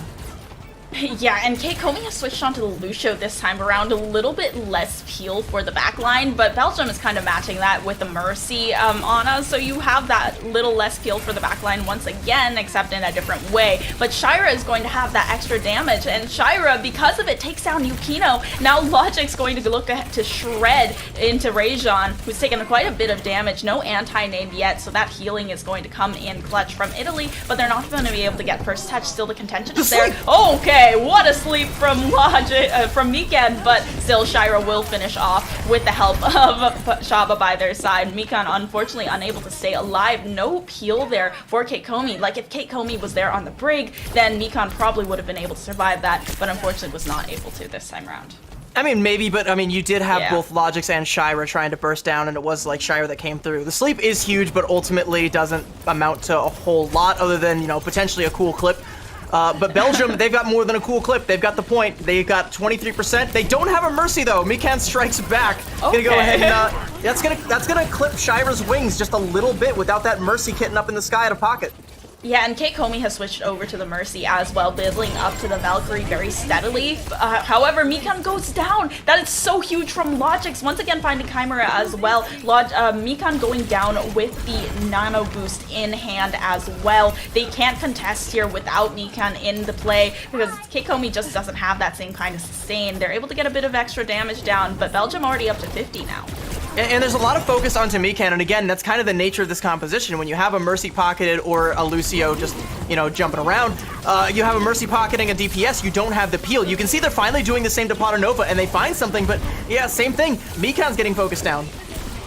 Yeah, and Yukino, on the other hand, finally finding that value on the Echo with the Mercy Pocket, already having Potanova out. Now Chaba goes down in quick succession. Skytor uses the Primal to try and contest for a little longer, but the point flips over. The only thing that Skytor can do now is survive. Does so with the leap, and the heals do come in very quickly as that Primal Rage fades away, and Belgium in position now to try and retake for a contest. Italy does that for free too. They don't expend an ultimate and they build up to all of theirs, so now they can stall this out, rotate the ultimates efficiently, and they should be home free on this map, but it's quite an uphill battle. 74%. Taking down Shira though, that's a great way to start. Yeah, Shira going down because of the Pulse Bomb, and now Rajon looking to harass Potanova out of the fight. Chaba does come in for a little bit of that extra peel, and there's just not enough damage from Rajon alone. Chimera on the other side still. Shira not allowed to play the game since the Mercy focused on trying to get the Winston off of the support, and it doesn't even work. Potanova still goes down as soon as Rajon refocuses onto Skytor, and Chaba goes in alongside, and Shira hasn't been allowed to play the game for quite some time now. Italy building up a good percentage, almost up to 50 as well.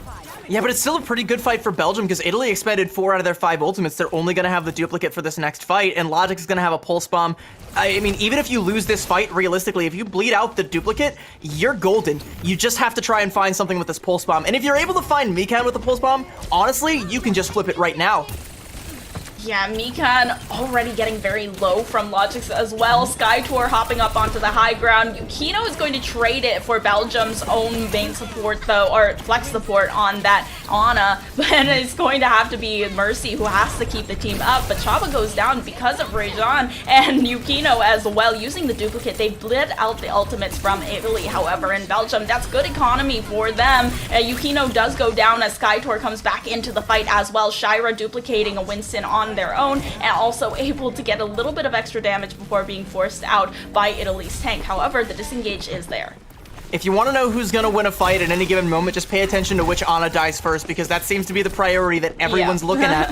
If Padanova goes down, it's typically going to be Belgium falls, but if Mikan follows not long after or goes down first, and Italy, like, they don't really have much of a lifeline. That's a great sleep. Skytour gets punished.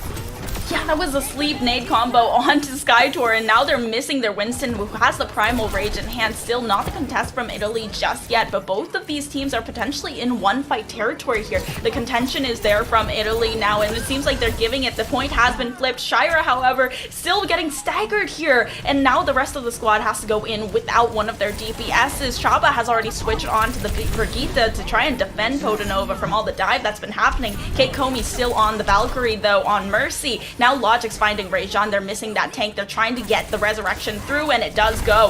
Komi is able to get the resurrection off, and Logix falls into the well off of that big leap, and the Primal Rage from Rejan. That is insane! And now the Primal Rage has already done its duty. Yukino has switched onto the Pharah. The duplicate from Shira is there to try and get the extra tank in, but is immediately forced out by the Primal Rage, and now getting so low. No mercy pocket here, and they're trying to throw the nade up to try and defend the Echo, but there is just no way of healing with the Chaba and Podanova on the Lucio and Ana. It is nothing to be done from Belgium. They're forced off by the Primal Rage and the boops from Italy, and it is just too oppressive.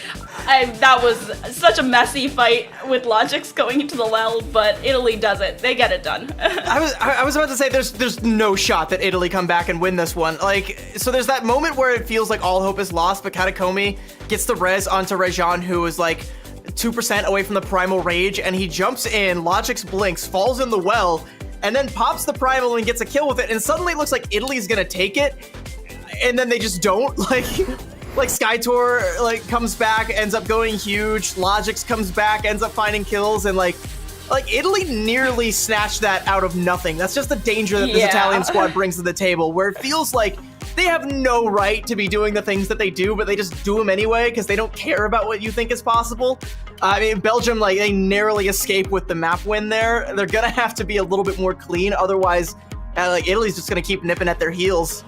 Yeah, this was definitely very, very messy, and it felt very much like we cannot let the Ana on either side play the game. At one point, Keikomi was playing Brig, and then at one point, Chaba was playing Brig, and it just went back and forth between, are we going to focus on defending the Ana, or are we going to try to get our DPS to have as much damage as possible? And then the Ana was just alone, not allowed to play the game, and that was basically the story of that entire third round. But halfway through Lighthouse, it was kind of how it was going for both sides as well.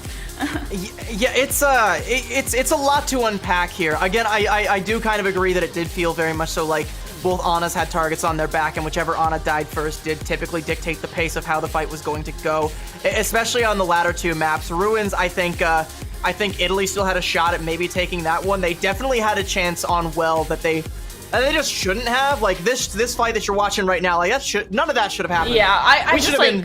Are we like, I don't know what was happening. Like, Logic's going into the well has to be like the cherry on the cake for that last fight. I mean, all right, well, I'm not entirely sure what it is that we're watching between these two teams. I'm sure it's Overwatch, but outside of that, your guess is as good as mine. But whatever it is, we will have another map of it. It's going to be Italy's map pick on the other side of this break. Don't go anywhere. We'll be right back.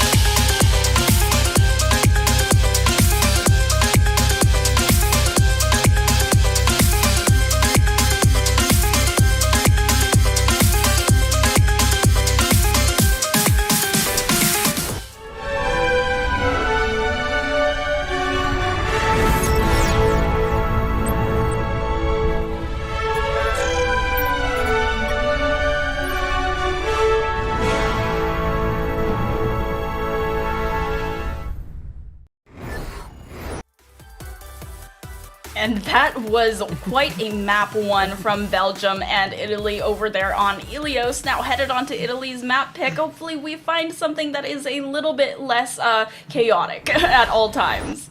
I did say that both of these teams were agents of chaos. That was their role in this group, and they definitely sowed some chaos, and now they're like Beyblades just slamming against each other and like tossing each other all over the round. Hey, one more map, potentially two more of this. I say let it rip. Watchpoint Gibraltar is going to be the next arena that we take these tops to, and I mean, I think this checks out because both teams, you know, did show very competent dives. They did show that they like to play the dives. This does also give you quite a lot of sight lines for someone like Chimera or Yukino to hit some of those big shots. We've seen a lot of great Ashe play coming out from I believe both of them, if not just Yukino. I know Yukino was on yesterday, definitely had some big moments, especially on this map. This actually, by the way, is the map where Italy did beat Denmark yesterday, so it feels like a favorite for them. Yeah, so now we're looking at Watchpoint Gibraltar. You definitely are supposed to see, okay, Ken's actually returning here with the Ashe. So Ken maybe not unavailable and just I was misinformed. Skytour wanting to play the Farah, and Belgium looking like they are headed on to the Ken Ashe pick. Logic's likely going to pick that Tracer once again, and on the other side, Italy sticking with the good old Winston, Ana, Brigitte. Apologies to Ken, me when I spread misinformation on the internet, but Ken is still a phenomenal player and was always, you know, throughout most of this group stage, one of the highlights of this team, so I'm glad to see him back in the lineup. I know his Hanzo has been phenomenal. I expect the Ashe play will be just as phenomenal. It will need to be in order to match up against Yukino here. Teleport play to get everybody else on the high ground opposite that bridge so they can charge at Italy head on. Skytour gonna go ahead and jump there, but I think got whip shot away. Already having control of the high ground, that Symmetra teleport going to help them out with that. And now just fighting low ground, you don't usually see a lot of contention here until you're at the underpass, but Skytour is fighting very hard for that on Belgium's side. Ken going down to Mikan's nade though, and now a good sleep as well from Mikan, already very on point with the utility from the Ana here. I'm an Ana one trick. I appreciate good Ana play, and Mikan, listen, you've got a promising future as an Ana player, buddy. I think one tricking this hero might be the way forward for you because you're having quite an impact here. Constantly finding big plays with those nades. Speaking of which, there's another big one from Chaba onto the backline of Italy, but there's not going to be any follow-up. Skytour can't get there yet, but is going to go in now. Still fighting for the high ground. Logix is really kind of just escorting this this payload, and there's not a lot of contention. Chimera does try, but it's the Tracer 1v1, and Logix is looking mighty strong in that regards. However, the rest of the Belgium squad now going to drop down and attempt to contest alongside their teammate. Chimera goes down. Logix in the back line just harassing out Cape Komi. Now Mikan left undefended, but there's not much to be said here for Italy's back line. As soon as Rajan fell, no tank for the contention, and point A without much of a hitch. I mean, we always talk about how clutch Logix is, and, you know, to be clutch, you have to be an opportunist, and damn if Logix isn't the ultimate opportunist. Anytime a health bar gets low, that's an opportunity for a Tracer to strike, go in, get the cleanup damage, and, you know, be the one to get the final blow to show up in the kill feed, and that's what Logix excels at. If enough damage, enough cleave comes through from Skytour, get the pressure away now, enough damage comes through, expect Logix to just come in the back door and pump in some more damage. Now the rally does come out from Italy's side. They're trying to stave off the damage, but Rajan has gone for the Primal Rage, and Chimera as well with the Pulse Bomb when their tank is just preoccupied with trying to harass their own back line. Italy, they take that opportunity to just harass the other teams, but Logix, once again, opportunist that he is, just escort the payload a little bit further before dashing off. And it's quite the opportunity to get out a dodge with your life there. Italy, though, I mean, Belgium used both support ultimates, and Italy were able to weather the storm, and now Mikan has the nano boost, so they can definitely get this going. And more importantly than that, they've got Yukino up on the high ground, this very, very oppressive high ground that has been just so difficult to break through. Despite the map changes, it's still no easy feat as an attacker to go through these choke points, especially when there's an Ashe just constantly being a threat from on high. Ooh, Skytour though, with the Primal Rage, just knocking Yukino and Mikan out of the equation. The Nano Boost does go out at the last second, but it fades away without finding much value. Skytour, on the other hand, finding all the value in the world. The backline of Italy just shredded by the Tesla cannon, and now in control of the high ground in the airplane hangar. That is beautiful. I don't know if a contest is going to come out. It does, yeah. Chimera is able to go out and touch the cart. A Bob to go on. A Bob on either side. One of them taking a nap, but that's okay. They're both still contesting the cart. Skytour being forced back here. If Italy stabilize, they can retake the high ground and dig their heels in just a little bit. I mean, that also looks like a juicy dive target for Skytour there.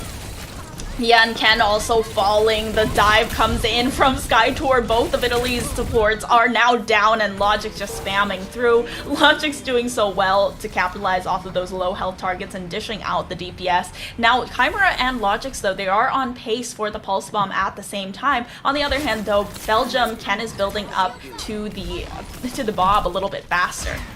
Yeah, just a little bit, but I mean that might not be the biggest thing in the world. Typically, you want to use the Bob at like the right opportunity. You're not gonna want to like throw it out like all willy-nilly. Like it's one of those ultimates that gets its max value at the right time. So I mean, Ken having it at the right time is gonna be massive, but they might not even need it. They might just win off the nano here. Yeah, that nano onto Skytour going to allow him to get so much damage. Once again, they are so focused on Skytour getting out of the backline. However, the shots from the Ana alongside the anti forces the disengage. Now with sleep onto Rajon, though, right after Primal Rage comes out, and that's going to be good and allow Belgium some breathing room. Chimera is still getting focused down from Logic, but Logic has to retreat a little bit further. Skytour having the Primal Rage now with the anti through. The sleep goes on to the Winston, however, still disengaging to try and defend the backline as the nano onto Rajon allows them to harass the backline of Belgium. Keikomi did use the rally to try and force themselves forwards a little bit further, but Ken is able to take that down and out. I mean, and now you're looking at Yukino, who has actually matched up to Ken's Bob charge as being the only real thing that Italy still has. That was a very bloody fight. I mean, only a couple people died, but it was expensive overall. Like, this Bob is the only real lifeline for Italy right now. It has to be massive, and Belgium, they have time to build up to more than just Ken's Bob. Yeah, Belgium, they have 2.5 minutes left over, and nearly 3 minutes, and the Bob does come through for Belgium's side. That is really good placement, though, from Yukino. And now, both of the Bobs now out of the equation. Yukino's Bob not finding too much. Yukino, however, finding Chimera. I mean, Logix finds nearly everything he needs. The sleep dart onto Skytour just goes a little bit wide from Mikan there. Chaba's very low, might fall, but is actually able to hold on. Italy, they need to find something. Yukino is the only real threat right now. Rajon contesting the point, so Belgium aren't home free, but it's not looking great for Italy. Yeah, Rajon finds Chaba in exchange for that DPS on Italy's side, and now the Primal Rage from Rajon does come through. Belgium, on the other hand, they're using that rally to try and stave off a little bit of extra pressure, and Ken's actually switched onto the Soldier instead. Logix and Skytour in tandem, just diving onto that backline. Mikan trying to get that little bit of extra survivability on the Kiriko, comes in with the Swift Step and the Suzu to keep that team alive. Yukino onto the Reaper as well. A lot of the panic switches from Italy's side. The Primal Rage expires without finding too much of anything. There's also the Reinhardt now for Rajon, saving off that pressure from the Soldier, but it's not going to do enough with Skytour wrapping around the shields using the Tesla cannon and Podonova right in their faces as well, with a little bit of extra CC. Round 1 completing with a full capture and 1 minute to boot for Belgium. I mean, Italy did a pretty okay job of bleeding time off the time bank there, but at the end of the day, a minute and 12 to finish at Watch Point Gibraltar is still... It's still pretty good. Belgium are definitely going to be happy with that, especially with how that kind of just snowballed in their favor pretty much for forever. Like, there was a little bit of a stall out in hangar phase, but not nearly enough of one as you expect to see on this map. And again, like a little bit of a slowdown on the end there, but not enough to really like throw the wheels off the bus for Belgium. It just keeps rolling forward, just a little... You know, a couple little speed bumps. You don't really got to worry about it. Logix is definitely being the opportunist that we're making him out to be. He's, finding all these low HP targets, especially the backline being an ever-present threat, being a pest, being something that Mikan and Katakome have to be worried about at all times. And again, if Skytor just like goes in and hits a lot of cleave damage or Chaba lands a big nade, you better believe Logix is not going to be far behind. And that's something that Italy have to always be aware of. Their head needs to be on a swivel or Logix will take it off. Yeah, Logix is also just so mobile around the entirety of the map and the objectives. One second he is on the back line of Italy, and the next second he's just contesting the cart and pushing it forward. And Italy is like, where did the tracer go? And it turns out he's just contesting objective. And now he just runs away with his life because of the blinks of the tracer. And they're going to go ahead and use the Symmetra to get onto the high ground. Yukino switching onto the Echo is going to be interesting. Ken is really going to have to look for it and put a lot of pressure onto this Echo, especially since Yukino doesn't have that Mercy pocket, really making sure that Mikan stays up with the Brigitte pick. I mean, it's going to be interesting. We're definitely going to want to keep an eye on the Ken versus Yukino battle, but Skytor also getting really low, so you definitely have to pay attention to that as well, because Mikan is always hitting these big nades. A lot of them might be defensive, but I mean, sometimes that's enough. If you can just keep the monkey off your back and survive, you've done enough. Chimera, though, can't keep Logix off his back, does not survive in Italy. Their way forward just got a lot more treacherous. Oh, Rajon trying to regroup with his supports, but there's just too much pressure from Skytor and Logix up front. And once again, Belgium, they stall out this cart, they contest that high ground, and then Belgium are going to have to find another way to just force them back into their spawn, while Italy is looking for the high ground control once again. And they're gonna have a real tough time with an unpocketed Echo to try and gain that high ground control, because even if Ken isn't hitting headshots and finding the kills, even just a little bit of damage is gonna force Yukino to have to try and play a little bit slow. You know, look for Katakomi to get like one of those armor pack cookies there, or maybe for Mikan to get an angle, but that's not as reliable as just having a Mercy. Yeah, you're really going to have to fall back on the biscuits from Kate Comey to keep up, and Mikan's really focused on trying to keep up the rest of the ground DPS and the tank as well. Logic's looking to contest a little bit more. They've made it past the underpass at the very least, and there was a little bit of that anti onto Italy's backline. Mikan does eventually go down with a follow-up from Skytor, and Chaba using only the nano in order to get it done. A very inexpensive fight from Belgium's side. And whenever Mikan's health bar gets low, it's not even just Logix, like Jackals, the Hounds, they all collapse on top of him. And as an Ana, there's only so much you can do. You only have one nade, and you only have one sleep dart, and once those are out of play, you are dead meat. And I mean, Belgium, the carnivore, is just constantly going after it. And like, even with Katakomi on the brig, they can't really protect him from all that pressure. And at some point, you kind of have to look and think that, like, okay, the DPS kind of maybe need to do a little bit more to peel some of that pressure back, put a little bit more pressure on Belgium's backline, but Chaba up until now has been safe as houses. Yeah, it feels like Chaba hasn't been feeling that pressure that Italy has, and Mikan is definitely public enemy number one. Now the Bob out from Ken, Skytor taking down Yukino in the rally as well. A lot more ultimates expended, and they are bleeding a bit more, but Italy on the other side, they don't really have too much to use. They have this Primal Rage now from Rajon, looking to get a little bit of that extra damage, and Logix has expended and invested the Pulse Bomb to find a pick onto Rajon, and however, Skytor now taking out the Primal Rage, looking to harass out the backline. The rally from Kate Comey comes through, trying to keep them alive, trying to keep them up. There's a lot of damage from the primary fire on Mikan, but just not enough. The Widow switch from Yukino to try and get something more, and Skytor finally does fall after getting a little bit too deep into Italy's backline, but it's still so much value from Belgium. On the other side, though, this is a very expensive fight for ultimates. Yeah, but like, I mean, Belgium have the spawn advantage. I got, like, you know, that rally from Katakomi, that was just not it, Yeah. Chief. You kind of needed to hold on to that. You can't really use that without, you know, a big beefy health bar to kind of like amplify with that overhealth. And without that on the field, Chaba has a nano, Chimera has a pulse bomb. There's nothing else. The pulse bomb goes wide, the nano comes out. This might be the end for Italy.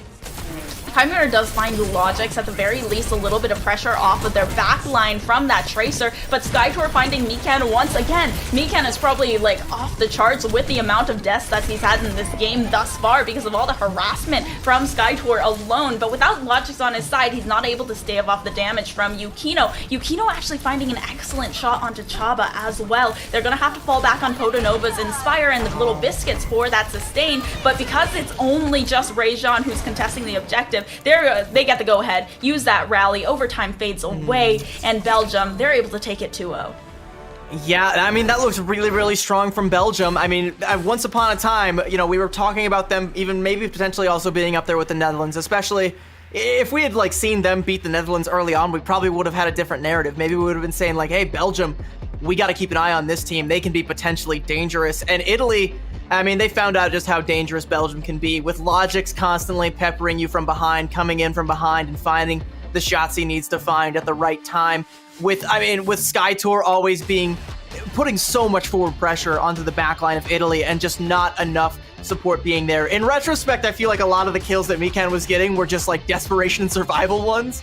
Still, you love having those if you're an Ana. You love seeing the Ana coming up in the kill feed. There was also some aggressive kills there, but again, there's only so much that you can do when you're under that much pressure at all times, and it's just not being returned. So maybe we have to kind of take a look at Belgium's backline as well and say, hey, they did a great job of being more survivable, regardless of the conditions that led to it. They did not die, they stayed alive, and we cannot say the same for Katakomi and Mikan there, and that ends up being the difference maker, where Italy just can't seem to find their footing on their map pick, Watchpoint Gibraltar. Belgium take it 2-0. It felt like Chimera was definitely putting a lot more pressure on the tank rather than the backline, when Logix was really looking for that low health advantage onto the tank and going in for the dive when they were trying to get onto the tanks. Like SkyTour, every time he was there, Logix was also just right there with him. And when they were going in onto the backline of Belgium, which was actually a lot rarer than how often we saw it come out from SkyTour, the amount of aggression that Belgium had, especially towards that Ana, it just didn't swing in the direction of Italy. Yeah, I mean, I at the beginning I did say that these two teams fighting were just like, you know, like throwing two Beyblades at each other. Eventually, one of those two Beyblades did indeed spin out, and on this day it was Italy. So Belgium reigns supreme again, getting the 2-0 over Italy. That's a really good dub, playing for pride a little bit, playing for seeding. You get a little bit of both of those, and it's definitely well-deserved. There's a lot of upside to this Belgian squad. There's also a lot of upside to Italy. I think they came and they turned a lot of heads in this tournament. They definitely made a names for themselves. You know, across the board, there's a ton of talent in this entire group. Some that might have gone overlooked in the beginning, but we're all looking at it now, and it's been a fantastic thing to see. But coming up, we've got a match that we thought was going to have a little bit more stakes going into it, but I mean, Denmark kind of dropping the bag earlier took a lot of the wind out of the sails, but there's still a lot of pride on the line. Portugal going to go up against Spain to try and get their first match win of the group stage here. We'll be right back with that one after the break. Don't go anywhere.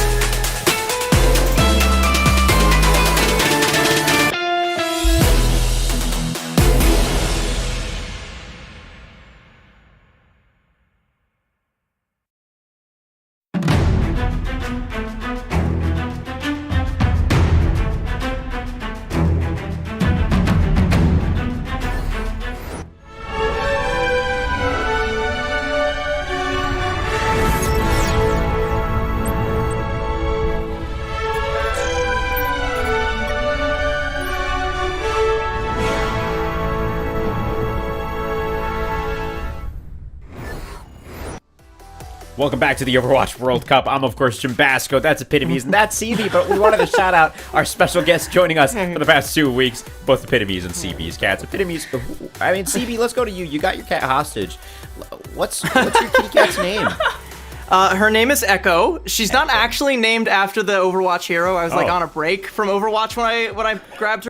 It was like, I mean, Echo just always sounded like such a cute, pretty name for a girl cat. So as soon as I got her, I was like, Echo it is.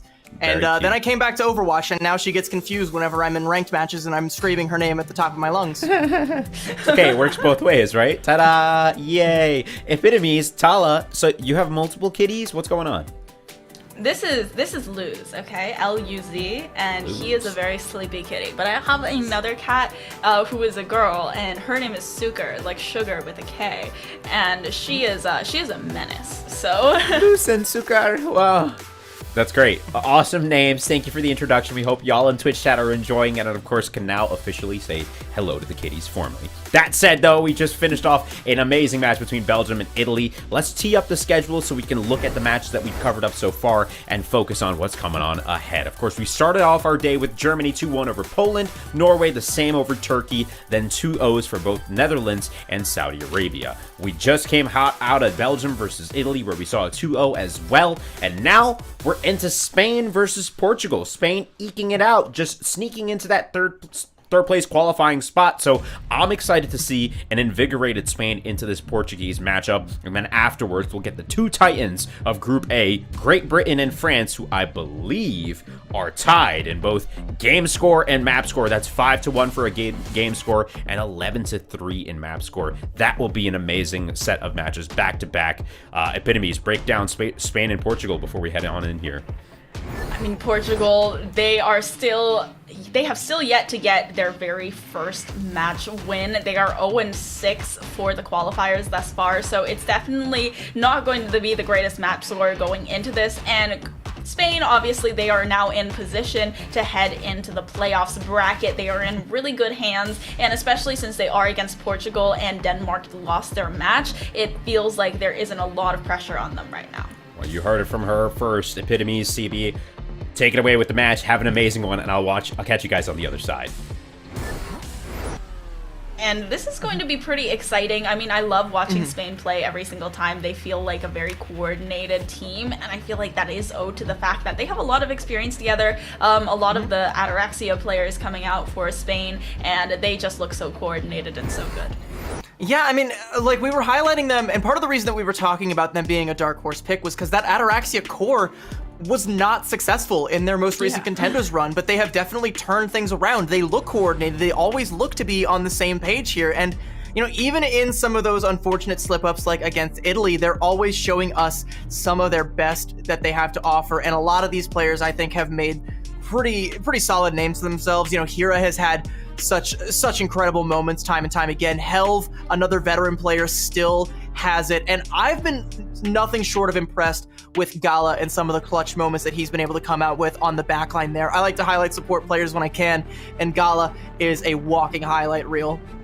Yeah, this just is such a good roster altogether. I think Hira, we talk about Hira a lot, and it allows Lauren to kind of fly under the radar, and Lauren is like a Sombra player as well, plays a Sombra, plays a Sojourn, and when you have Lauren on like Reaper, Sombra, Sojourn, and just kind of firing away in the backline, and you don't really notice because you're so focused on what Hira is doing, I think it really elevates the level of play that you can get from this DPS line. Yeah, and Lauren Sombra is phenomenal. Like, we talked about it in the French match, that Lauren was constantly outpacing Nico in terms of EMP charge, just getting them up so much faster and being so much more lethal with it when he did have them. So, I mean, that's part of the clutch factor from this squad, is the fact that they're able to set themselves up for those positions of success. Meanwhile, we've got Portugal, who have actually shown us quite a mixed bag. They've shown us some flashes of brilliance, some great team play, but it hasn't always amounted to the same level of success. I mean, it would really suck to go down 0-7, be introduced to Owen there. Getting their first one on the board over a team like Spain would be a great way to go out, and I do kind of want to see this Portuguese squad pull it off. It's definitely something that can be done. We have seen, you know, Spain trip over their own shoelaces once or twice. Can Portugal be the ones to stick their foot out and trip them all the way here? Yeah, it's definitely tough going into this. Portugal kind of being introduced to Overwatch right now and headed on to the next map of Nepal. I think Spain, this is really their bread and butter as well. They say they like playing dive, and they also have a very, very strong rush looking comp, especially with Helve on that Reinhardt. When they're playing a Reinhardt rush, that is just chef's kiss every single time. I'll have to dust off my notes. I have cat hair all over my desk now. Thank you very much, Echo. I love her so much, but even when she's like sleepy and just passively existing, she's still like, causing some problems. Yeah, just shedding all over the place there. I do love it. I mean, I was looking forward to this match heavily because I thought that there would be more stakes. I was looking at again, Denmark taking the 2 over the Netherlands. That's what we all thought was going to happen, but it just was not in the cards. It wasn't to be. The Netherlands took that match, and now it's really just pride that's on the line for this match. We do actually get to see, for once at least, a match where Spain isn't the underdogs, where they're kind of expected to win because of how they perform. So we get to see how they perform when they are in that driver's seat, when they are the favorites to win this matchup. And like I said, that match that they had with Italy, where you probably would have looked at that under the same lens, and they fumbled the bag there. It is entirely possible that Portugal do the same thing. It won't really matter all that much. Spain are still going to BlizzCon regardless, but it still is possible and would feel just so nice for Portugal to be able to pull that one out there. Yeah, I think the most unfortunate part about Portugal thus far is the fact that they haven't even won like a map. They've maybe won a round in total in the entirety of this tournament thus far. So there really is a lot on the line in terms of pride for Portugal at the very least, coming out of this map, out of the tournament with at least one map under their belts. And we did talk about it, but a lot of the maps that were close that Portugal almost took were because of the picks that Karama was finding, but it's feast or famine with Karama. It's right now, everyone's feasting on Gala. Gala able to get out just barely. Karama, there we go, famine. Yeah, Helve taking down Karama early. Not a good look for the very start of the map. They should be able to get that first capture very easily on Spain's side, while Portugal's tank kind of has to sit back, being hacked and on the high ground, not having too much support here from the back line. Portugal, they are playing the Karama with Echo Mercy, so there should be a little bit more support for Karama, allowing him to feast a bit more, but right now we aren't really seeing much of that. I mean, you're seeing Flamenzo get feasted on there. Hero with the duel just takes Flamenzo down. That's going to really slow down the EMP charge. They take down Rod as well, and yeah, with the Mercy down, Karama's going to follow. I mean, it's all just kind of falling apart here for Portugal. Spain, they look to be on their P's and Q's though, so far. Not even, dropping a body yet, and we're at 30% and ticking. They're going to start to have ults here that Portugal's going to have to work themselves into. Dizzle managed to build up to a nano, so you can maybe make something out of that, but that's realistically your only tool so far. Yeah, it seems like Spain's knows like step 1, 2, 3 of making sure that Karama doesn't really get to play the game. Focus Mercy, focus Karama, and Helve just diving onto Flamenzo as well and immediately going down. Hura taking quite a bit of damage from Dizzle though, who already has that nano boost as well. So at the very least, they have an ultimate to fall back on once they're able to actually fully regroup instead of getting staggered wholeheartedly by this team. And you look at a composition that Portugal's playing, and then you look at a team like Saudi Arabia. If Saudi Arabia were playing this composition, they would, they would have Flamenzo on like a hit scan to try and deny the res a la Quartz, but we're not seeing that, and he's not really like there to hack to try and like help make sure that that res goes off. Karama though with a big pick off there onto Kanile. No res available for either side. Rod falls though, so I mean, it's just as quickly as the advantage comes, it goes. Hura taking down the back line of Portugal single-handedly. You have the duplicate from Karama to get onto the Winston and a little bit of extra health since HK has been brought down real low and kind of needs to wait for the supports. They force the self-destruct here. It doesn't really find anything at all for Portugal, and the EMP now out from Lauren, allowing Helve to take down Rod once again. And Rod just basically just got back from spawn. Now there is contention on the point at the 99 percentage with HK3 on the point, but getting shredded very, very quickly, especially since Helve is going to rejoin. Now it's just the baby diva, and there is not going to be a lot that is written for Portugal here. However, Flamenzo with the touch. Oh, the sleep comes through, and there's just, yep, that's all she wrote. Flamenzo with the touch, Karama's going to come in here with a touch as well, but I mean, Yeah, I mean, there was not really a whole lot of hope, especially once that sleep dart came in. I do want to highlight both Flamenzo and Lauren here, because going into that last fight, both of the Sombras had EMP, but it's because Lauren struck first and there was follow-up. Spain were in position to capitalize on top of that, Portugal just kind of fumbled. Yeah, Flamenzo gets another good EMP and is able to win out the duel with Hira, but where's the rest of the team? Oh, well, they're too busy dealing with Lauren's EMP, right? They're still too busy trying to deal with all the backlash from that, everything that's going to come of that. And that's kind of what separates a good Sombra and a good Sombra team from a not so great Sombra team, where it's like, you want to make sure that you have the follow-up there. Like if you have a Tracer player or if you have an Echo player, you want to make sure that when that EMP goes off, they're there to mop up the damaged health bars. They want to get that last little bit, be the ones to get the final blows. That's why, Atlanta Reign, Lip and Stalker are such a good duo, because Lip gets the EMPs and Stalker is right there every time. Oh, Lauren trying to get that early little hack onto the Reinhardt. It seems like with the Symmetra, they should be able to actually set up shop here on the point. So Portugal going for a bit more of that rush composition, while Spain is still sticking to a good old dive. Canale, however, finding Rod. Now both the backline down after Dizzle falls as well. So Karama actually finding Canale, but still with Gala in play. It's going to be tough to tread down Helve, especially now inside the bubble. Hira right behind. First capture going to Spain. I'm curious to see if Portugal is going to swap, because if I've said it once, I've said it 1,000 times. That composition is great for capping the point, great for holding the point, not so good for capping the point. And with Spain on the dive composition, I mean, yeah, Portugal can teleport to the point and try and force an engagement there, but it's going to take time for all of that to play out, and they don't have the clock on their side. Spain, I mean, especially if they just find Flamenzo outright, I mean, they just run away with this. Yeah, I mean, going into this little room with HK is a little bit risky, but Primal Rage now out for help, just trying to shred down the Reinhardt, now does so very easily, and Portugal once again left grasping for straws. Now Helve looking like he might actually want to look for a little something extra, but it was just a little flashy jump from the Primal Rage. I mean, the way this match is shaken out so far, I'm almost kind of glad that there's not really stakes and that there's not really all that much pressure on Spain to perform, because then we just kind of get to see them running away with this, right? Portugal haven't really been able to find anything substantial to get themselves in thus far. A pulse bomb to just take down Flamenzo. That wasn't even meant for him. He just dies.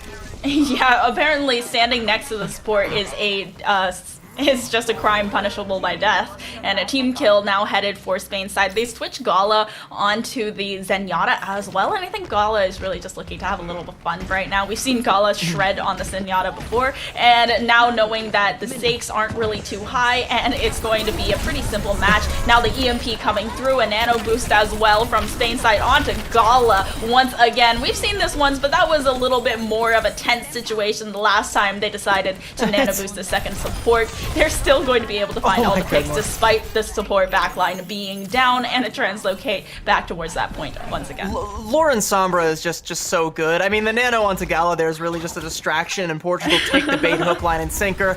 That big EMP comes through, and then Lauren just casually finds, I think that was Karama there. I mean, I blinked and I missed, so I don't even remember who it was. Flamenzo. Oh. Okay, Flamenzo on a sliver of HP here.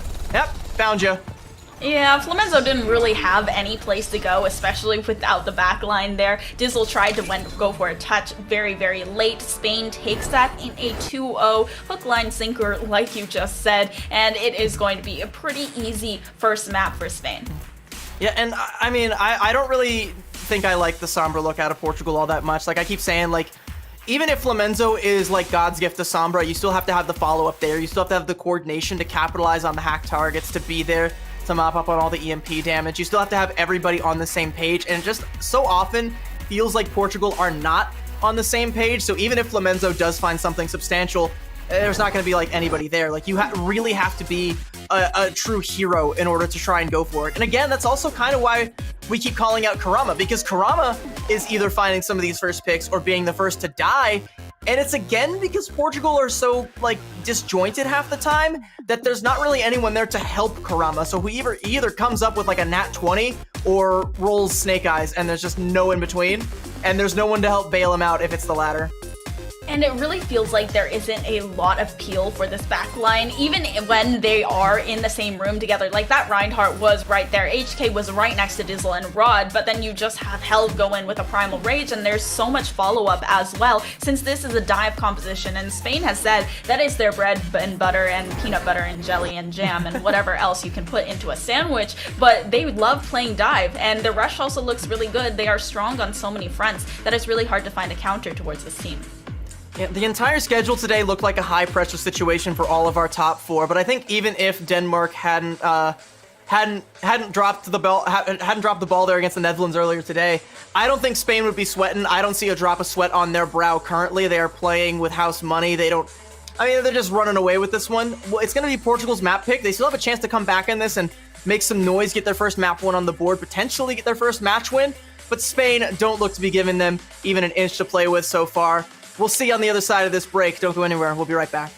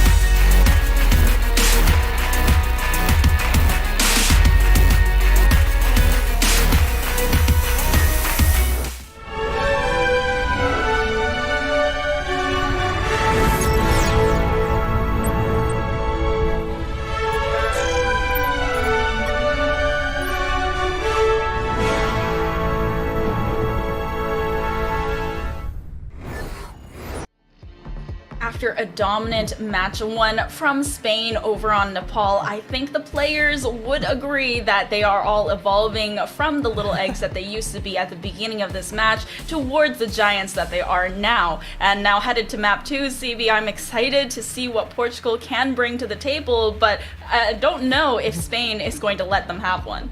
And they definitely feel like giants, and David versus Goliath, this is not. It could be, but I still see like too many inconsistencies and too much disjointedness in the way Portugal tends to play their compositions that definitely need to be ironed out, and they need to be ironed out yesterday if they want to beat Spain today. It is going to be their map pick. We'll see where they are taking us to here, but I still kind of feel like, okay, you're taking us to Numbani. That's a dive map. You might have just signed your own last will and testament with that map pick. Best of luck on this one, Portugal, and good luck in the playoffs, Spain. Have fun. I mean, like, Spain already, like, is already going, Yeah. so this isn't like a high-pressure situation. That joke probably would have been a little bit more funny if there were stakes in this one, but yeah, it's starting to feel like there never really were. Like looking at it now and looking at how one-sided Nepal was, it doesn't really feel like there was ever a moment where Spain was not in the driver's seat. It doesn't really feel like there was ever a moment where Portugal really had a way forward, a way in, a way to try and best the dark horse that is going to be going the distance here. So we're still seeing a lot of good stuff out of Spain, though. I think the main takeaway is that we're getting to get a showcase of just how strong their dive composition is. We're getting to get a showcase of just how good of a Sombra player Lauren is specifically. We're still getting more highlight reels for Hira. I mean, I keep highlighting Gala, but Gala hasn't really had to do a whole lot because there's not a whole lot of pressure on the back line of Spain, like, really ever. So you don't ever really have to be the one to make those plays under those circumstances. And I'm wondering if Spain is going to, like, take out a little bit of the haha funny compositions, because they're in playoffs anyway. And, they don't really stand to have much to lose. Even if they win this, I don't think there's any possible scenario in which they get higher seeding than Great Britain and France, because so many of their series were 2-1s, and France and Great Britain have just been a lot cleaner generally about having 2-0 matchups. Yeah, I think, like, maybe Spain could get the second seed if it comes to, like, a win-loss, like if Great Britain beat France and then it goes to Spain and France have similar records because Spain beat France, the head-to-head might mean that Spain gets second seed there. I'll have to have mathematicians smarter than I be the ones to work that one out, but I mean, that is a real possibility, but I mean, again, like, all three are, like, sealed up in a Ziploc bag. Like, they're going to land here. This is just a victory lap for Spain. Yeah, Lauren now on to the Echo. I don't believe we've seen this before, and they're also having Gala Canel as that backline. Still Helv and Hira, well, Hira switching onto the Sombra. It's definitely a little bit haha funny. I feel like this might be them just like giggling and hee-hee-ha-haing their way to victory. And now we have that dive getting started, trying to get that first capture. Already we have Ego having to retreat off the high ground and Lauren taking down Dizzle. They're missing a little bit of that extra burst healing now, and Lauren is just actually capping that point. Not really any reason to get off of it, but they are being a little bit more merciful, trying to chase after them, and now Helv is emoting. Catcher. Helv is emoting on the high ground, ladies and gentlemen. That's about where we are with this one. Helv, I mean, they Helv just kind writing, of... we are qualified in chat. It's true. They were qualified even before this matchup started, but hey, if you're only just now tuning in, yeah, you're going to land, Helv. Take your victory lap, do your emoting. I mean, they just take the high ground from Portugal there, bully them off of it, and, that's your lot. If unless Portugal find a miracle kill there was no chance they were going to be back into that one. The payload is going to start pushing. Spain going to also push along with it. Portugal, how much pushback is there realistically going to be? A pickoff on the Gala is pretty big, but is it enough? Yeah, now they find Cohen right on the low ground, and this is something we actually haven't called out yet, as this Primal Rage comes through from Helv, looking to harass Rod right out of the fight. Actually survives. I think Helv for a second thought he might have knocked him off of the map, but he does go down eventually. But Cohen has been switched in rather than Flamenzo, and he's actually going to be playing that Sombra. Now, occasionally was playing the Ashe, but I think they've decided the Sombra pick was better, which is exactly what Flamenzo was playing earlier. Lauren the Fun Police just pushing Helv off the high ground, saying, hey, we still got a game to play. Like, don't fun too hard here. Hira about to be the Fun Police with this EMP, gonna come in and rate limit everybody once again. Nano going out onto Ego, but the sleep and the EMP, and Ego is, I think, still in range to contest the cart. but not doing a whole lot else until he's woken up there. Yeah, I think they already just... yeah, no, they capped it. They capped it. So even though there was that contention there occasionally from Ego, it just didn't really mean anything. Helv actually does go down in what might have been a little bit of a troll play, but Hira, with how fast these EMPs are being built up repeatedly and all the hacks that are coming through, looking for that back line as well. Kurama making sure that they don't dive onto Gala and Camille. Now the nano boost from Kanale onto Helv, but it's actually Ego who is going to find that back line for Spain, and we're missing Kanale now. They're backing off a little bit more and trying to disengage this. Helv also having that anti-nade onto him is going to make it a lot harder to go for these aggressive dives. The cleanse does come through on Gala's side, and Kitsune Rush in the back pocket going to come through to maybe push them even further back. Another anti-nade onto Lauren, who has been duplicated into the Winston, is going to force them out of that ultimate, but they still do push that cart, and it looking like they might have a full capture in their hands. I mean, potentially, especially with Dizzle going down there. Cohen gonna go ahead and go in with the EMP, and there is actually follow-up this time from Kurama, so that's a great tandem play there from the DPS duo in Portugal. I think might have snuffed this out, at least for now. We still have 4 minutes for Spain to cap here, but I mean, if Spain stopped trolling, they should be able to cap this with time, but if they don't, I mean, Portugal, they've finally dug their heels in. They've got something here.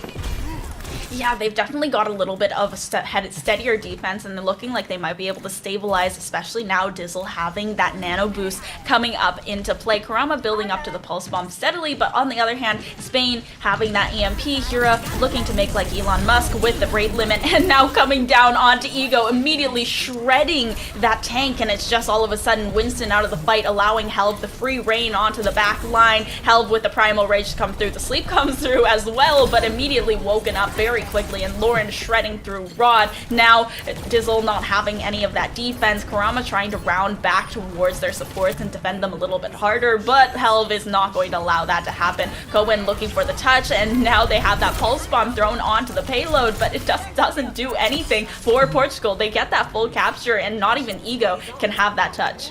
That's a 3-minute 20 time bank for Spain there, so Portugal, you know, good luck matching that one. That's gonna feel like a Mount Everest to climb there. Not gonna be easy by any stretch of the imagination. I do want to highlight one pretty good play, a small micro play that came out from Portugal. We've seen a lot of this like Sombra Tracer dive, especially throughout the mid-season madness on previous patches of Overwatch, and at the top levels, you saw the nano boost going on to Brigittas a lot of the time to try and stave off the pressure that would come in from an EMP. You're kind of using it as a defensive counter to make sure that your Brig is able to stay alive. Therefore, your Brig is able to keep you alive, and everything kind of works out from there. And that does, like, exactly that happens for Portugal. Dizzle gets the nano onto Rod to protect Rod from the EMP that came out from Hira. But unfortunately, they weren't really even going for the back line at that time. Yeah. They just melted down Ego instead and was like, "Oh, there's supports here. All right, I guess we'll deal with you now." But yeah, 320 time bank for Spain. Like, this is like they don't even have to like sweat a little at all. Portugal haven't really even made them sweat outside of like a couple times where they stopped the progress from Spain. It's just been all Spain. Again, it's a victory lap for them. Yeah, and even when they have stopped Spain's push on a few different occasions, they still just have so much time that they're not even worried about what to do. Like, now they're running a Torbjorn on Hira, right? So This is definitely their victory lap. This definitely celebrating here, and Helv is also switching on to the Orisa. So this is a lot less of a dive comp than we are used to seeing from this Spanish squad, but they are doing very well with it so far. Hira able to take down Rod, but Cohen is just going to capitalize off of the distraction of Hira, and they're still not destroying the turret. You are absolutely correct. The turret is kind of just there. Oh, the sleep whiffs. Kurama, I mean, still gets spooked by it. Gonna go ahead and back out. I mean, Gala was there, so, you know, that'd be a 2v1. Not the most beneficial fight for a Tracer to be taking, especially when the threat of the kunai there. Could definitely just clean your clock if you just let it. But, I mean, Portugal, we've used up almost a minute and haven't really got much of anything for it. And again, that turret from Hira, no one dealt with it at all. Kurama just opted to ignore it and try and go for the backline. Still doing just that, but hasn't been able to find anything with it. Yeah, the turret is kind of still just there. And now the hop onto the high ground from Ego, but is immediately forced down because of the anti, and now Ego just shredded. Cohen finally dealing with the turret, but now they know it's sort of the whereabouts of where this Sombra is. Lauren goes down. Cohen, that's a really good hack and shot onto Lauren. Now Helv, however, finding Dizzle. They're missing a lot of that backline. The cleanse from Rod to get the anti-health out, but the purple has done its job. Rod does fall, and it's a stagger kill onto the supports and Cohen as well. Has Ego used a Primal Rage already this fight, or does he only have 42% almost 2 minutes into it? Because if he used it, then he was shredded immediately. If he used it, he was shredded immediately, and if he hasn't gotten one yet, then that's an even bigger problem. He's just not doing much of anything. He's getting antied. Cohen also gonna fall and gonna get spun by Helv there. Cohen living in Spain without the A. And there's the Terra Surge as well. Lauren finding the last few picks. Well, Helv is able to just walk right into them with the help of the Javelin Spin, and now Spain building up to a lot of good ultimates. They used 3 in the last fight, even though they probably didn't need to. The Terra Surge was charged for like half a second before it was used, and Lauren probably could have killed them either way. But Portugal, they now have 2 ultimates in their bank. They have the Nano Boost, they have the EMP, and the EMP is probably just the biggest one for Portugal here that can turn the tide of these fights. You say that Spain used 3 ultimates in that fight, but that's as many as Portugal have had at their disposal pretty much this entire matchup here. Like, Ego and Rod have either just not had their ultimate abilities, or they've thrown them down the drain, much like where Dizzle now is, courtesy of Lauren. And they don't even really get a chance to use, I mean, Dizzle dies with a nano, they can't use that. And they also definitely don't want to pop the EMP without their Ana there. But now they have the Kitsune Rush, so a little bit of an extra ultimate here for Portugal. Helv still sustaining all of the damage that Ego is doing, and okay. That was a slept Tracer, kunai to the head, why not? Kanile got the sleep, Gala picked up the phone, answered the call, said, yeah, give me 1 sec, I'll be right there, and just pops the Karama was done Karama. with that. Karama switching on to Echo. Yeah, I don't blame you after that one, but it's not going to get any easier, because as the Echo, you're still going to have to worry about the turret. I mean, Hira acting like a turret right now, standing pretty much still, just pumping out the rivets. You still have to worry about Kanile hitting the shots from above, still, you know, have a hit scan there. Dizzle almost dies again. There's the EMP from Cohen, but where is the follow-up? Yeah, Lauren just duplicates into the Sombra as well, so they might have an EMP of their own pretty soon, but since most of Portugal is just dropping like flies, it's going to be really hard to build up that charge for Lauren before the duplicate runs out. Now the Terra Surge once again for Helv, but immediately taken out because of the Primal Rage. This is actually a really good fight for Portugal, and it was unexpected. It came out of nowhere, and now they are looking to invest the Kitsune Rush from Spain's side into trying to get a few picks. Gala's still alive, but it's going to fall very quickly. Okay, the switch from Karama onto Echo actually netted them a lot of success here. It's a full capture onto point A, and they're able to just push that payload now with 2.5 extra minutes. Yeah, the Echo swap does actually pay off dividends, as well as the Primal Rage that Ego managed to build up to. I mean, it would have been nice to have that a lot sooner, but Portugal now going to swap into a full-on counter Winston comp. They've decided that Helv is going to have a no good, terrible, very bad day. Rain on his parade after qualifying for land.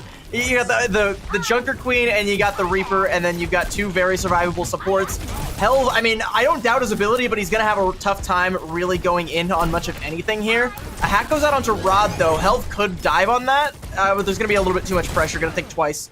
Yeah, I think they've decided that Helv was finding way too much value onto that Winston, so it's anti-Winston all the way with the Reaper and the Junker Queen and the, you know, just so much to do, but you know, Helv just goes on the one person that isn't anti-Winston, and it's Karama. So Karama going down, He Goomba stomps an Echo. You're not supposed to do that. That's like stepping on a bird. He clapped her like a fly, and it seems like Spain is doing a lot more pest control around this objective now. Lauren finding a lot of damage, and Hira going to go ahead and finish it off. Lauren and Hira just like switching heroes now, because I think they realize they need to be a little bit more serious than they have been since Portugal was able to capitalize off the fact that they were playing around a little bit more. But with the anti-nade and the pulse bomb, that's definitely a kill, and the rest of Portugal just go down. I mean, and it looks so effortless from Spain, but there's still like that coordination there. Like the immortality from Rod came out, but it ended up getting broken by Hero, who focused that down so that Rod could fall to the pulse bomb, and it entirely negates Portugal's whole defensive advantage. They're actually going to go ahead and swap comps again, but they're going to get EMP'd in their spawn, so it doesn't really matter. Okay, well, the EMP coming through, and also it feels like Kurama switching on to the Genji. This is good, though, and they're looking to get that touch onto the objective once again. Cohen is still dancing pretty far back around the corner, and not yet headed onto the objective, and is still being pushed back towards Portugal. They had to use the Immortality field as well because of the hack onto the backline that Hero had gotten, and it's 2 support ultimates that could potentially counter everything that Spain has in their bank, but the anti onto Dizzle now just shredding out the Baptiste. They got the window out before, but now it's also the Death Blossom that's invested from Cohen. They have the Kitsune Rush to come through from Spain's side. Both of the supports on Spain down, but the Nano Boost got out right before, and they were able to get a lot of value off of it. Lauren going down very quickly to Cohen, and it seems like Spain, they're still getting so much value despite all of the ultimates that were just invested by Portugal. Wait, no, Portugal actually come ahead in the fight. Oh, okay. They're so coming back in.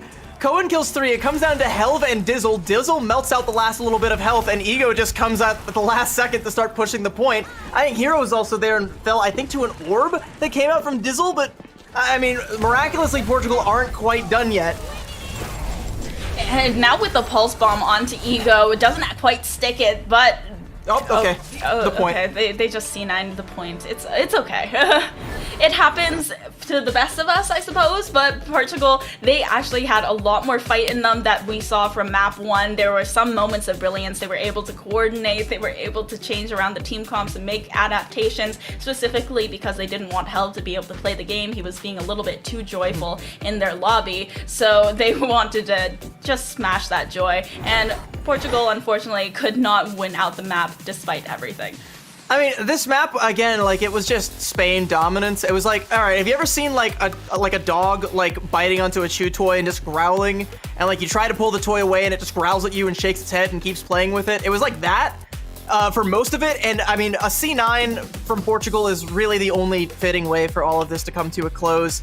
I mean, like, props to Portugal for being able to get that first point A, because it definitely didn't look like they were going to be able to. Some hero plays coming out from Ego and Kurama at the midnight hour, but I mean, you didn't really have all that much time to make up. Again, there was like a 3+ minute time bank for Spain.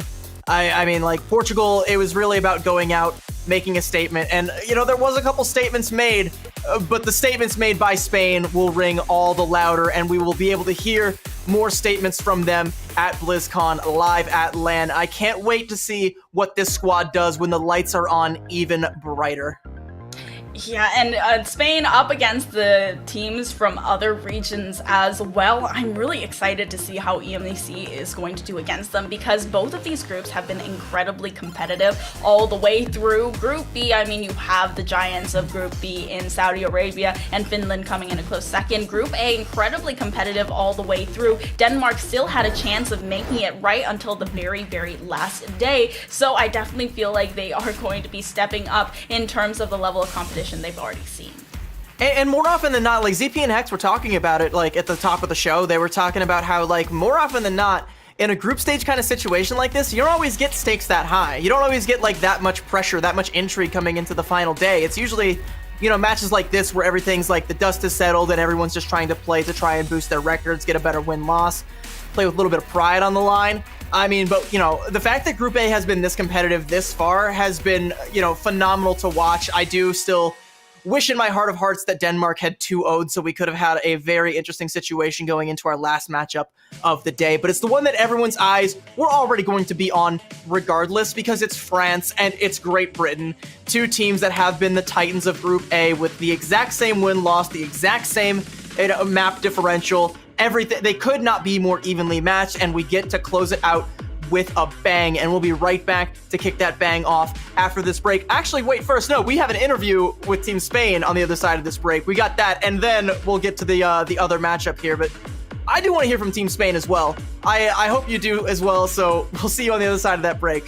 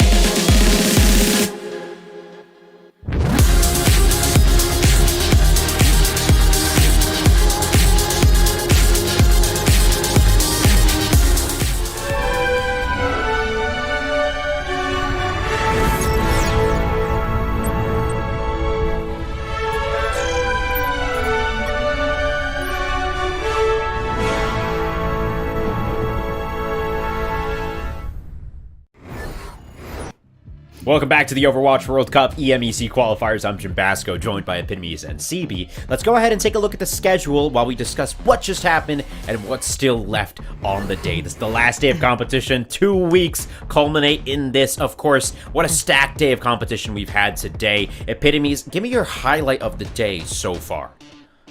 I definitely feel like we saw a lot of hope out of Denmark and the Netherlands. The Netherlands was so strong earlier, but I feel like my highlight of the day would actually have to be the Turkey versus Norway match, because we saw so much Roadhog being played, and I found it incredibly entertaining, at the same time very troll, and just that little bit of silliness on the last day that you kind of expect to see, but it was really fun. CB, same question to you. I mean, you said that it was a stacked day of Overwatch, but it was stacked very much in the way that a Jenga tower is stacked, and the bullies, the Netherlands, just came over and kicked the tower entirely over and just threw everything we had into disarray. So, I mean, that's got to be my highlight. I mean, like, emotionally, as a team, like, I was rooting for Denmark to be able to make it. I was really hoping they would be able to.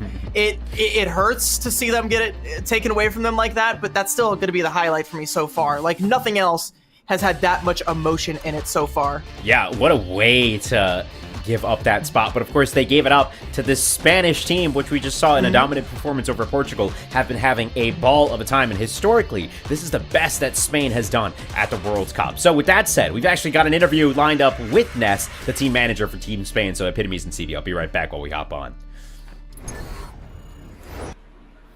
Ness, we're back, baby! Hello. How does it feel after that victory, man? How are you feeling? Oh my god, can you guys hear me, right? Yes. Okay, perfect. Well, we felt really good, but we were already like feeling really good because we were like already qualified because of the Netherlands victory. Yesterday, I mean, I couldn't sleep. I sleep like around 1 hour because all the nervous, all the situations happening in my mind. I was feeling like watching the future. And to be honest, this was the possibility that I thought the less, because for me it was like the less possible, to be honest. But yeah, I'm happy. Talk to us, right? Like, even coming into the match between Denmark and the Netherlands, a lot of people thought Denmark was going to win that match. So when you and the team were watching that match, talk to me. How were you guys feeling? We were like just screaming. We were like watching the official streaming. We were watching also one of the players of Netherlands that was also doing the streaming. And also I was talking with the social lead of Netherlands. That she actually told me yesterday that they were gonna win today. So she was right. Wow. Yeah, a lot of confidence from that Dutch squad. Of course, you saw them do very well, but let's talk about your team, man. You made it to the World Cup. You're going to LAN. You're going to BlizzCon. You had told me when we first spoke to you, Ness, that this was the year for Spain to make it. Talk to me about how important it is that the Spanish team, with all your young talent going to LAN, talk to me about what that means for you guys. It means everything. It was a really hard travel. Like we had a lot of problems, we had a lot of drama, we have a lot of everything that always happen every World Cup in every country. It's normal. And I have a call this morning with one of the players. I'm not gonna say who, but he started crying out loud, and I feel him so much because like we were also so far and so close at the same time. So for me, it was amazing. It's an amazing opportunity. What you guys doing here, it's giving a second opportunity to Overwatch. It's crazy. I'm so happy for what you guys are doing, and for my team, for all the casting that you guys are doing. That is amazing. I'm really happy and I'm enjoying it. For all the admins of Blizzard, I'm also really happy for their work with us.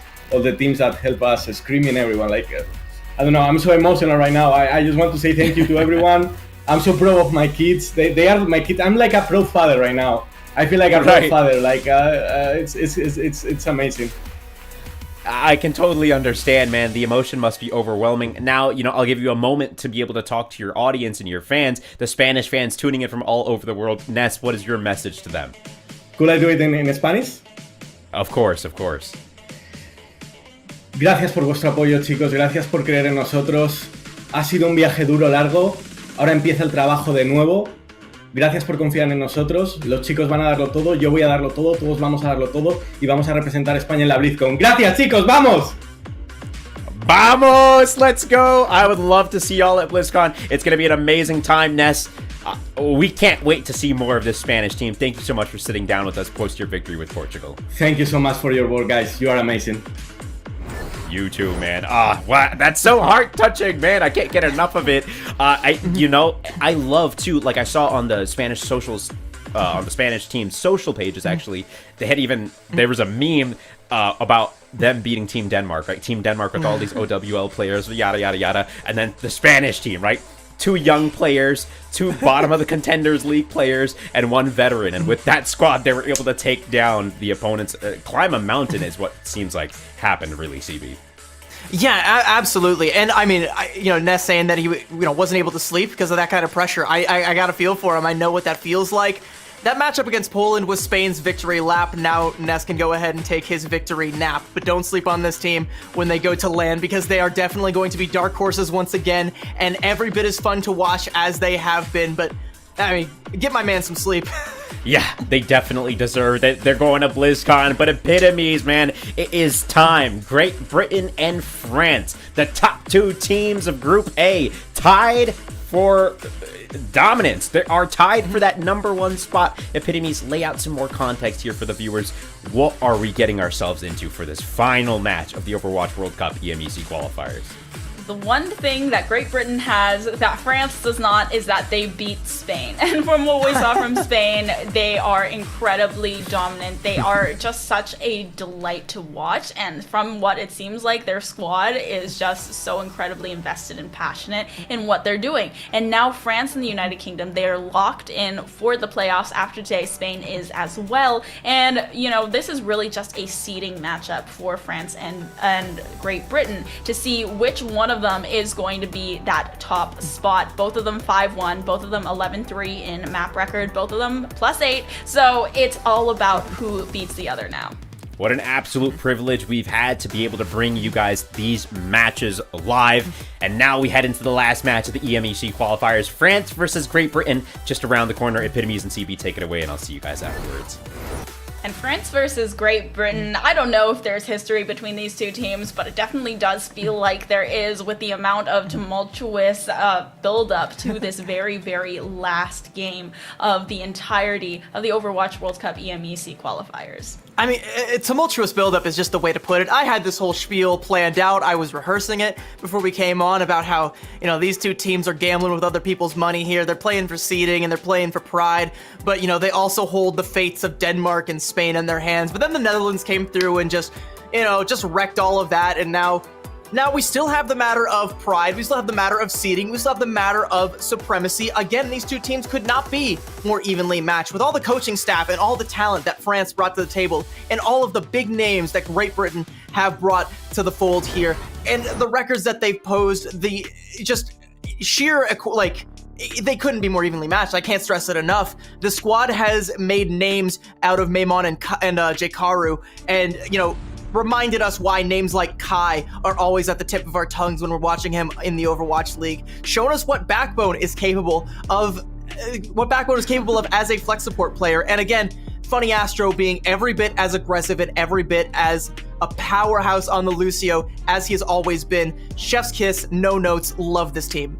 Yeah, the entire squad is incredibly stacked. Every single piece seems to be fitting together for Great Britain. While they don't have that experience that maybe Spain might have, they have the players always playing together. They just have such good synergy, despite the fact that they don't have that record together, and it just speaks to the amount of skill and talent that we have on Great Britain. Now, over on the France side, they have a roster that is just as stacked. I mean, Nico, Pac, Reviews, FD God, Ben Best, all of these just such good household names. Yeah, Ben Best. And also we have Poco on the bench. I keep stressing it, the world's most handsome tank duo. Unfortunately, you can't really be a tank duo in Overwatch 2, but I digress. This team has been every bit as good as advertised. And again, players like Ben Best and FD God, who are still Overwatch League caliber talent, people like Nico who have been there in the past, and up-and-comers that we weren't quite as aware of, but now we absolutely are in Pack and Reviews. The squad, they've done what they set out to do. They made it to LAN essentially uncontested. The only team that was able to beat them was Spain, and that victory pretty much sealed the deal for Spain looking back on things. So being able to topple the Giants, that's one great way to get yourself in here, but can they hold on to that #1 seed? Yeah, France, I mean, it is just going to be a banger of a matchup here, starting out on Ilios. And now I'm wondering, what are these teams bringing out? We've seen a lot of brawl from these teams. We've seen those long-range hit-scan plays as well. We've seen dive. We've seen these teams be very, very adaptable. Yeah, I mean, Great Britain especially has been very adaptable. They've played just a great dive across the board. Jkaru's Winston has been phenomenal. Again, one of the best tank players in this entire group, potentially in this entire conference of EMEC. We've seen, highlights from Maimon on both the flanker heroes, Genji and on Tracer, both coming back to mind. We've seen Kai just hitting shots that he has no business hitting and bringing Great Britain back into the fight when they have no business being in the fight. And we've seen France with these coordinated plays. Once again, these two teams so evenly matched across the board. Same map win score, same win-loss, same map differential, everything that there is. They're now playing for the #1 seed, and they're playing for country pride. This is what the Overwatch World Cup is all about. The world is watching. Let's see what they bring to the table. Headed into Lighthouse now on Ilios. It seems like we might be getting Maimon over on one of the flyers on France's side. Not sure what Pac is going to be pulling out just yet. I assume the Symmetra is just going to be for the beginning, but actually looking at their comp, they might be looking to teleport to that point early and try to get the first hold rather than only using the Symmetra for that early teleport like Great Britain does. Kai now onto the Tracer. Maimon alone, not with the Mercy Pocket over on the overhead. Interesting, they're trying to play this Lighthouse like it's Ilios Village. A big nade from Backbone almost throws a wrench into that equation, but France are able to set up, and now Great Britain are going to be on the outside looking in. And yeah, we're kind of looking at that Night Market / Ilios Village kind of situation. Or sorry, Nepal Village. Yeah, Pac getting a fully charged beam down, but it's Kai that's going to get the first pick onto FD God, now taking out that main healer for France's side, and Jkaru, of course, coming in onto Ben Best and taking down the tank. Pac, however, having so many turrets online is going to shred through the giant health pool of the Winston, and they still have to deal with a lot of these turrets. Now it's just a support battle on top of the point. Maimon comes in for the pick onto FD God, and Great Britain should be able to get that first capture. It comes down to mostly just the supports versus the supports, but the difference there was that Maimon was lurking and waiting in the wings to just strike at the most opportune moment, and it does flip the point for Great Britain. It still looks very back and forth. France with 18%, Great Britain going to surpass that, and they have the duplicate to keep it going. Plus Kai swapping over to the Junkrat. I didn't see that one happen, but I mean, we're definitely seeing it now. Yeah, I definitely did not see that one coming, and I think the onus of this is really just to try and counter everything that Ben Best has with that huge shield that he can have up at any time. There's still a little bit of contention on the point. The Coalescence was used by Reviews, and now it's a different support ultimate, that rally from Great Britain's side to take it out. Now the Primal Rage as well as the Blizzard. However, that was just from Maimon's duplicate to get a lot of control over on this point. Despite that, France are able to flip it over, and now a Blizzard of Nico's own is going to be used, but no one's hit by it. Everyone is out of the range. Jkaru comes in very quickly with Funny Astro at his side to just kick that Mei off the point, but Pac with the ultimate is going to allow his team to dance in and out of the shield, and FD God is going to try and support this. Funny Astro with a little bit of a boop. Now the Nano onto Jkaru should keep him up, but it is not enough. Backbone just doesn't have the healing to support Great Britain, and they're able to hold on to the point against all odds. France now having a shatter in their bank. I like the Junkrat pick from Kai, because we saw this out of Norway against Germany, and again earlier today against Turkey. I mean, the Junkrat makes it so hard for this composition to sit so comfortably. They're actually going to teleport off the point as the Riptire comes through, so it's not going to find anything. It's only going to realistically be to like guard the gate there, but is it going to find anything? It finds Pac. he's just waiting behind, making them think that the Riptire had already gone through, and then Pak comes in and all of a sudden it just explodes in his face. Ben Best not having the support after charging on, still having that shatter in the ult bank, but the Coalescence was invested by Reviews for them not to turn the point. Great Britain, that was a huge ultimate from Kai to make that space and make sure that they had to respect it. It's like so much area lockdown in just that one ultimate. And Kai, okay, finding FD no respect. Don't go into that room. Yeah, I mean, just lobbing those Junkrat pipes down there, like, eventually you're gonna find something. FD God chose the wrong door, gonna go back to spawn, and that's gonna be another, like, what, 10% maybe? For Great Britain, gonna surpass France's 72%. Great Britain now in the driver's seat in both cap percentage and ult economy. Yeah, now they're actually switching Funny Astro onto the Mercy as well, giving a little bit of extra support. Okay, Kai gonna find Pak again. Why are they going into that room? He's just lobbing them down there, and they're going to go ahead and destroy the Mei wall as well. Maymone already duplicating the Mei and has that Blizzard in hand, looking for a little bit of that extra control. Maymone takes down Nico, and there is just not much that the DPS line of France can do to get through this little room with all the shots that are being spammed down. Pak tries to go, but there is just nowhere that they can run. Great Britain, they are able to take first round. So Kai on the Junkrat on that high ground is essentially a hard counter for France, both while France have control of the point and while they're trying to find a way in. They want to go for that teleporter play from Pak, but they have to go through either that hallway that is just the hallway of death, or they have to go through the hot tub room, and Kai has access to spam both of those chokes. And the only other real option is that they have to try and go around through the gazebo area and just come in like straight ahead, but then they're still susceptible to the spam as well as everything else that Great Britain have to offer, and it's quite a lot. So it's a great read from Great Britain. They take a page out of Norway's playbook and they completely shut down that bunker composition. But it looks like France want to try it again, likely again going to be trying to play from that gazebo area and, you know, make Jikaru have a bad time. Yeah, well, now it is no more of the Mei Symmetra kind of cringe composition that they were running to hold the inside of that room. It's different now. Going on to Pak, who is just responsible for taking down Maymone, spamming those shots from above, and there's no more Junkrat either, feeling the need to change the compositions as well. Control point still not unlocked, but Ben Best is going to just force them away with a little bit of that Fire Strike. It seems Great Britain fine with giving up that first touch. And it's kind of one of those situations where when you're on the Winston, who do you dive on this French comp, you know? I mean, the backline is really slippery. Ben Best is probably your best option, maybe Pak, but both Pak and Nico have a ton of abilities and a ton of burst damage to burst you down. But Nico fallen, courtesy of Kai, now Jikaru can go in without so much as a worry. Yeah, with Nico out of the equation, it's a lot easier to get onto that back line, and Pak as well, trying to get as much damage as possible, but Kai is going to be the first to build up the ultimate, that Pulse Bomb, basically just a throwaway, but could be able to get a huge pick onto that back line. Reviews goes down as Backbone comes in with the back up, and now Funny Astro alongside, it should be able to take down Pak. Lots of kills for Great Britain's side, and France, they are looking a little staggered as well, with Pak going down late. I mean, Great Britain are playing this dive composition so smart and so, like, just at the perfect pace that they're able to bully back France, who's playing a composition that's designed to bully them. They're the ones stuffing France in the locker right now. Again, they're going to surpass France's percentage there. They're trying to keep Kai in check there. I mean, Kai's going to go in with a Pulse Bomb here. This could be massive. Jikaru with the Nano going in.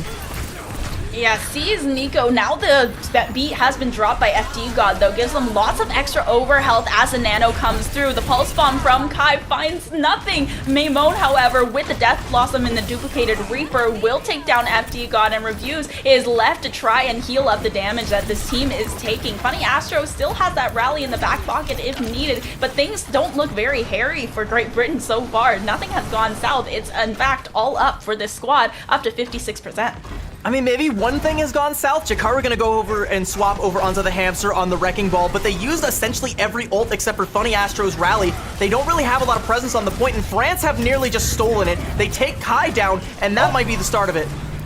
Okay, it's still contested by the Hamster. Jikaru switching onto that is a little bit interesting because it didn't feel like there was too much of a need to have that Hamster, or it wouldn't slot in as well with that composition. But they are making changes. Kai on the Hanzo, like you mentioned, is going to be definitely a swap and trying to contest the long ranges now.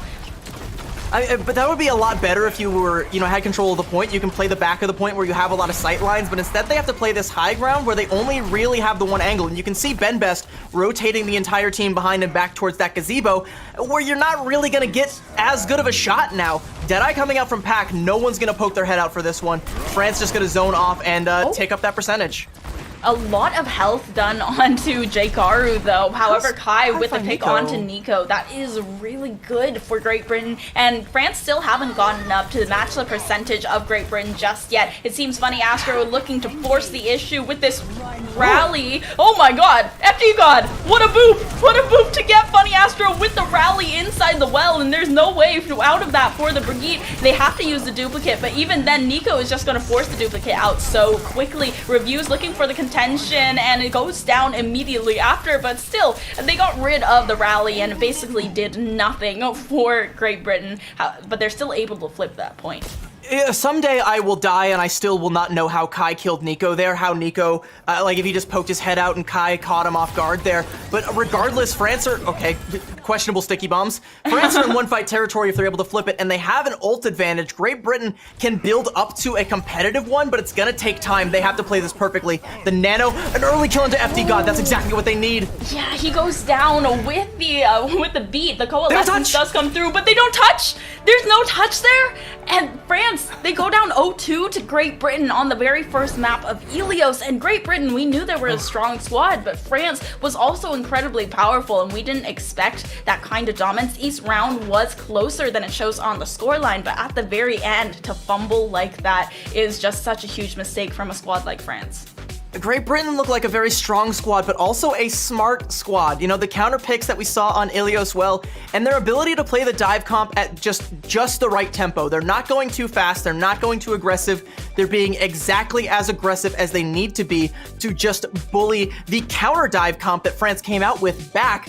And I mean, it's kind of a C9, but it's also not, because Great Britain weren't gonna let France touch. There had to be an overtime touch and it didn't come through, because Great Britain were still just bullying them back. I feel like there was still a chance because France had the ult advantage. Had there been a touch, they might have been able to flip it and then, held on for one more fight, but it was getting kind of tight there. Backbone popped the Nano, I believe, onto Jkaru.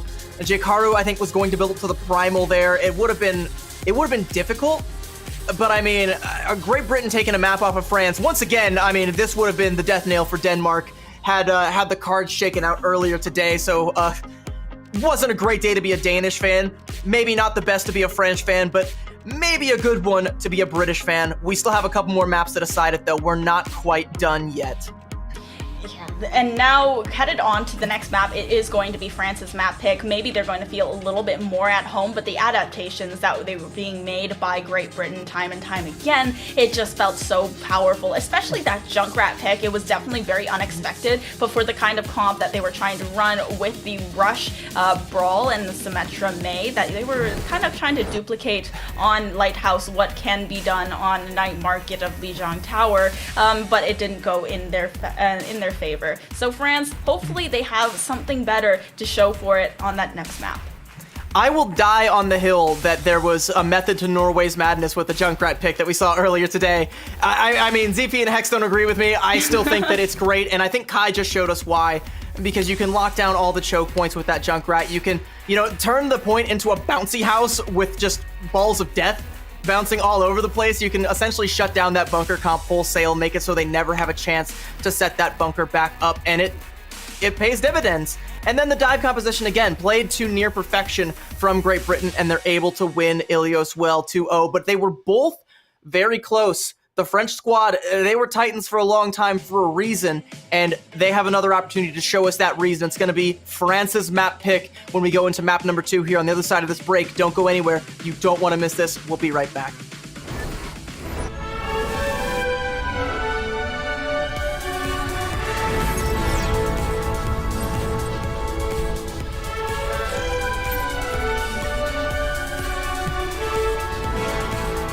Yeah, why not? Vindication!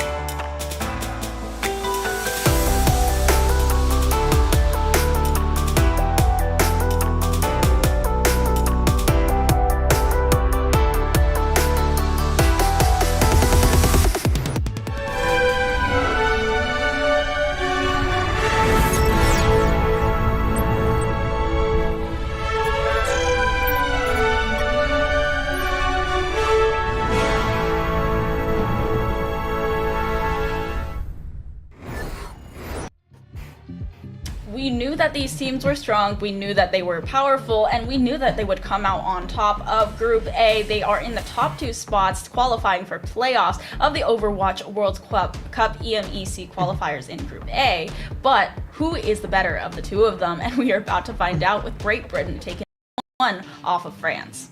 Who is the better of the two of them? That is the question. These two titans duking it out, and it seems fitting that we would close as we, as we came into this group, we expected France and Great Britain to be the titans, to be the ones to lead the charge here, and they are the only real teams that have consistently delivered, sans, a Danish slip-up for the British and a Spanish one for the French. They still come in here evenly matched, nearly perfect, and showing each other why, what makes them so strong, what makes them so formidable. I mean, thankfully, the entire future of Europe isn't on the line, but at this point in time, it might feel like it is to some of these teams, to some of these players. They definitely want to be the ones to reign supreme. And like you said, Great Britain took map 1, and I gotta say, like, Kai on that Junkrat was pretty much, what sealed the deal on Lighthouse. Well was a lot closer than it should have been as well. It's France's map pick. We'll have to see where they take us. They need to try and battle their way back into this one. Circuit Royale. I mean, this is a little bit of a risky pick, right? Because France, they do have that ability to play the long-range poke compositions, but have you seen what Kai is able to do on a Widowmaker? What Maimon sometimes plays a Genji here on Circuit Royale, but they also have another DPS in their back pocket that they can switch in for the Hanzo Widow. Yeah, that's totally, on the field there. I mean, interesting map pick from France. I'm gonna be scratching my head about this one for a little bit. I do want to see what they're cooking here, those renowned French chefs there. But I mean, speaking of cooking, Great Britain has been cooking up some comps that would make Paul Hollywood blush. I watch Great British Baking Show. That's the extent of my British culture. I've also watched The In-Betweeners, so I know at least 2 British shows. But I do, I kind of want to know why, because Kai's hit scan has been lights out, and Maimon's Genji has definitely made up for, the lack of not having that second long-range hit scan there, not having the Ashe or the Hanzo there. You don't really need it, because Maimon's been doing just enough, getting in your face, finding values out of the Dragon Blades, finding the dash resets. Great Britain, they can still play the heroes that they love to play. They can still be dominant here. It's looking like France are going to utilize the third DPS in their back pocket. Nico is out, Avo is in. So Avo and Pac are going to have to be what takes it home here for France, brings us to a map 3. Additionally, Poco is in. That's also to be expected. Poco, more of a world-renowned off-tank player, known for the Divas, the Sigmas, and the Zaryas, heroes of that nature. So this makes sense now that I'm kind of seeing it, now that it's all kind of coming together here. But is Great Britain going to be able to break through this with a dive? Yeah, it's also reviews, right? With the Discord orb, you get that little bit of extra DPS over onto that backline. But looking at JKRU, the dive comp, or slightly dive, you have Winston who can come back onto the backline, and Funny Astro, of course, very, very aggressive on the Lucio, so can follow up, but it is going to be tough here. I think Jakaru, for the most part, is going to be playing like a frontline Winston, just trying to bully Poco back with some of that cleave damage. And then, maybe go for an opportunity if one presents himself, dive alongside Maimon here. But again, it's the same thing that we saw on Ilios, where they just want to bully France back. Jakaru doesn't want to linger too long. That's a great pick off on Funny Astro.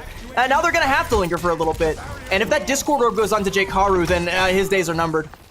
Okay, Kai trading out Avo, still going to have to wait for Funny Astro to regroup on Great Britain's side, but that Lucio with the speed boost will come back quickly. Oh, that is a good shot onto Maimon though. Pac already doing a lot for this squad, and these poke compositions are really all about that, the ability to get that first pick. Pac has been a pleasant surprise, a real standout for this French squad, right?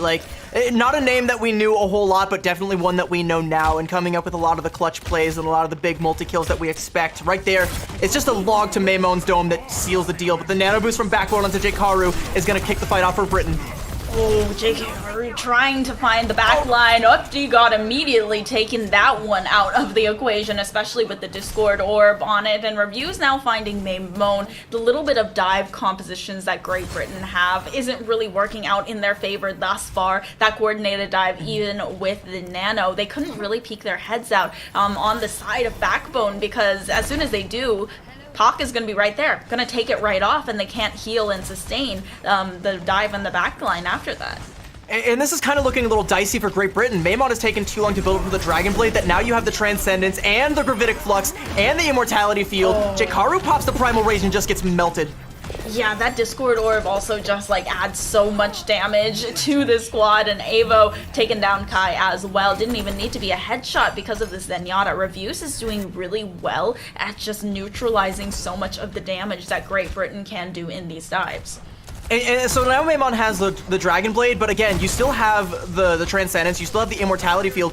Like, you're not really going to be able to burst that down, especially not without the Nano. You can maybe capitalize off the anti-onto Poco, but not for very long. Avo going to go ahead and pop the sights. Now, Great Britain, they don't want to peek this. Kai might wait a couple seconds and then mirror it, and then try to get an advantageous Widow duel there. But it looks like for now, Great Britain are just going to wait it out. Yeah, it seems like they are trying to bleed some of the ultimates out of France. Okay, the Dragon Strike doesn't find anything, and you're right, no Transcendence because of the Kai goes down, and okay, immediately Pak is out. They're trying to use that Immortality Field, but Maimon's still able to get the value with the Dragon Blade despite it, and now all they have to worry about is Poco. Lots of space made with just one ultimate, and that early pick-off from Kai, and that's really what we are relying on in these compositions. That wasn't just a kill from Kai, that was the kill from Kai. Taking out that Transcendence is everything. It's still going to be on the field to contest here. If he's able to get there, no. Pak forced a recall, and Great Britain do cap the first point here. So the hardest part is pretty much done, but it doesn't get all that much easier, as it's going to be an uphill battle trying to get around this U-bend where France will almost certainly have the high ground advantage the entire time. And you kind of have to wait for Maimon to build up to another Dragon Blade, right? Yeah, Maimon's Dragon Blade was really what swung the tide, but also they still have that Transcendence in the back pocket, and Reviews still, even though Maimon is trying to go for the dive, Reviews is just getting so much burst damage onto the Genji that there's not much that Maimon can do, and at the same time, the Dragon Blade just builds up that much slower when they only have 2 minutes, realistically, to get around this U-turn.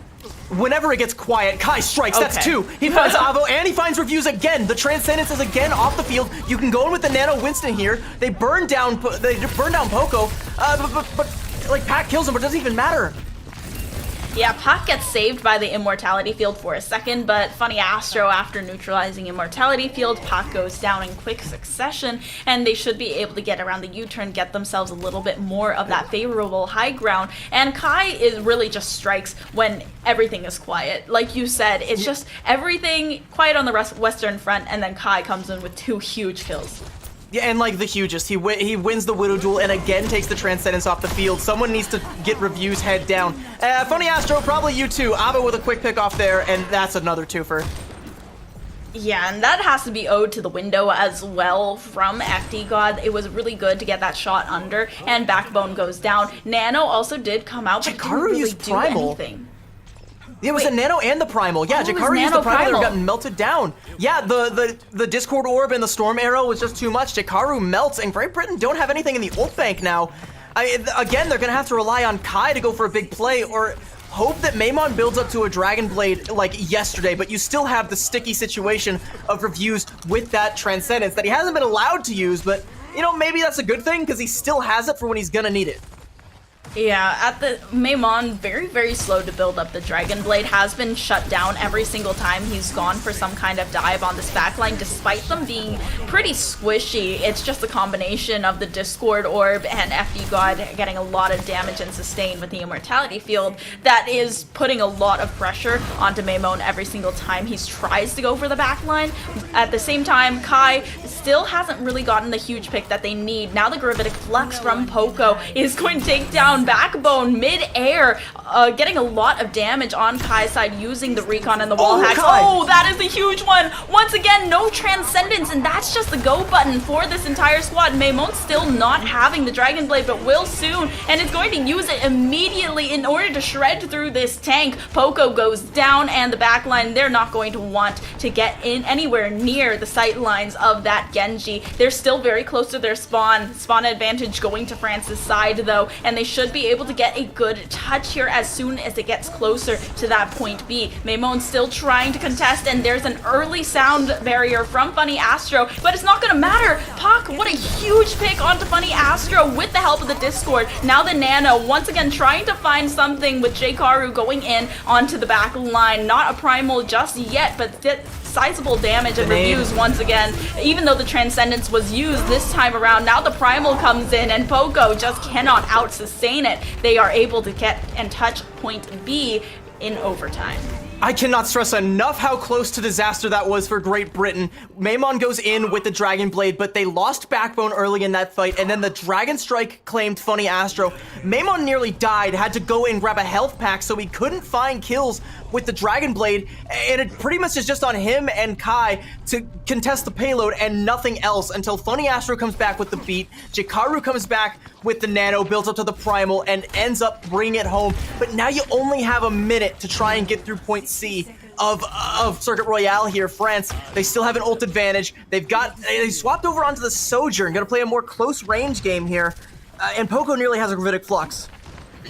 Yeah, the Gravitic Flux from Poco should be huge, but the anti gets them down very, very low health here. Transcendence, it doesn't look like they're gonna have one for the next fight. The only ultimate here that they might have, oh my god, but Reviews goes down because of Maimon and J-Karu's coordinated dive, and that is just so huge. Once again, there's no Discord Orb. Avo doesn't have anywhere to go, no sustain. Poco all alone as well, just stuck into a corner. They're approaching point C very quickly, still 20 seconds left over. France should have a touch here, but J-Karu and Maimon are getting such good value out of every single dive, and they don't really have access into the back line from France's side. It's going to be a struggle to take down Backbone and Funny Astro and all the sustain that comes with it. Kai knows exactly where this Hanzo is. Pac, however, finding J-Karu, all of a sudden no tank, and there isn't a touch to come in from Great Britain just yet. Maimon at the last second ticks that overtime back up, but the rest of Great Britain's team doesn't have that type of mobility. It is going to be 2 and almost the third point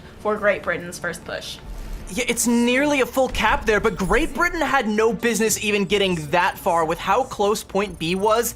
And like, with the advantages, the high ground advantage, the ult advantage that France had as Great Britain was going into point C there, France should have been able to just snuff that push out, like, back at the beginning of point C, like maybe under that first little high ground archway that they have to go through, but Great Britain nearly get the cap.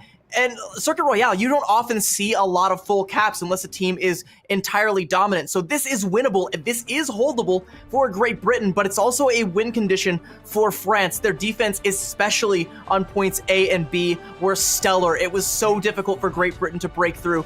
They're relying on miracle plays from Kai, just sheer survivability coming out of Maimon, and with only those like two real factors, Great Britain are able to claw themselves back into this one. It's not over yet. France still have a realistic shot at bringing this to a map 3, but good lord, is that dicey. Yeah, I mean, Great Britain definitely have to feel good about that one, getting so far on Circuit Royale, especially after they were stalled out so long on first and second point. They were able to have some hero plays from Kai, and I think Backbone's definitely feeling a little chatty today, and definitely having to feel good, saying that one's for this incident and that one every single time they're able to. France, on the other hand, they're going back to the good old Widow Hanzo, and Reviews hopefully won't get picked as often every single time he has a Transcendence in the back pocket. I mean, and that's also a great heads-up play for Great Britain to be able to identify that that's a threat. And, you know, whether Kai is meaning to find the shot on Reviews or not, or whether Reviews is poking his head out when he shouldn't or not, the bottom line is Kai is finding the shot that he needs to find on Reviews time and time again, so Maimon has a clear way forward to capitalize on that Dragon Blade when he gets it. This time around, it's going to be on the Sombra. Great Britain still playing a defensive dive here, France sticking to the poke, but this might actually favor Great Britain, as long as they play around the Discord Orb and J-Karu doesn't just get melted down. Yeah, they also have Funny Astro being switched onto here, trying to protect Backbone a little bit better. Maimon getting a hack down onto the Widow, but going to have to just turn away since there's so much defense from the rest of France's squad. A good dink onto Poco, but Kai still not enough to take down that tank. However, J-Karu's trying to follow up. There is a little bit of healing and sustain for Poco, but otherwise, he is being shredded pretty steadily by the Tesla cannon until he's able to get out of the corner. Oh, Kai. That's huge. That's a huge pick off from Kai, but Maimon also got caught out there. Gonna be a little bit slow to charge the EMP, and with where the cart is now, you definitely need it. They're only gonna have the nano boost from Backbone. Gotta be going on to J-Karu. Are they about to just let them cap for free? The nano goes out, J-Karu trying to dive that backline, still getting a lot of sustain down, but the Discord Orb, it is just so strong, shredded 500 health in a matter of seconds, and just going to have to back off and disengage, instead fighting the payload at this first U-turn. And that forces out the Primal Rage. That's another great stall tool that Great Britain had that's now off the table. France have the Transcendence, they're gonna have the Gravitic Flux. They just need to watch out for Kai, because Kai has been finding all the headshots he needs to find. He's looking for a grapple shot. He finds Avo. Avo going down, now missing a DPS and that long-range sightline. FD God, however, with the help of a Discord Orb, able to find J-Karu once again. Funny Astro falling victim to the Dragon Strike, and now first cap gotten by France. That point A was so quick in comparison to what Great Britain was able to do, and Pak, that was a really good shot onto Maimon, and a stagger as well. I'm not in love with the Sombra pick from Maimon there. He's got the EMP, and I mean it's a sunken cost. You don't want to like just swap off of that. Team France calling for a pause. Looking at the screen there, I feel like that might have been FD got. No, that's actually reviews with the DC. Okay. Well, motivational speech time.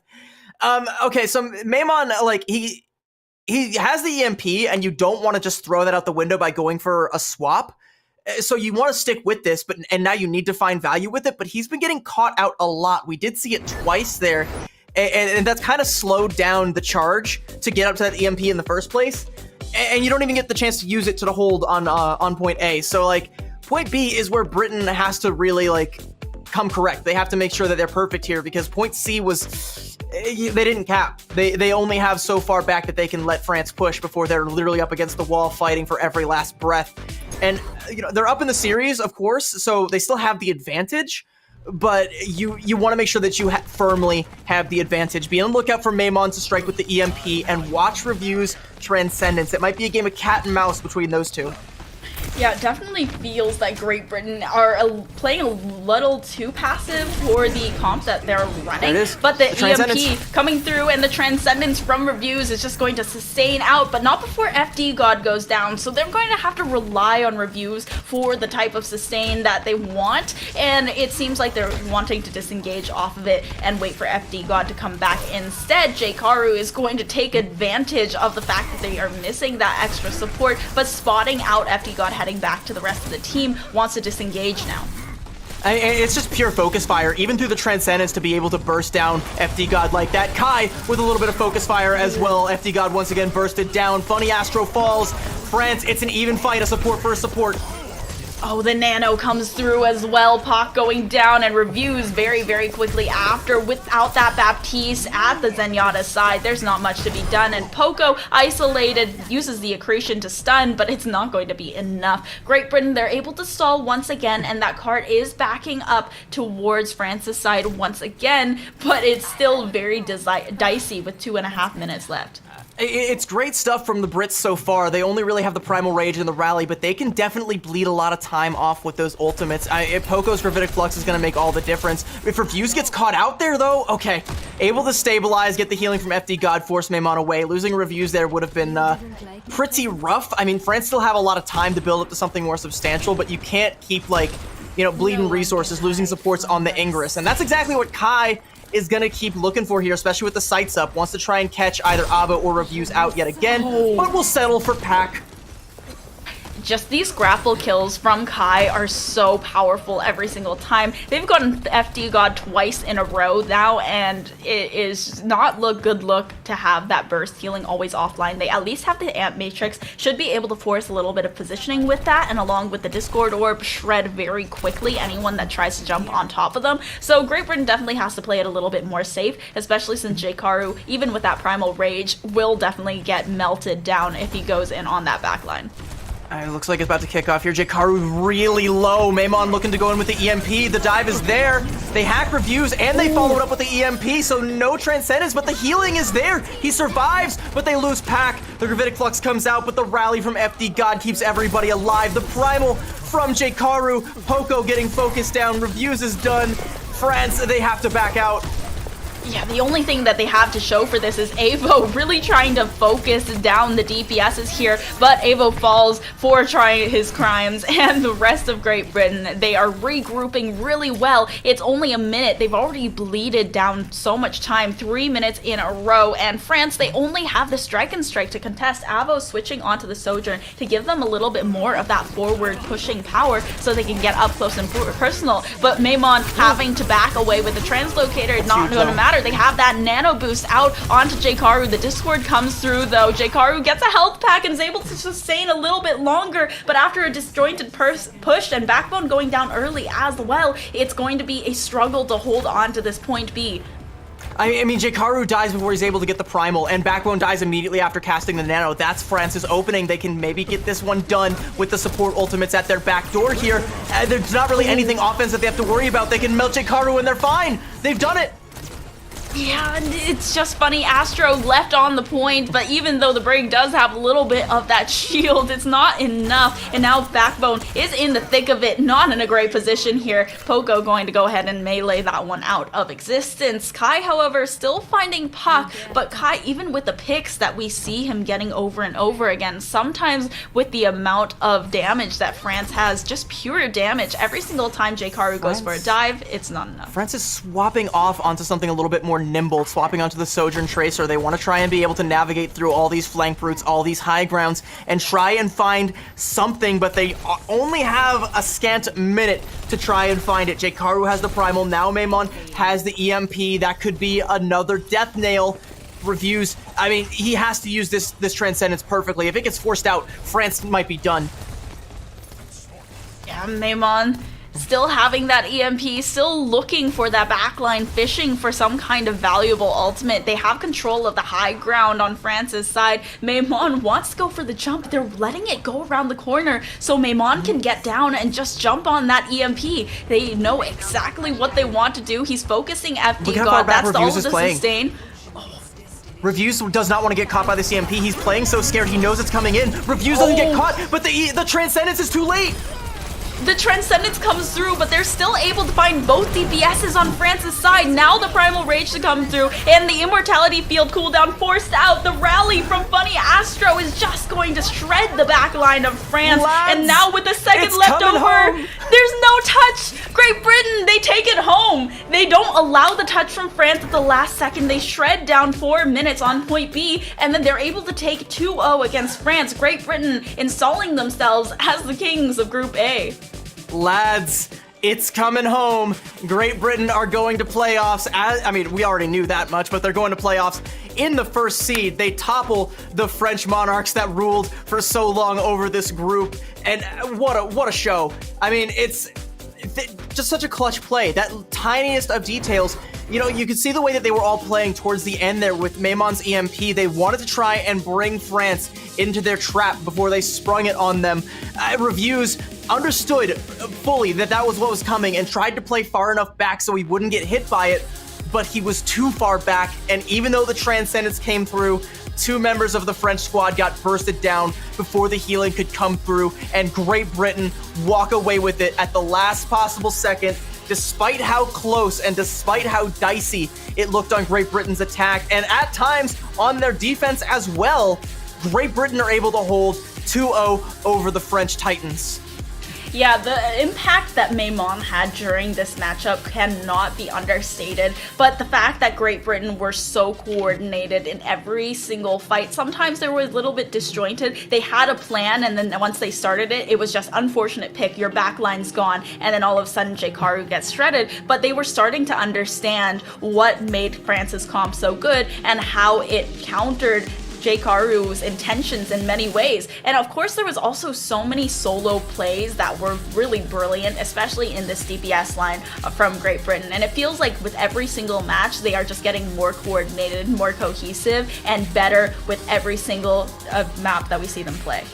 And not only that, okay, I just need to double check here. I think, I believe that because of the way that this all shakes out, with Great Britain taking it 2-0, I think Spain might actually advance with the number 2 seed rather than the 3rd because of the win-loss between them and France, and also the head-to-head because they beat France. So again, that coming back to bite the French squad. I'm gonna need confirmation on that, so don't take my word for it just yet. But regardless, I mean, those are the 3 squads that are going to be going forward, right? Great Britain, France, and Spain, 3 of a kind, and they all have one up on each other when you look at it. Great Britain beats France here.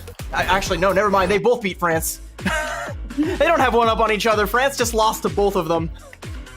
Yeah, I mean, France in these last few days, they might have saw themselves falling apart a little bit, especially to Spain, because Spain was always the underdog, but I think now Spain, if they do secure that number 2 seed, they are going to become a formidable force. They went from the David to the Goliath. Yeah, all these teams are very formidable forces. I mean, that's what we realized over the course of these past 2 weeks. Like, we came in, again, thinking like, man, Group B looks so stacked. You've got the Swedes, you've got the Saudis, you've got Norway, you've got Finland. That's going to be the group to watch. But Group A, all these teams that we weren't keeping a close eye on, they lit it up. I mean, France and Great Britain, they delivered as was expected, but the story of Spain was the narrative that drove us through.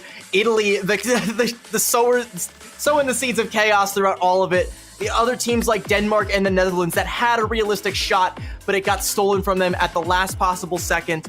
I do also have confirmation from Blizzard. It is going to be the 1st seed, Great Britain, obviously. Number 2 is going to be Spain, and number 3 is going to be France. At the end of the day, France falls from number 1 to number 3. They still get to go to BlizzCon, but UK stole their glory. That was a great match from the UK. They knew exactly what they needed to by the end, and now we are going to get to have an interview with the cooks in the kitchen of Great Britain to see exactly what made their recipe work. And we'll be right back on the other side of this. We'll bring Jim back, get that interview up and running for you. What a great match to close things out on. Thank you for having us. We'll see you on the other side of this break. Don't go anywhere.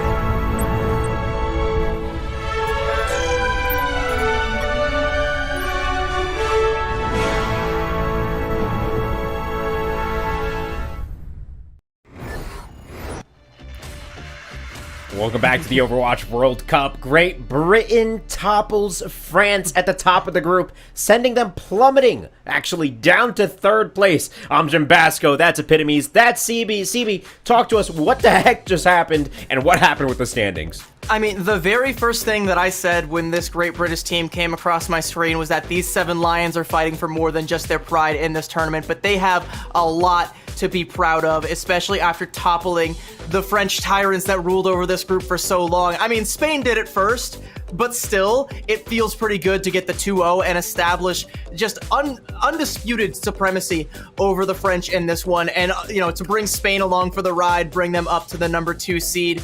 It's a really interesting way that it all shook out, regardless of some, you know, some Dutch interference earlier on in the day. It still ended up being quite the interesting finish, and what a showing from this squad. They are every bit as strong as advertised. They have every right to be at the number 1 seed there, and, you know, well-deserved.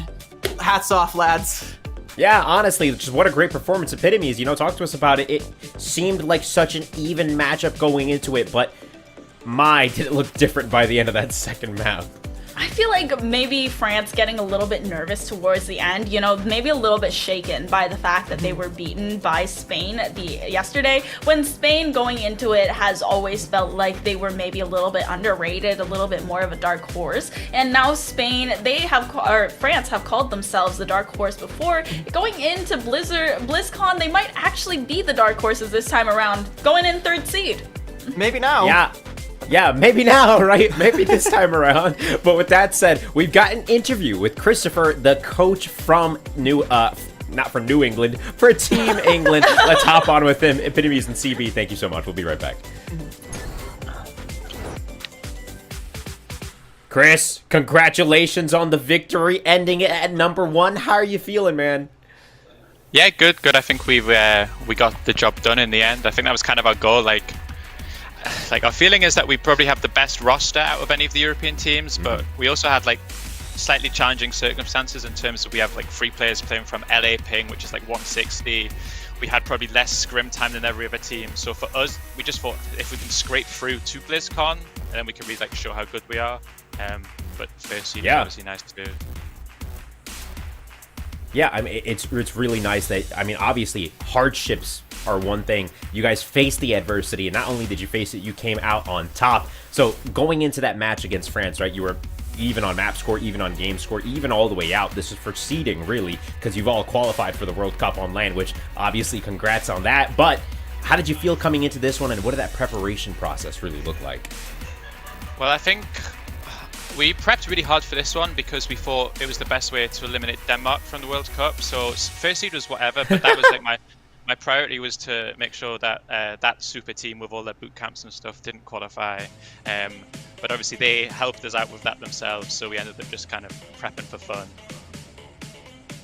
Hey man, I mean, that's very aptly put. The preparation definitely showed through, and like you talked about, right, the road to the qualifiers here was not really easy. You were dealing with ping differences, you're dealing with time differences, and really finding the time to even scrim. So what did it look like in game itself? How did the players, you know, mesh together? What did it feel like when you guys were actually playing?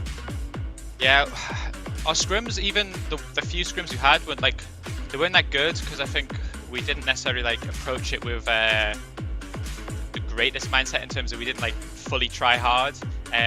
So what ended up happening was a lot of our officials, we ended up kind of like locking in and like playing at our best. We just kind of developed an idea that let's just play everyone on their best heroes. I think the comp that we are best at is actually super viable in Overwatch at the moment anyway. And while we didn't maybe get time to flesh out like a reasonable solution for maps like Circuit Royale, like we just kind of hoped that we could mechanically get it done. Yeah, you did get it done. You did. You definitely ended at the top of that group. So congrats on that. And, you know, looking forward, you guys are going to land. You're going to BlizzCon. What country are you most looking forward to playing? Because you're going to be up against the best of the best of the best in the world. I think probably Denmark. I think obviously they beat us and they're like a really, really strong team. So I think our priority where we can is to beat Denmark at BlizzCon. Yeah, I mean, honestly, I don't think Denmark are making it to BlizzCon. The top 3, if I'm looking at the standings, going to be Great Britain, Spain, and France. So, Oh, you maybe know, South Korea then. I'm sure Denmark are gonna get there. I think they're pretty good. I think they'll get there. They are pretty good, but I think this, you know, we'll have to actually get confirmation on everything that's been happening. But, you know, with that said, South Korea is also always a great contender. You know, they've been top of the world a couple of times, and it's been hard to deal with that. But Christopher, thank you so much for the interview. Thank you for sitting down with me, and congratulations on qualifying to BlizzCon and ending at the top of your group. Thank you very much. Epitomes CB, you heard it from the man himself. They were slacking off in scrims, but they really locked in when it was time to perform. And man, did they perform, ending it at the top of their groups. You couldn't have asked for a better finish, Epitomes.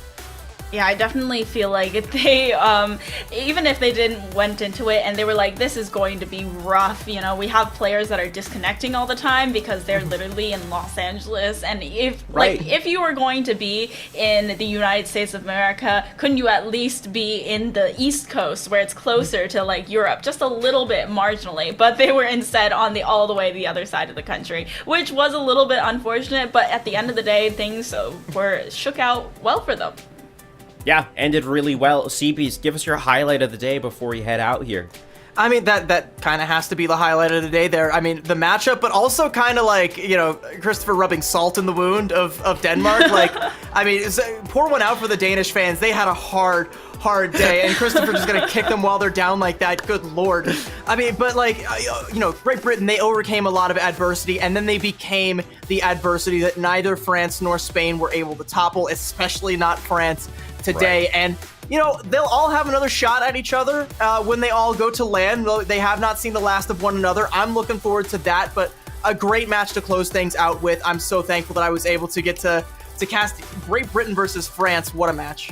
What a match. What a 2 weeks it's been. It's been an amazing time. The EMEC qualifiers are officially wrapped. And if we're looking at both the groups, let me give you the final standings here. It's going to be France, Great Britain, and Spain from Group A moving forward. Saudi Arabia and Finland from Group B. Those 5 teams moving on to LAN, going to BlizzCon.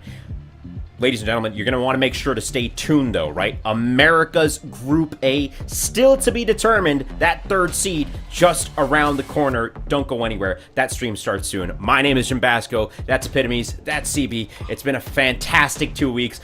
It's been our absolute pleasure to bring you this show. And, of course, shout-outs to production for making this possible. Shout-outs to the audience for making it possible. And shout-outs to all the players who competed from all around the globe. We appreciate it. And to all the heroes worldwide, we'll see you later. Thanks so much.